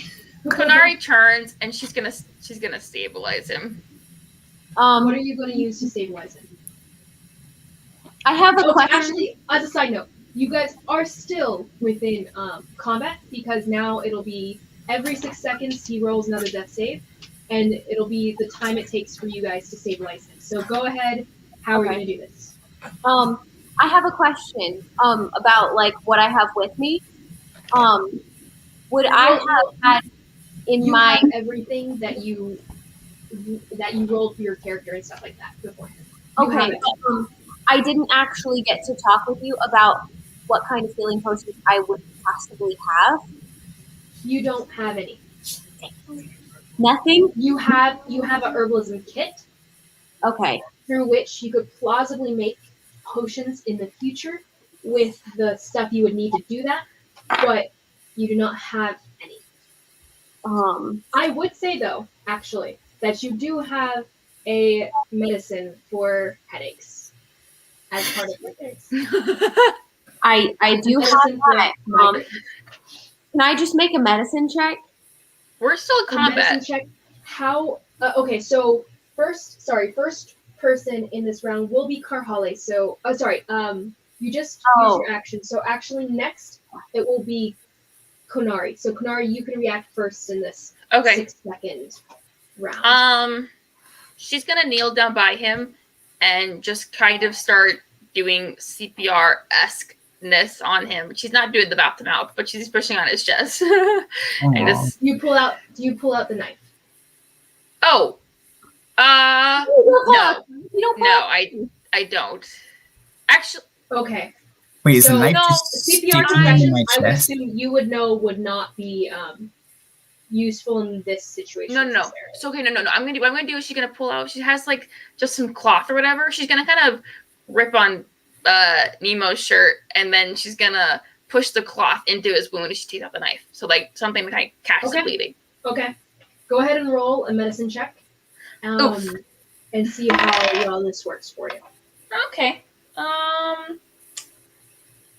Oh, 15. I'm proficient in it apparently. 15. Apparently. Okay, so you pull out the knife and you put in some of your tunic that you ripped off and everything to His staunch the tunic. blood as it She's not ripping her starts tunic. pouring out. Okay. You roll that check. Nemazine, you can make your next death save with advantage. Oh, with advantage? Carhale, what are you going to do? It is now... Oh, no. Actually, Nemazine, go ahead and roll your death save now. I already did.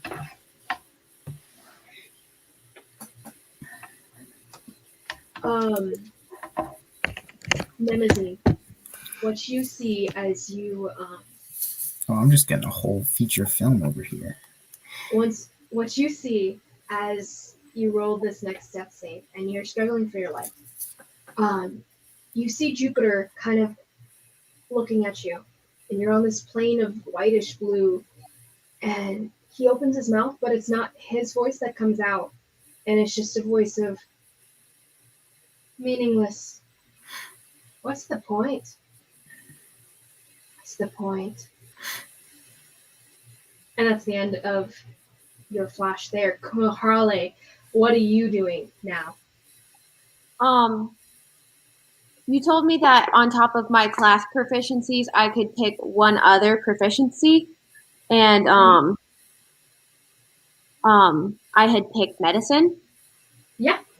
I never confirmed that with you, and I wanted to make sure that was okay. Oh, I actually thought you had, so you're fine to do so. Okay, yeah, because I know we had talked about it, but I wanted to make sure.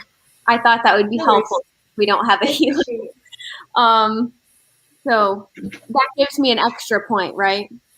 Yes, it does. Okay. So can I just roll a medicine check? It gives you a +2 to your. It gives you proficiency. Oh, so I get +2. Yeah, your proficiency. Proficiency is a +2 to anything. Yes. So that would be a dirty 20 for a medicine check. Dirty 20. Okay. Honestly, I would say that you. So are you? What are you using actually to do this? Actually, before I say have whether it has an effect or not. What are you using? Can we assume that I still have my No. You actually. Wait. Assume what? herbalism What are we kit? assuming? My Your herbalism medicine kit? kit? Your Or sorry, herbalism kit, yes. sorry, my medicine kit. You don't have a medicine kit. You have an herbalism kit. I'm proficient in A medicine. medicine kit would actually be used to stabilize someone if you guys had one. None of you do. So I'm proficient in medicine and I don't have a medicine kit. No, you have an herbalism kit. That's what you asked me for. Because your mother was a herbalist. I thought they were the same thing. They are not. Herbalism kit can be used to make a potion of healing with certain things. But It's like medicine kit is osteopathic only medicine used for versus stabilizing drugs. individuals. And you only have, I think, 5 uses of an herbalism of a healing kit. All this is to say, you don't have one. Is there some other way that you can think of to try to bring Nemazine back? It doesn't have to be necessarily a medical way. Think of it more as a ability check. An ability contest thing. Where, so you can imagine a way that you could plausibly pull Nemazine back to the land of the living, and describe it to me, and I'll tell you what to roll. I have rope and torches, and I'm gonna make a tourniquet around the. You can't do that. It's on his torso. Actually, as shouldn't tourniquet anyway. The torch, you could probably use that. I could use it to cauterize the wound. Possibly.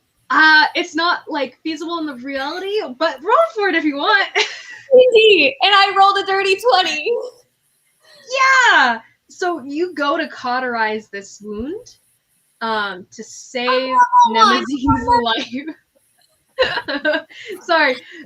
For future reference, we'll have to. You roll after I say it, so we have to describe first, and then I'll. Yeah. But either which way, you have the 20 Nemazine. Go ahead and roll one more death saving throw, and if you succeed, I'll say you wake up. If not, then I swear, if this works, you guys will still have to keep trying. Open. Holly knows a lot about medicine. Aaron knows nothing. So don't tourniquet. Never tourniquet me ever.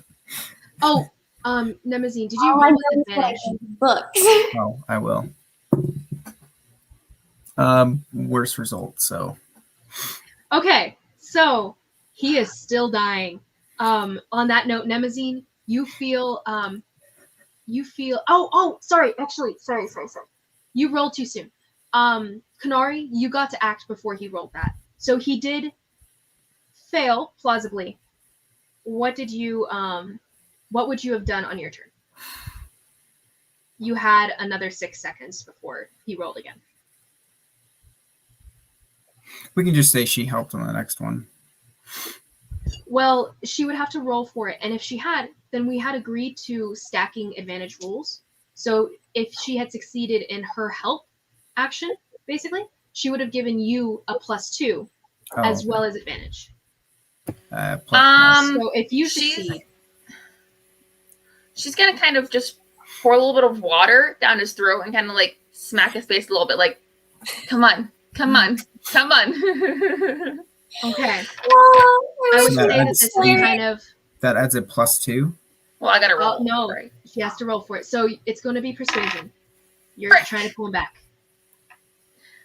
Yeah, that's persuasion. Oh, frick. Wait, so how does it stack? Or what is the? That's a 6. Advantage. So you get advantage, and if you have a second advantage on top of that, you get a +2, and if you get a third, you'll get a +5. Yeah. But so what is she rolling for then? She's rolling to see if she's effective in persuading you to come back. Oh, okay. I rolled a 6, so Should have been a cleric. So persuasion is not my strong suit. Snap. Yeah. You're smacking him, trying to get him to come back to life. Nemazine, you hear nothing. Nothing's echoing through. But as you do hear nothing from that, what you do hear is Jupiter looking at you with just disappointment in his eyes. Something you're not really familiar with coming from Jupiter, but it seems like it's not quite him. Or maybe it is. It looks like him. And he's just looking at you and he's like, well, come on then. What are you going to do? And as you hear that, you feel like aching inside of you. And you're not quite sure if you're going to make it out of this. Go ahead and... So that was your second. It doesn't matter. So go ahead. It does, actually, Well, added. because you have a third. Well, but you said hers accounted for the last one. No. No, she was rolling to see if she gave you a +2 to your roll. I would have given you +2 to the roll you had. Oh, okay. So I'm rolling again? Not yet. Karhale, Kanari, you both have one more set of actions to be able to bring him back. I will say that as just a DM tip, maybe Nad and Moesh have stuff with them for situations like this. Because Nad didn't seem like, oh, he's dead, and that's like, oh, not like, he was like, he's unconscious, I need to get rid of these guys to take care of him kind of deal. So take that as you will. They are two scouts that are sent out on their own on like scouting missions. Like they would have Can stuff they for get this sort supplies of and deal. get back to me in 6 seconds, though? Can I see? You don't intend to. I mean, it is up to you. So Karhale, go ahead. We're really close to them. Like they're right next to us. Do their horse saddles have bags on them? Yes, they do. I'm gonna look in those. Okay, so you run over to which of the horses do you check? Nads. Nad's? Okay, so you run over to Nad's horse. Go ahead and roll me an investigation check. What are you looking for? A medical kit or something that could help him not die. Okay, go for it. Dad, thank you that. What was it again? Investigation? Investigation, yeah. Just kidding, it's a -1. 15 then. Oh, hallelujah. Yeah. you look through those bags and everything, and as you're looking through one of the main sacks and stuff, you find a box, and it as you pull it out and everything, you see a symbol on it that you vaguely recognize as something that could be a medical sign that you were starting to be trained at and everything, rune-wise. And so you pull that out. You have a medical kit. You open it, and there are bags of bandages. There's different things used for medical purposes. Okay. Would I be able? So that would have been your action, but we can say you run back to Nemazine and Kunari easily. It was only about 10 feet from you, and you have way more movement. So Yeah, I have lots of movement. So yeah. Okay. would I be able to use it, or would I have to have Kanari use it? That would take your action, so you can hand it off to Kunari. Whoa. Ah! Liz is dead. But since you do still have all this movement and all of this, that you have a bonus action that you could possibly have been using during this time, you're just lean it against them. Since you do have all of these things that you could have been doing, but you aren't with your turn with these 6 seconds, I will say that you could help Kunari with this. I could help talk her through it. Mm-hmm. So you are basically telling her what to do with it. Okay. No, my dice just rolled over my desk. All right. Hope this dice is okay. Okay, so you can roll with advantage. Don't need it. Got 19, and this is medicine, right? This is medicine, right? Yes, She won't die. 23. Yes. You get the medicine kit. You guys pull out everything. Karhala is calling out, "This is this. This is that. This is that. Do this." And your nimble fingers, and wrap around his chest. You are pumping. I don't know, medical stuff. You do things, and Nathan's the medical one. Feel a little gas. It's okay. It's of more air. interesting this way. puff out of Nemazine as he sucks in a breath. And Nemazine, before this happens, though, you see just Jupiter looking at you, and he's like, "Oh, that's your cue then. See you next time." And then everything goes dark for you, and does that heal me? you are no. Everything goes dark for you, and you are still unconscious. Stabilized only means you are now at 0 hit points, and you are no longer taking death saving throws. Oh, yeah, that's what I was saying. You are no longer at the edge of death, but you are unconscious and at 0 hit points technically. Okay. I didn't realize it did that. Okay, cool. I just read about it in the player's handbook. Anyway. Stabilizing kit does not. The healer's kit does not wake you up at 1 hit point. That would be, what's it called? Cure wound. The other one, spare from dying, spare the dying. Oh, yeah. Which is a cleric cantrip. But anyway, Um. as this is happening, though, actually, so combat will say that kind of falls away. And during this time, go ahead. What would you like to do? The other guy, not the guy I killed, the other one, is he dead? Yeah, he's dead. They Oh. both collapsed to the side. Mm-hmm. Oh, okay. Never mind then. Can I look through their pockets? Yeah, I was gonna say I'll go through your pockets. Their saddlebags? Sure thing. Of course. And Kunari, as you hear, as she starts kind of getting up to move, and you're like, you feel her getting up, and you kind of go to do so as well. You hear a voice in the back of your head, and like, oh, thank God. Oh.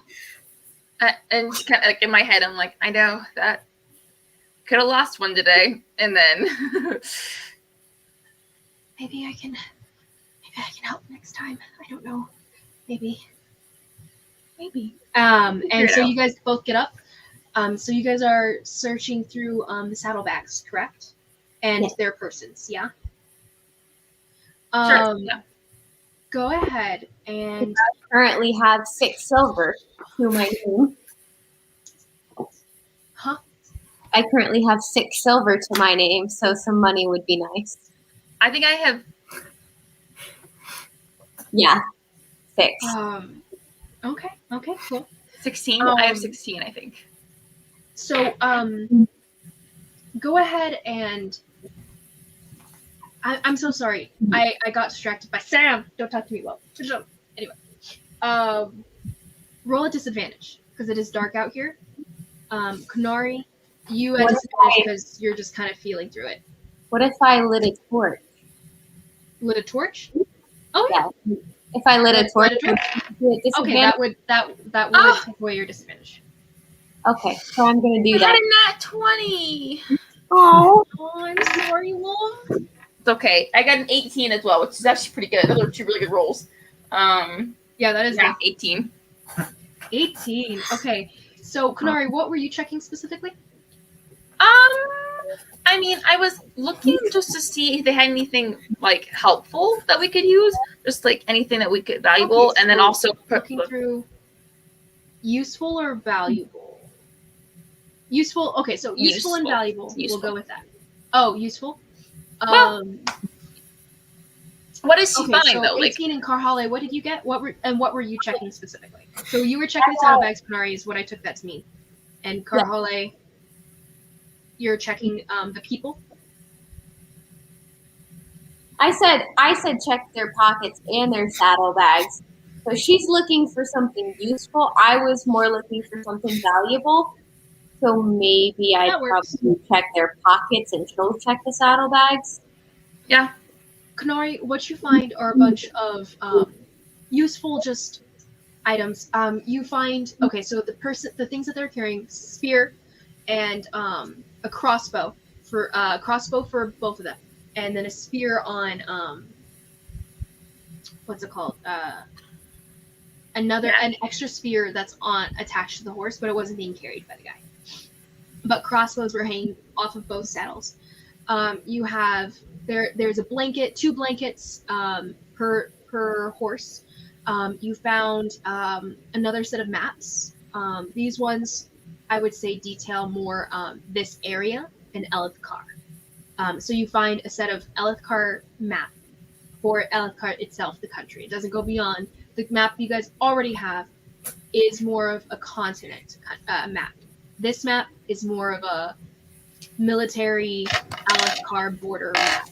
So it has listed the different military encampments in the area, as well as a lot of crisscrossing lines that you hand this, I'm assuming, to Karhale or them when you find it. But it does feel like it's a map container, so it's got it's a leather case with a cap on it kind of thing. You hand this to Karhale, she realizes this. But it is written in it is encoded, so you don't see what it says, kind of thing. Military codes and whatnot. You don't understand the titles for different things, but it doesn't quite matter that much. You have crisscrossing markings of different spots that you assume would be things of importance, and in this case, probably encampments. You see a line that crosses the what's it called? The Asian Sea, kind of cutting it in half. You're not sure exactly what that means. And you see another zigzagging line perpendicular to the one that cuts across the Asian Sea that's parallel to, that is perpendicular to both Tal and Elethkar. Sorry, all these direction things. Anyway, beyond that, you find 2 torches. You find another water skin. You find their boots are useful. But as you are searching through this and you guys are getting these things, Karhale, what you find value-wise is on Nad, you find 2 silvers. 2 silvers. And on Moash, you find 8 silvers. Ooh, I'm at 16 now. 16, as well as honestly nothing else of value. Kanari, you do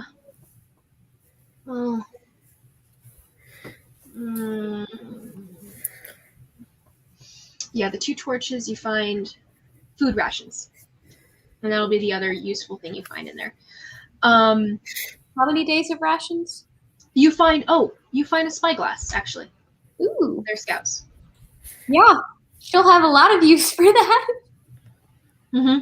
You actually feel it, and you don't know what it is, actually. Ooh.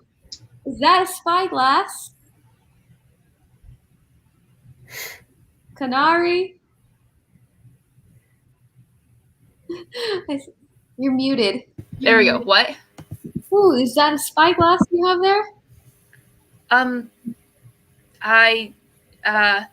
Yes, and I hand it to her.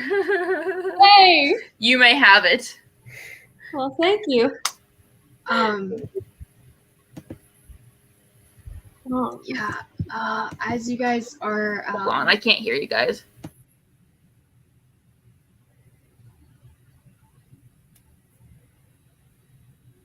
Yeah,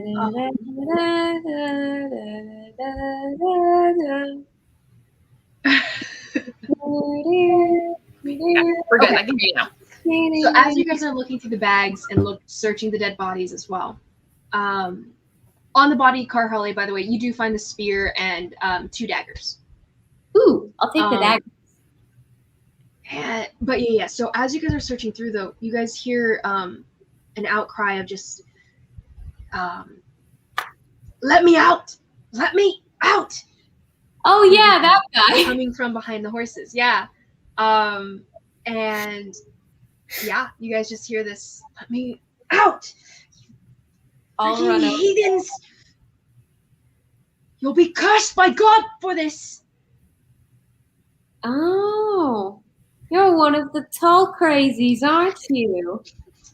So if you go forward, Nemazine, I will say for all intents and purposes, they're searching through the bags and stuff like that. I can consider that as a short rest. It took a few minutes. You can go ahead and roll just a d8 and see if you wake up. Okay. I mean, d6. You're a d6. So is this how much I recover?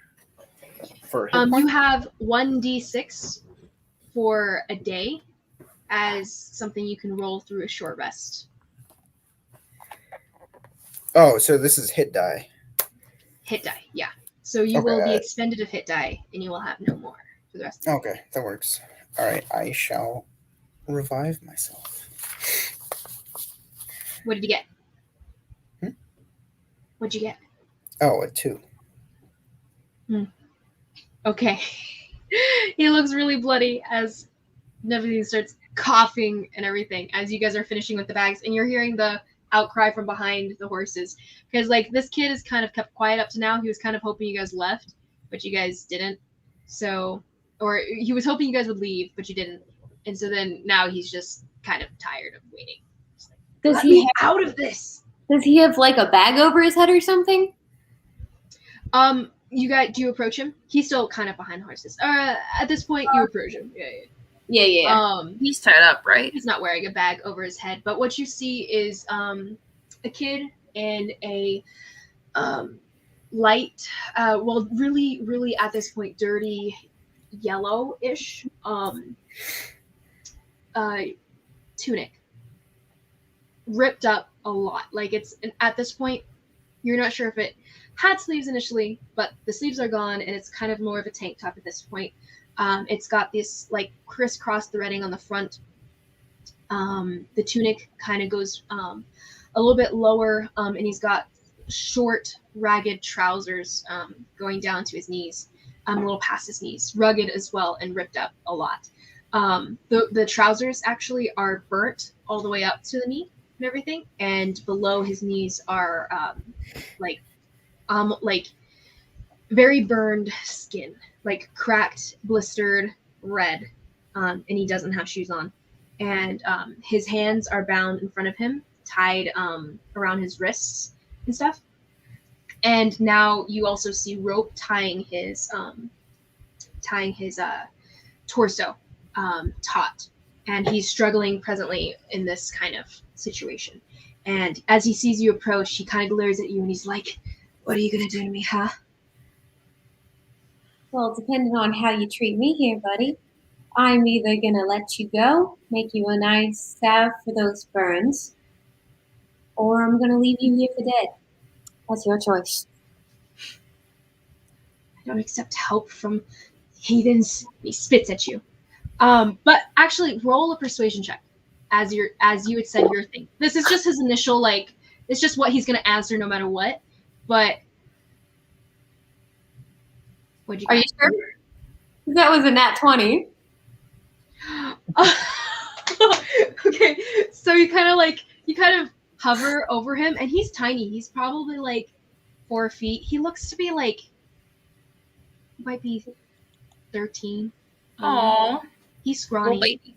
But it's kind of hard to tell. Like his eyes look older, but his body's pretty tiny. And as you kind of like lean over him, and you are all almost 7 feet of you, hovering over him in the dark, and he's With shoes on. He's beaten, bloody. Like there's bruises all over his face too.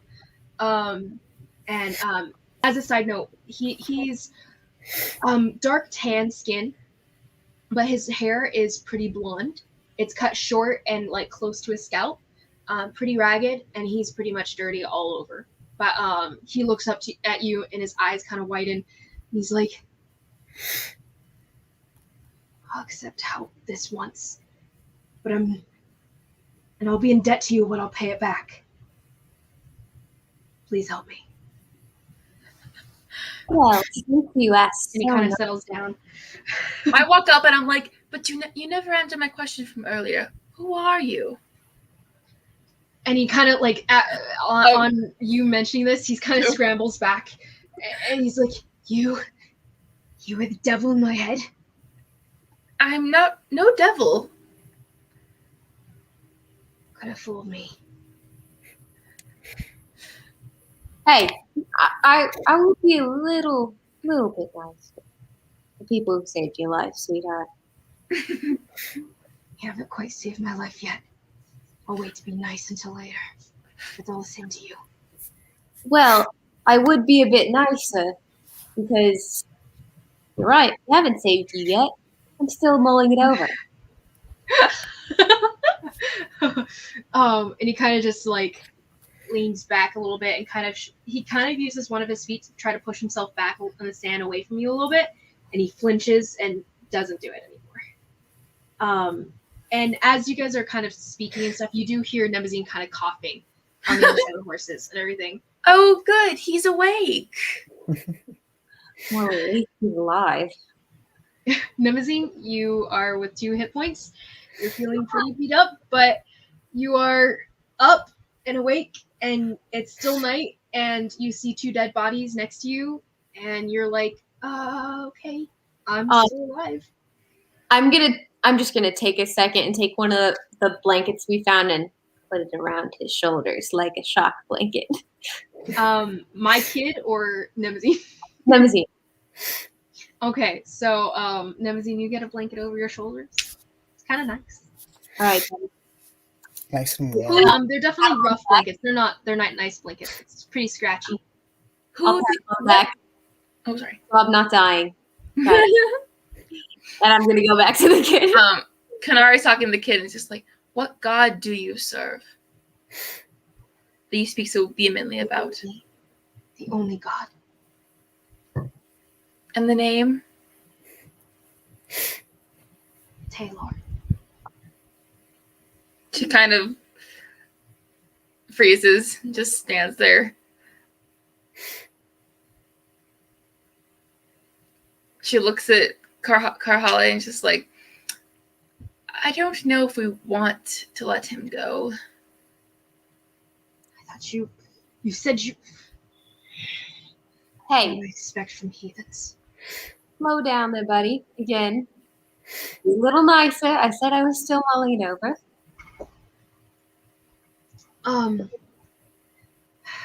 He's gonna look at you both.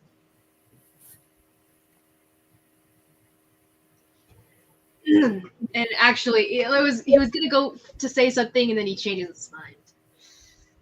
Well, I think the better question is, First of all, I don't care who you are.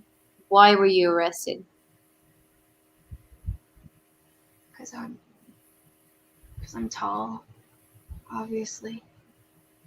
On that note, sorry, the tunic he's wearing does have this emblem of tall, which no one would recognize. Never I mind. would say I can't see And it. he kind of motions. He kind of motions at his tunic, and then he kind of looks at you guys and rolls his eyes.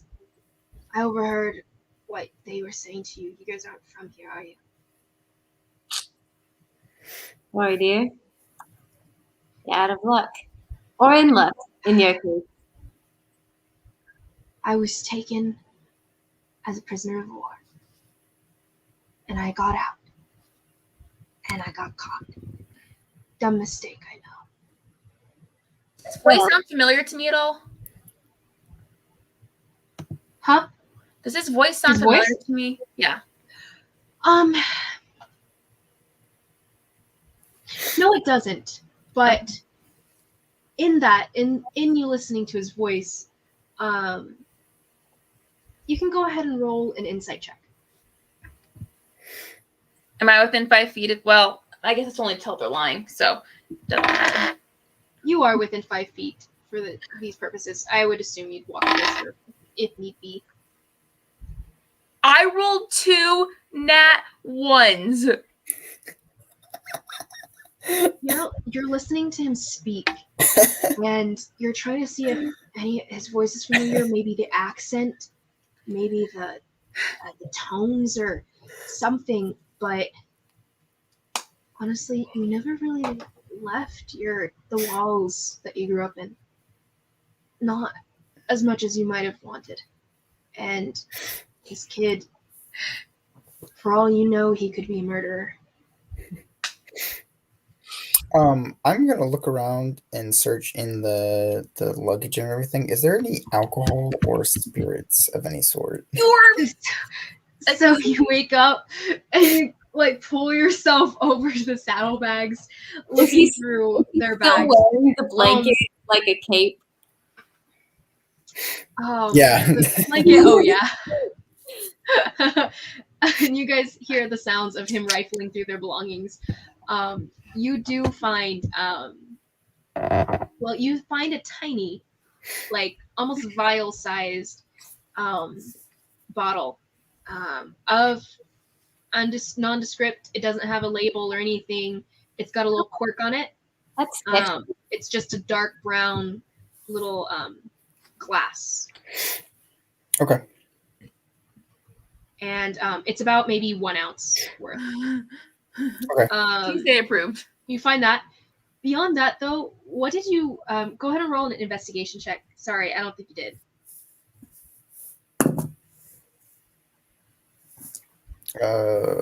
Investigation? Mm-hmm. 11. 11. You find the bottle, and that's all you find. Okay.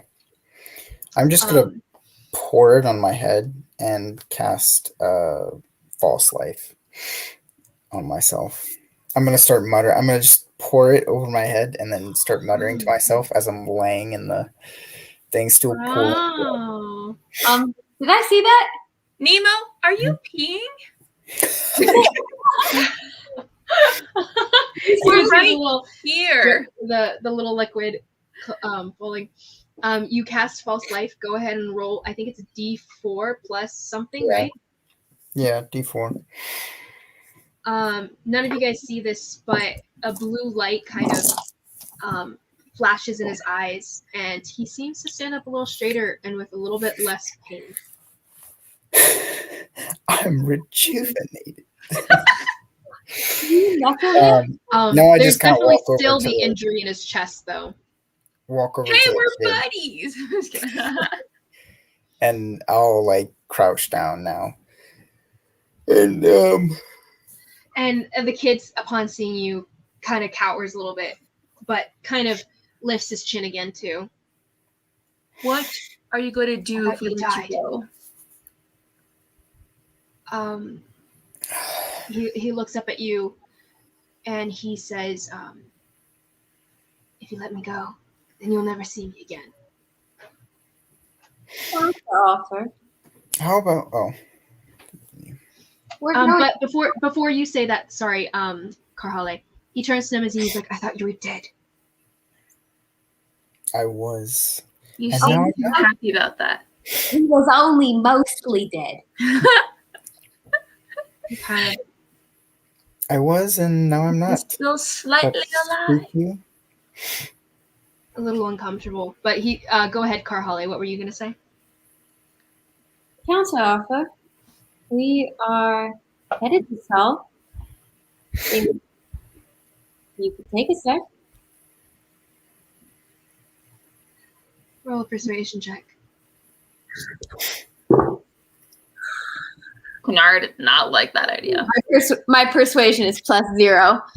12. And he goes, I don't know why you want to come to my home country. I'd rather die than take you there myself. Are you running away from Tall?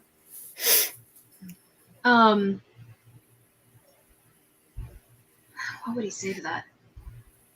No. The I don't ace. know, I'm trying to get home. So you want to go home. We want to go there. You don't want 3 big guys backing you up and protecting you as you're on your way home. Protecting me, yeah, sure. Aren't you the one who was just saying you're still not sure whether you're going to let me live or not? Yeah, I told you I'm mulling it over, and what you're telling me is helping me decide. And clearly, if you could be captured by 2 people that we just took care of that easily. Thanks, kinda Nina, for that Catches contribution up. in both battle and now. Wait, what do you mean we? Wait, what? Oh. Yes. I mean, I would have helped. You if went someone down. had- You went out faster than Anakis ever did, okay? If someone had defended me? In his Or defense, maybe- he is level 1, and Anakis had been level 3. That's Or not important. That's not important. maybe not provoking them? I tried, but then somebody They were gonna had take us to in. lie. They were gonna take us in. I almost knocked the guy out with one blow, okay? Yeah. Mm-hmm. If it's any consolation, if you let him take you in, you might not have actually ended up there. Where would we have ended up? Who knows? And he kind of looks over at Nemazine. You might have ended up at the Lotus House. That's where they're going to take me. The Lotus House? Is it the White Lotus house? They just called it the Lotus House. What is the Lotus House? I don't know. They just said they were taking me there. What's your name, kid? Roll a persuasion check. So many persuasion checks. That's crap. That's I know. 9. It's like all this day. It's a 9. 9. What's it to you? Just call me kid. That's what they called me. Well, I find that a bit demeaning. So I'll say to you. But if you'd like, If it's true, it's not demeaning. you are a kid. I just prefer to call people by their names. Like civilized person. Can I roll an insight check to see if he's like if he's got ill will towards us, or if he's just trying to get out of here alive? You know what I'm saying? Yeah, go ahead and roll an insight check. I'm going to call you Martin. Your name's Martin now. Oh my Wait, god. you're gonna call him what? Martin. Martin. 10. That's not great, but it's okay. 10. He looks to be getting. It's not well. It's kind of like a porcupine.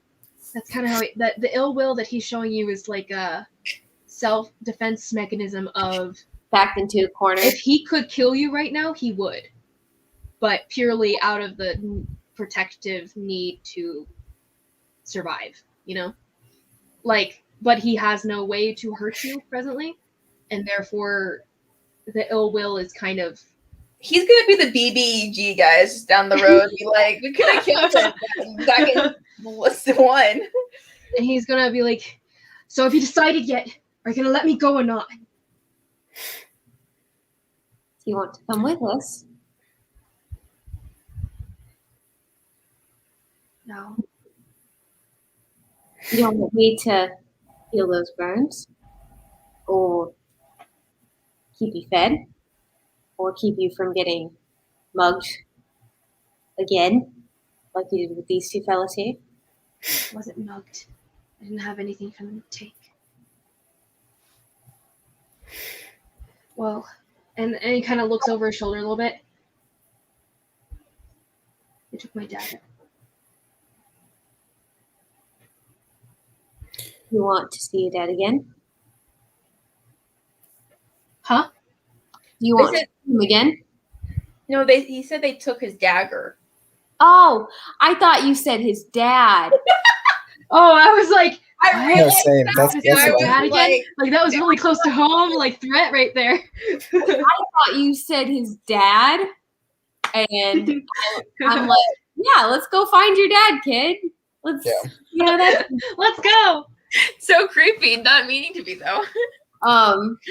if So- you're going to tell already, then we'll just follow you. You don't even have to be a part of our group.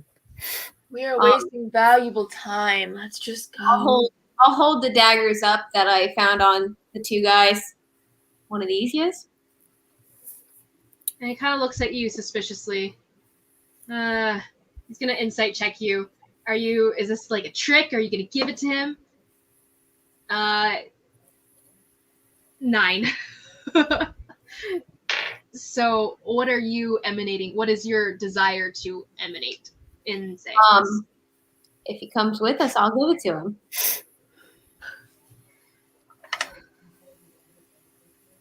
The one on the right. So he motions at one of them.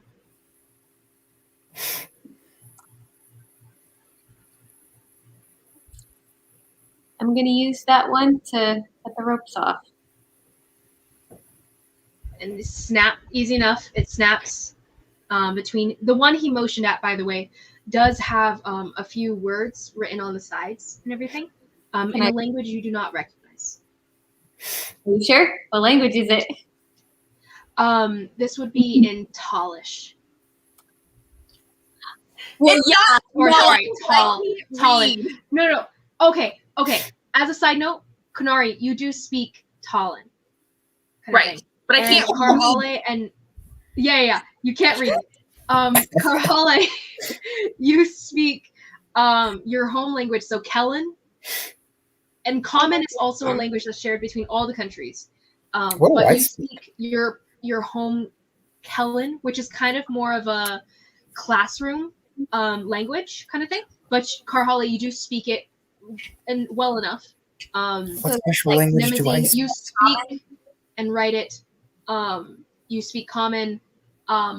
So basically, wherever you guys were born, you speak that my language. on top special of it. language. What's my special language? Did you choose? Did you already choose? Like, Like, you speak where Talon, did you grow and up? if you want, you could have learned Talon or Elethkarian. The Mad Prince was talking to you guys in Common though. What? Okay. I will pick one. So Nemazine, you can choose one of those. Well, just tell me now so I know. Well, which would you? She speaks Nemazine. You might want Talish so you can read You it. basically would have would have had the option to choose either one. It's okay. Roll. Maybe do you want to roll a d4 and see Well, which one you would have chosen? me growing up there, what would have been most common? This would have been offered in your school. Like it was basically your Spanish Like an elective, kind of thing. French or Your Spanish. elective. Yeah, but you said You one of had these the is where I option- grew up. No. Kellen, you speak just automatically. You grew up there. Oh. So I just have the option of knowing Talon too? or Elethkarian, or some other more special language that you could plausibly have a reason to know. I'll just go with I don't know which. Fine, I'll just roll for it. So even on one of them and All odd right, on another. Talon, it is. Okay. Then Polish. you understood all of the curses that he's been muttering under his breath this entire time. Things along the lines of God-forsaken heathens and infidels should die in Shishin, and I was like, that's a very dirty mouth for such a little boy. and he kind of just kind of bristles a little bit. Are you from? It doesn't matter. And he kind of like brushes his hands over his like scraggly hair, and he brushes himself off a little bit, rubs his wrists, and he reaches for his knife slowly. I'm not quite going to give it to him. I'm going to look at it.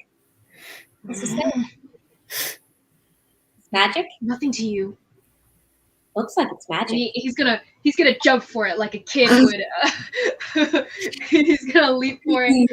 But go ahead and roll a dexterity saving throw, and he's gonna roll to try to be fast enough to get it. 13. Really? Yeah? He snags onto the edge of the dagger before you lift it high enough, and you kind of pick him up with it. But go ahead and roll a strength check to see if he breaks it out of your grip. Oh. He grabs it in time. No. What that was for. No. That's a 17, sweetie. Oh, and so yeah. So he's just hanging off of the knife, and it's not moving, and you're just kind of holding him in the air at this point. I'm just gonna wiggle him. What's he say, buddy?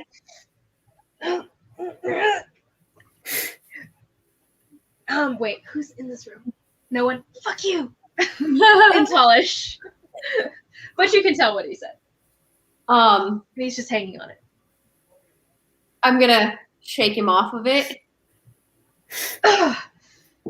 And either of you read Tallish? Stupid question. Nemo, do you read Tallish? No, sorry. I don't. Deception check. Right.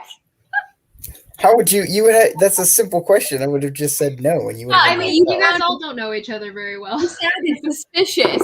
I sounded suspicious. You did actually sound very suspicious. You hesitated, Nemesis. You were like, no. So what am I rolling for? You're rolling for deception. And I'm rolling perception You're not. or insight. Duh. Sorry. Good thing I'm proficient in that. 18, buddy. 21. Frick you! Also rolling insight? No. The hesitation, 21! That's still I still okay. win it, right? In a head to head, isn't it still the defending person wins? Oh, were you 21 too? Yeah. Frick. roll one more time. I'm not actually sure, and I'm not going to break out the book for this, so go ahead and roll one more time. Are we adding modifier? Carholly, as far as you know, though, the hesitation, he seems to be a little bit dazed by his injuries still, and he's like, yeah. So you're like, oh, okay, kind of thing. If you beat me on this one, I will be absolutely shocked. Natural 20. I got a 19 plus 5. What? Which is a 24. So 23. 24 for me. Sorry, this is purely just you, like, you're hearing his voice, and you and his heart beat, and stutter a little bit, and you're like, huh. And you kind of like twitch a little bit, but it's up to you whether you reveal this fact or not. She's gonna look at him and say, really? I would have pegged you as someone who could read it. Thought you were smarter, I guess. And then she's not gonna say anything just yet. All right. And the kid just sits on the ground and is like, really? It's just a dagger. You have another one. I'm going to crouch down to the kid.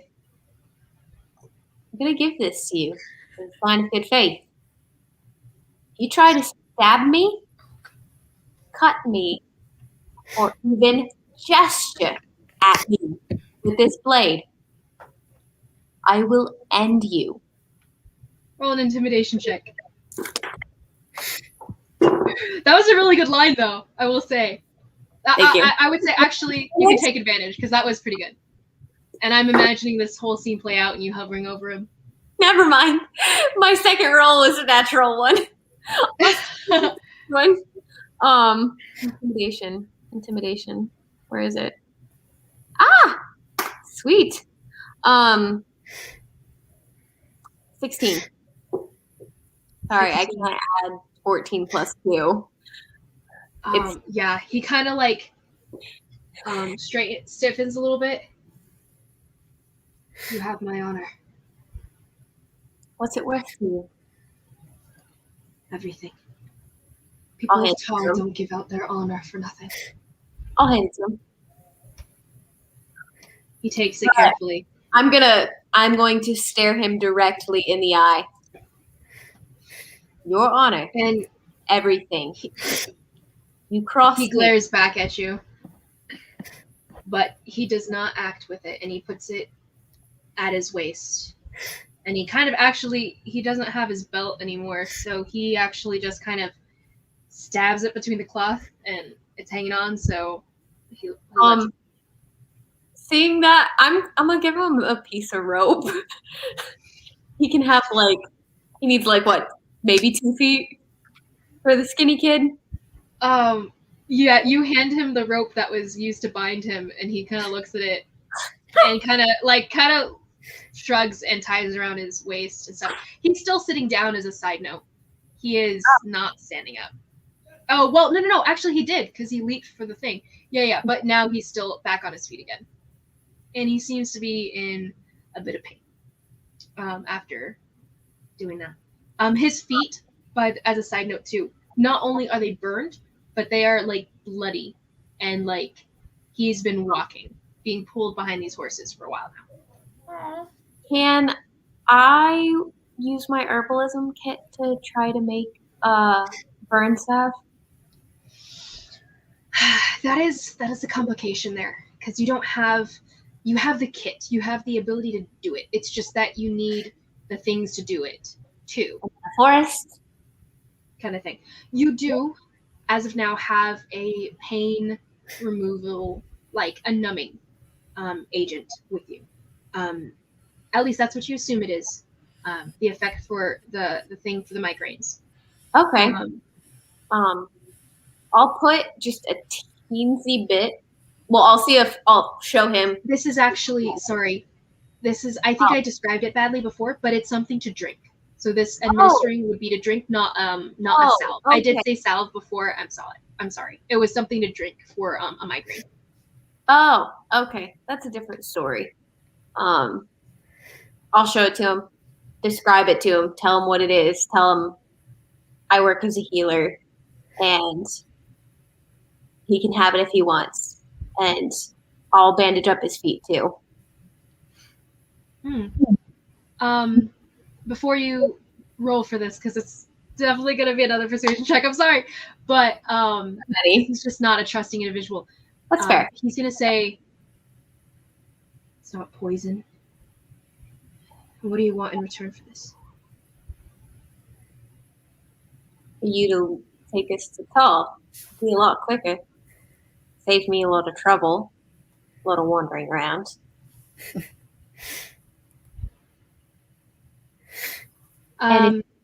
He's going to roll insight.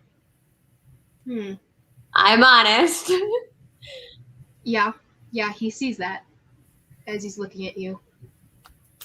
And then he's... Do you swear that you're not? I do. Do you mean no harm to my countrymen? I swear on brave and on my mother's life and on my honor. On your what? My honor. Oh, I heard your otter. I swear on my otter, Frederick, that I will not kill you. Your honor doesn't mean that much here. You're not a servant of Taylor, are you? No. And your honor means nothing. But maybe not to you. Your mother does. I can tell. Banish at my feet, and I'll take your whatever it is. I'll take you to Tall. But if you or any of your friends hurt my people, on my God's honor, on Taylor's honor, I will kill you. And that, without an insight check, all of you can feel to be true. And it's just this 12-year-old, 13-year-old kid who's like saying this to you guys. He's like tiny, and he's got like this just fire in his eyes and stuff as he's saying this. Yeah, he reaches forward to your little vial. He rips the cork off with his teeth and drains it and Look, throws it away from him, and it shatters on the ground. that was a perfectly good vial. Sorry. Just so you can look like a badass. You're wasting my vial. The kid kind of like blushes. Actually, it's hard to see it in the light, but with your torch and stuff out and everything, you can see it, all of his skin kind of turns a little red. Nemazine, what are you doing right now? I'm just listening. Nothing in particular. Nari? She's just kind of standing there, like, not really thrilled with the idea of bringing this kid along with them, but yeah, she doesn't really like him and is not comfortable, but that's okay. Yeah, so it's pretty late. It's 8 o'clock here, so that's 11 for Carhall and Nemazine. Are you guys good to keep going? They should probably go to bed. I haven't eaten yet, so I still work tomorrow. Yeah, no worries. I don't want to we get straight up. Yeah, we can put a pause Actually, for now. I was figuring we were just gonna take a long rest. Anyways, I was just gonna build a fire and take a long rest. Okay, so do you guys do that here then? For sake, move away from the bodies. Take the horses with us. Yeah. From the bodies, like. So now you guys do have 2 horses, with the saddlebags of varied supplies. It's not like for a long period of time kind of supplies. Like their scouting mission is only to go up the whatever. It seems to be like worth maybe 3 days travel of rations for 2 people on the horses. But they were on the ride back home. So they might have had more before, but it's only 3 at this point. Konari's gonna grab the tent as well and put it into like the saddlebag to take with them. Yeah, let's move the tent. Take the tent with us and just pitch it like a couple. Well, let's maybe we Well, should actually cross the before you border. guys do that, if you want to take the tent with you, you can take the tarp, no problem. It's just that the rods that are used to hold it up and everything are collapsible, and they're a mechanical item. So you guys will have to roll just an intelligence check to see if you can figure out how to work it. Not me. Not me either. Nemozine? Oh, crap. I'll try. I grew up in tents. Would I get advantage?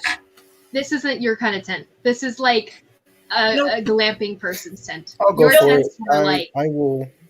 made out of bones. And I have an intelligence of 8. Mine's 10. Mine's 9. We're all dumb as crap. It's more historically. You guys are all pretty good, like sensing individuals.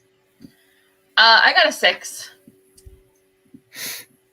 6. Can I try? Oh, you. Yeah, rolled? you can all Yeah. try. See if you collapse that tent together. Straight Working intelligence. together. I got a- Straight Intelligence? Yeah, just straight intelligence. Okay. So I rolled a 17, so it's a 16. That's pretty good. Yeah, Carhale, even though this tent is nothing like any tent that you've ever made or set up before, you figure it out after a few minutes of just fiddling with the rods and trying to push on things that should push in and just fiddling with it. It eventually kind of snaps closed to where it's just like 3 poles, about a short staff size that would plausibly be able to go back into position later. Wow, this is inspired. I'm gonna have to take this back to the tribe. Progress. Yeah, so as you guys are closing in for the night, the little kid, he kind of awkwardly stands as you guys are kind of setting yourselves up. Does anyone build a fire? It's gotten cold at this point. It's verging on 50 degrees outside, 40. I'm gonna toss the kid one of the other blankets that was there. Mhm. So Nemo and the kid have blankets. He catches it, looks at it, and begrudgingly puts it on. So yeah, I was gonna build a fire. And you bandage his feet during this during this night, right? Settling down. Yeah. Okay. After you finish, is there anything else anyone else is doing? Just helping set up. As a thing, I will have been very curt with Kanari throughout the rest of the night. Konari? Just as, yes, you. What did I do to you? Just, I don't know. Yeah, that's how I would have been acting. Like normal with the other two, but very curt with Kanari. Did I offend you? What? Did I offend you? Go to sleep. Are you guys setting up a watch, by the way, for this? Yes. Okay, so I'm gonna go with some watch rules that someone else had, and it works for 3 people. So in essence, all of you guys will be taking a long rest at 6 hours, not the full 8. But that'll allow you guys to each get 6 hours of sleep, and each of you guys taking maybe 2 of you on watch at once. Could work. Something. I'll have to refigure that out, actually. I'll look at that again. It doesn't matter. Anyway, so each of you can take a watch, though, throughout the night. And we can probably resolve that tomorrow. But is there anything else you guys want to do before going to bed? Konari is gonna kind of like talk to Ty and say, Do you know anything about what we're supposed to be doing? He told you no spoilers, but I figured you'd be on my side. And Ty, you hear the echoing response from Ty. I would, but every time I say it doesn't quite work. But just know, Kanari, he's different. Different from before. The prince? Well, you don't see a nod. There's no nod. Yes. Wait, you know him? You knew him? You do too. You all do. You just don't remember. Oh, crap. But you can't say who he was or what he was? I remember him. No. It's okay. It's okay, Ty. I'm Thanks sorry. for your help. No, it's okay. Let's go to bed. I'm gonna throw my rocks. You're gonna what? I'm gonna throw my rocks. Throw your You're gonna rocks. throw your rocks. You drop the rocks on the ground, and you stare at them, and you think back to your mother's advice, and you're like, feel something, speak to them. They know me. I don't know. And you look at them, and they just look like a handful of rocks. Nothing yet. I guess I'll work on it. And as before, when you were bandaging up the kid's feet, as you wrap the bindings around his legs, and as you're kind of finishing up, and the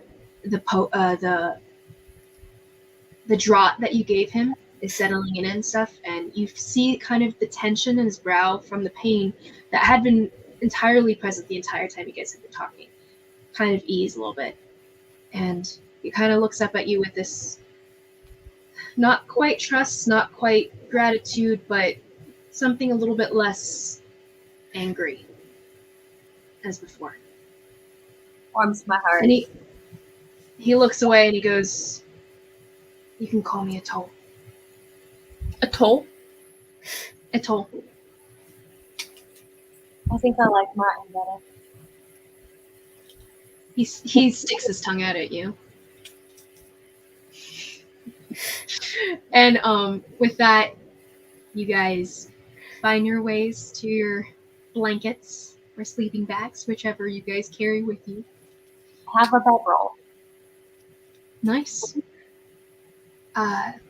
Little Atoll bundles himself with the blanket. He's pretty small, and the blanket covers him pretty well. And he just lays down on the ground next to the fire, if you guys made one. Yeah. I would have made one at least. Yeah. Konari is just gonna sit cross-legged and like that's how she sleeps. It's just like this. Basically. Nice. Yeah, and you guys make your way into sleep.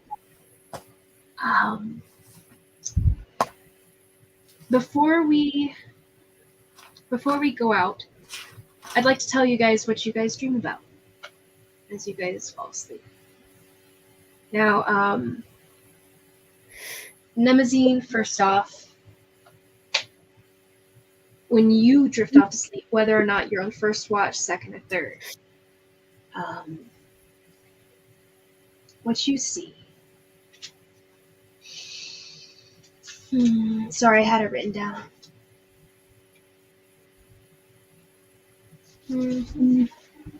Okay. Okay, so as you're falling asleep, Nemazine, it's kind of difficult for you to fall asleep. You are in pain. Even if you have more strength than you would have without your spell that you cast on yourself, it's still painful to fall asleep with a stab wound in your chest. But fitfully, restlessly, you do slip into a darkness. And as you slip down, you feel almost a yank and tug on your unconsciousness, on your subconscious, deeper into just the realm of dreams from which you guys see things, right? This dream, you blink your eyes and you see Jupiter again.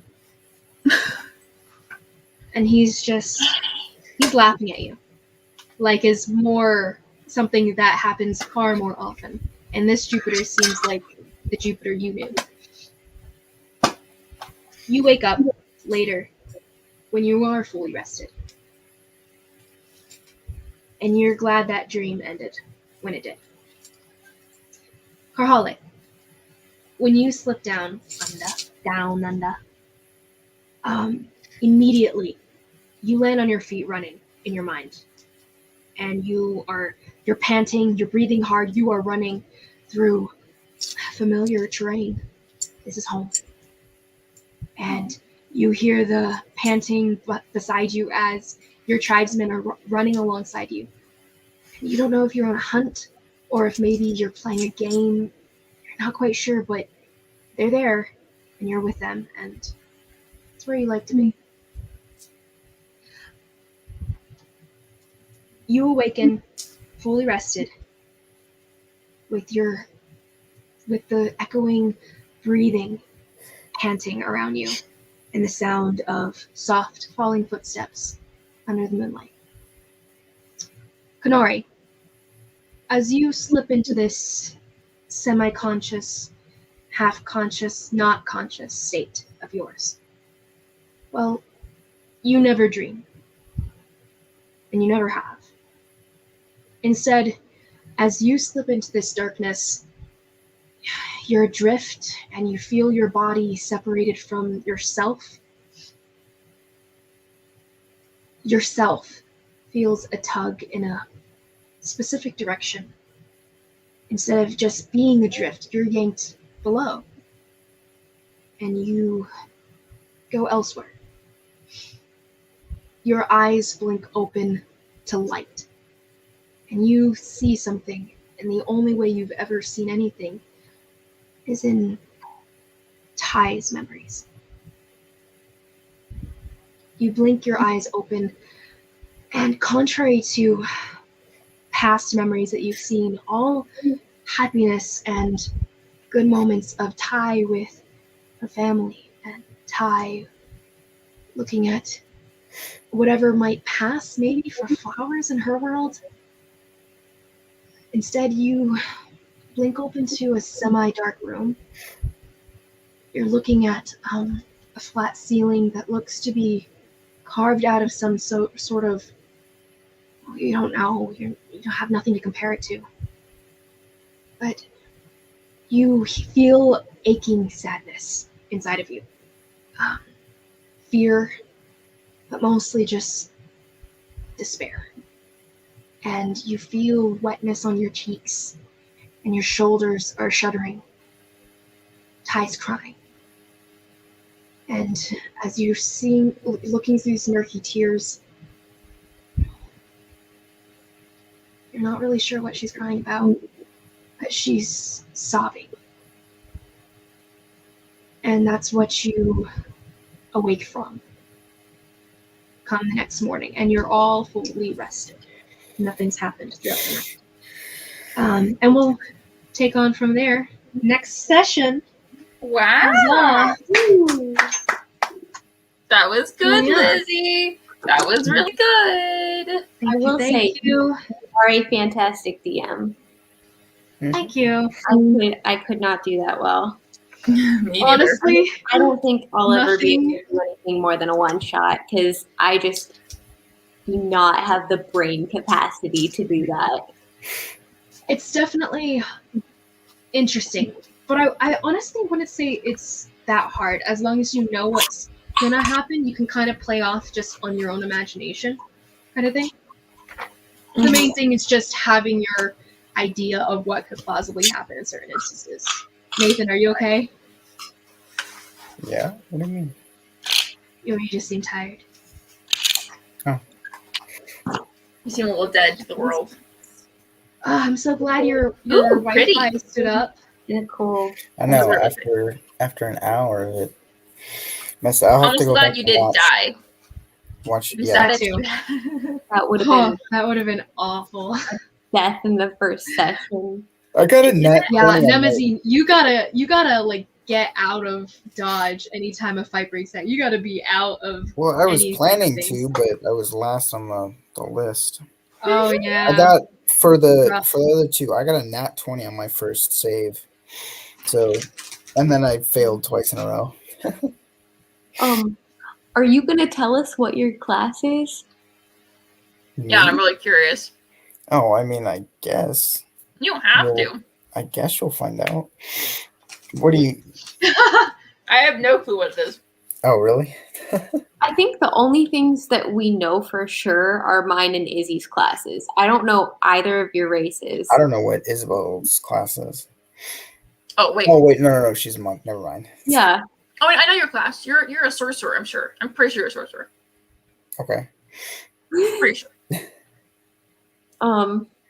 Wait, but yeah, I don't know your races. I don't know what the races are. We'll see. I'm Human. I would have thought it would have been clear through Carhale's moments. Actually, I know. I mean, I think she's a Goliath and a Dragonborn. That's what I think. Interesting. That would be cool. that would be. I don't know the stones in your face. I was look like, uniform. Oh yeah, That'd strange. be cool. We'll see. I love this so much, guys. You can ask me. Everyone does have. you're a half elf Goliath, and your dad just got really Everyone is so interesting. Like it's funny. All of you guys have very like interesting looking and seeming characters. I'm just gonna always need to have a med kit. Like honestly, none of you guys seem normal by any stretch of the word, you know? Maybe Carhale the most, but even Carhale, like, not quite. And Nemazine, not quite. Kanare, you are something. Yeah, I look really weird. Like I just look odd. I love it. Do you guys have any comments of things that would be better for another session? Honestly, it was a really good session. It was a nice balance. It was really fun. Mhm. And you added a lot of good details. I think just as we get through it and we smooth out kind of like how you DM as opposed to how Josh DM, just because like there are things I'm like, okay, I don't know how you feel about this or what you would handle this. So that's I think so. For surprise rounds from now on, I think I'm just gonna stick to the rules, and we'll just go with if you act in any aggressive action at all, it means immediately you guys all roll initiative and you get to resolve your action when you get to your turn, basically. Gotcha. So your aggressive action is immediately seen as an aggressive action, and everyone gets to take their aggressive actions with however fast they are. So there's no surprise factor? In the actual rules, it is there is surprise to an extent, but it's basically if you surprise a creature, they are now surprised, and they will they are under the condition surprised, which means that on their turn they don't get a turn. So Can I stop you guys right that's what there? happens. I really need to get to bed. I have to get up at 6:30. No worries, love. Thank you very much. Okay. It's been great. Goodbye, Carpole. I love I will you. end. I forgot been where. fun. Wow. bye. But yeah, bye. But yeah.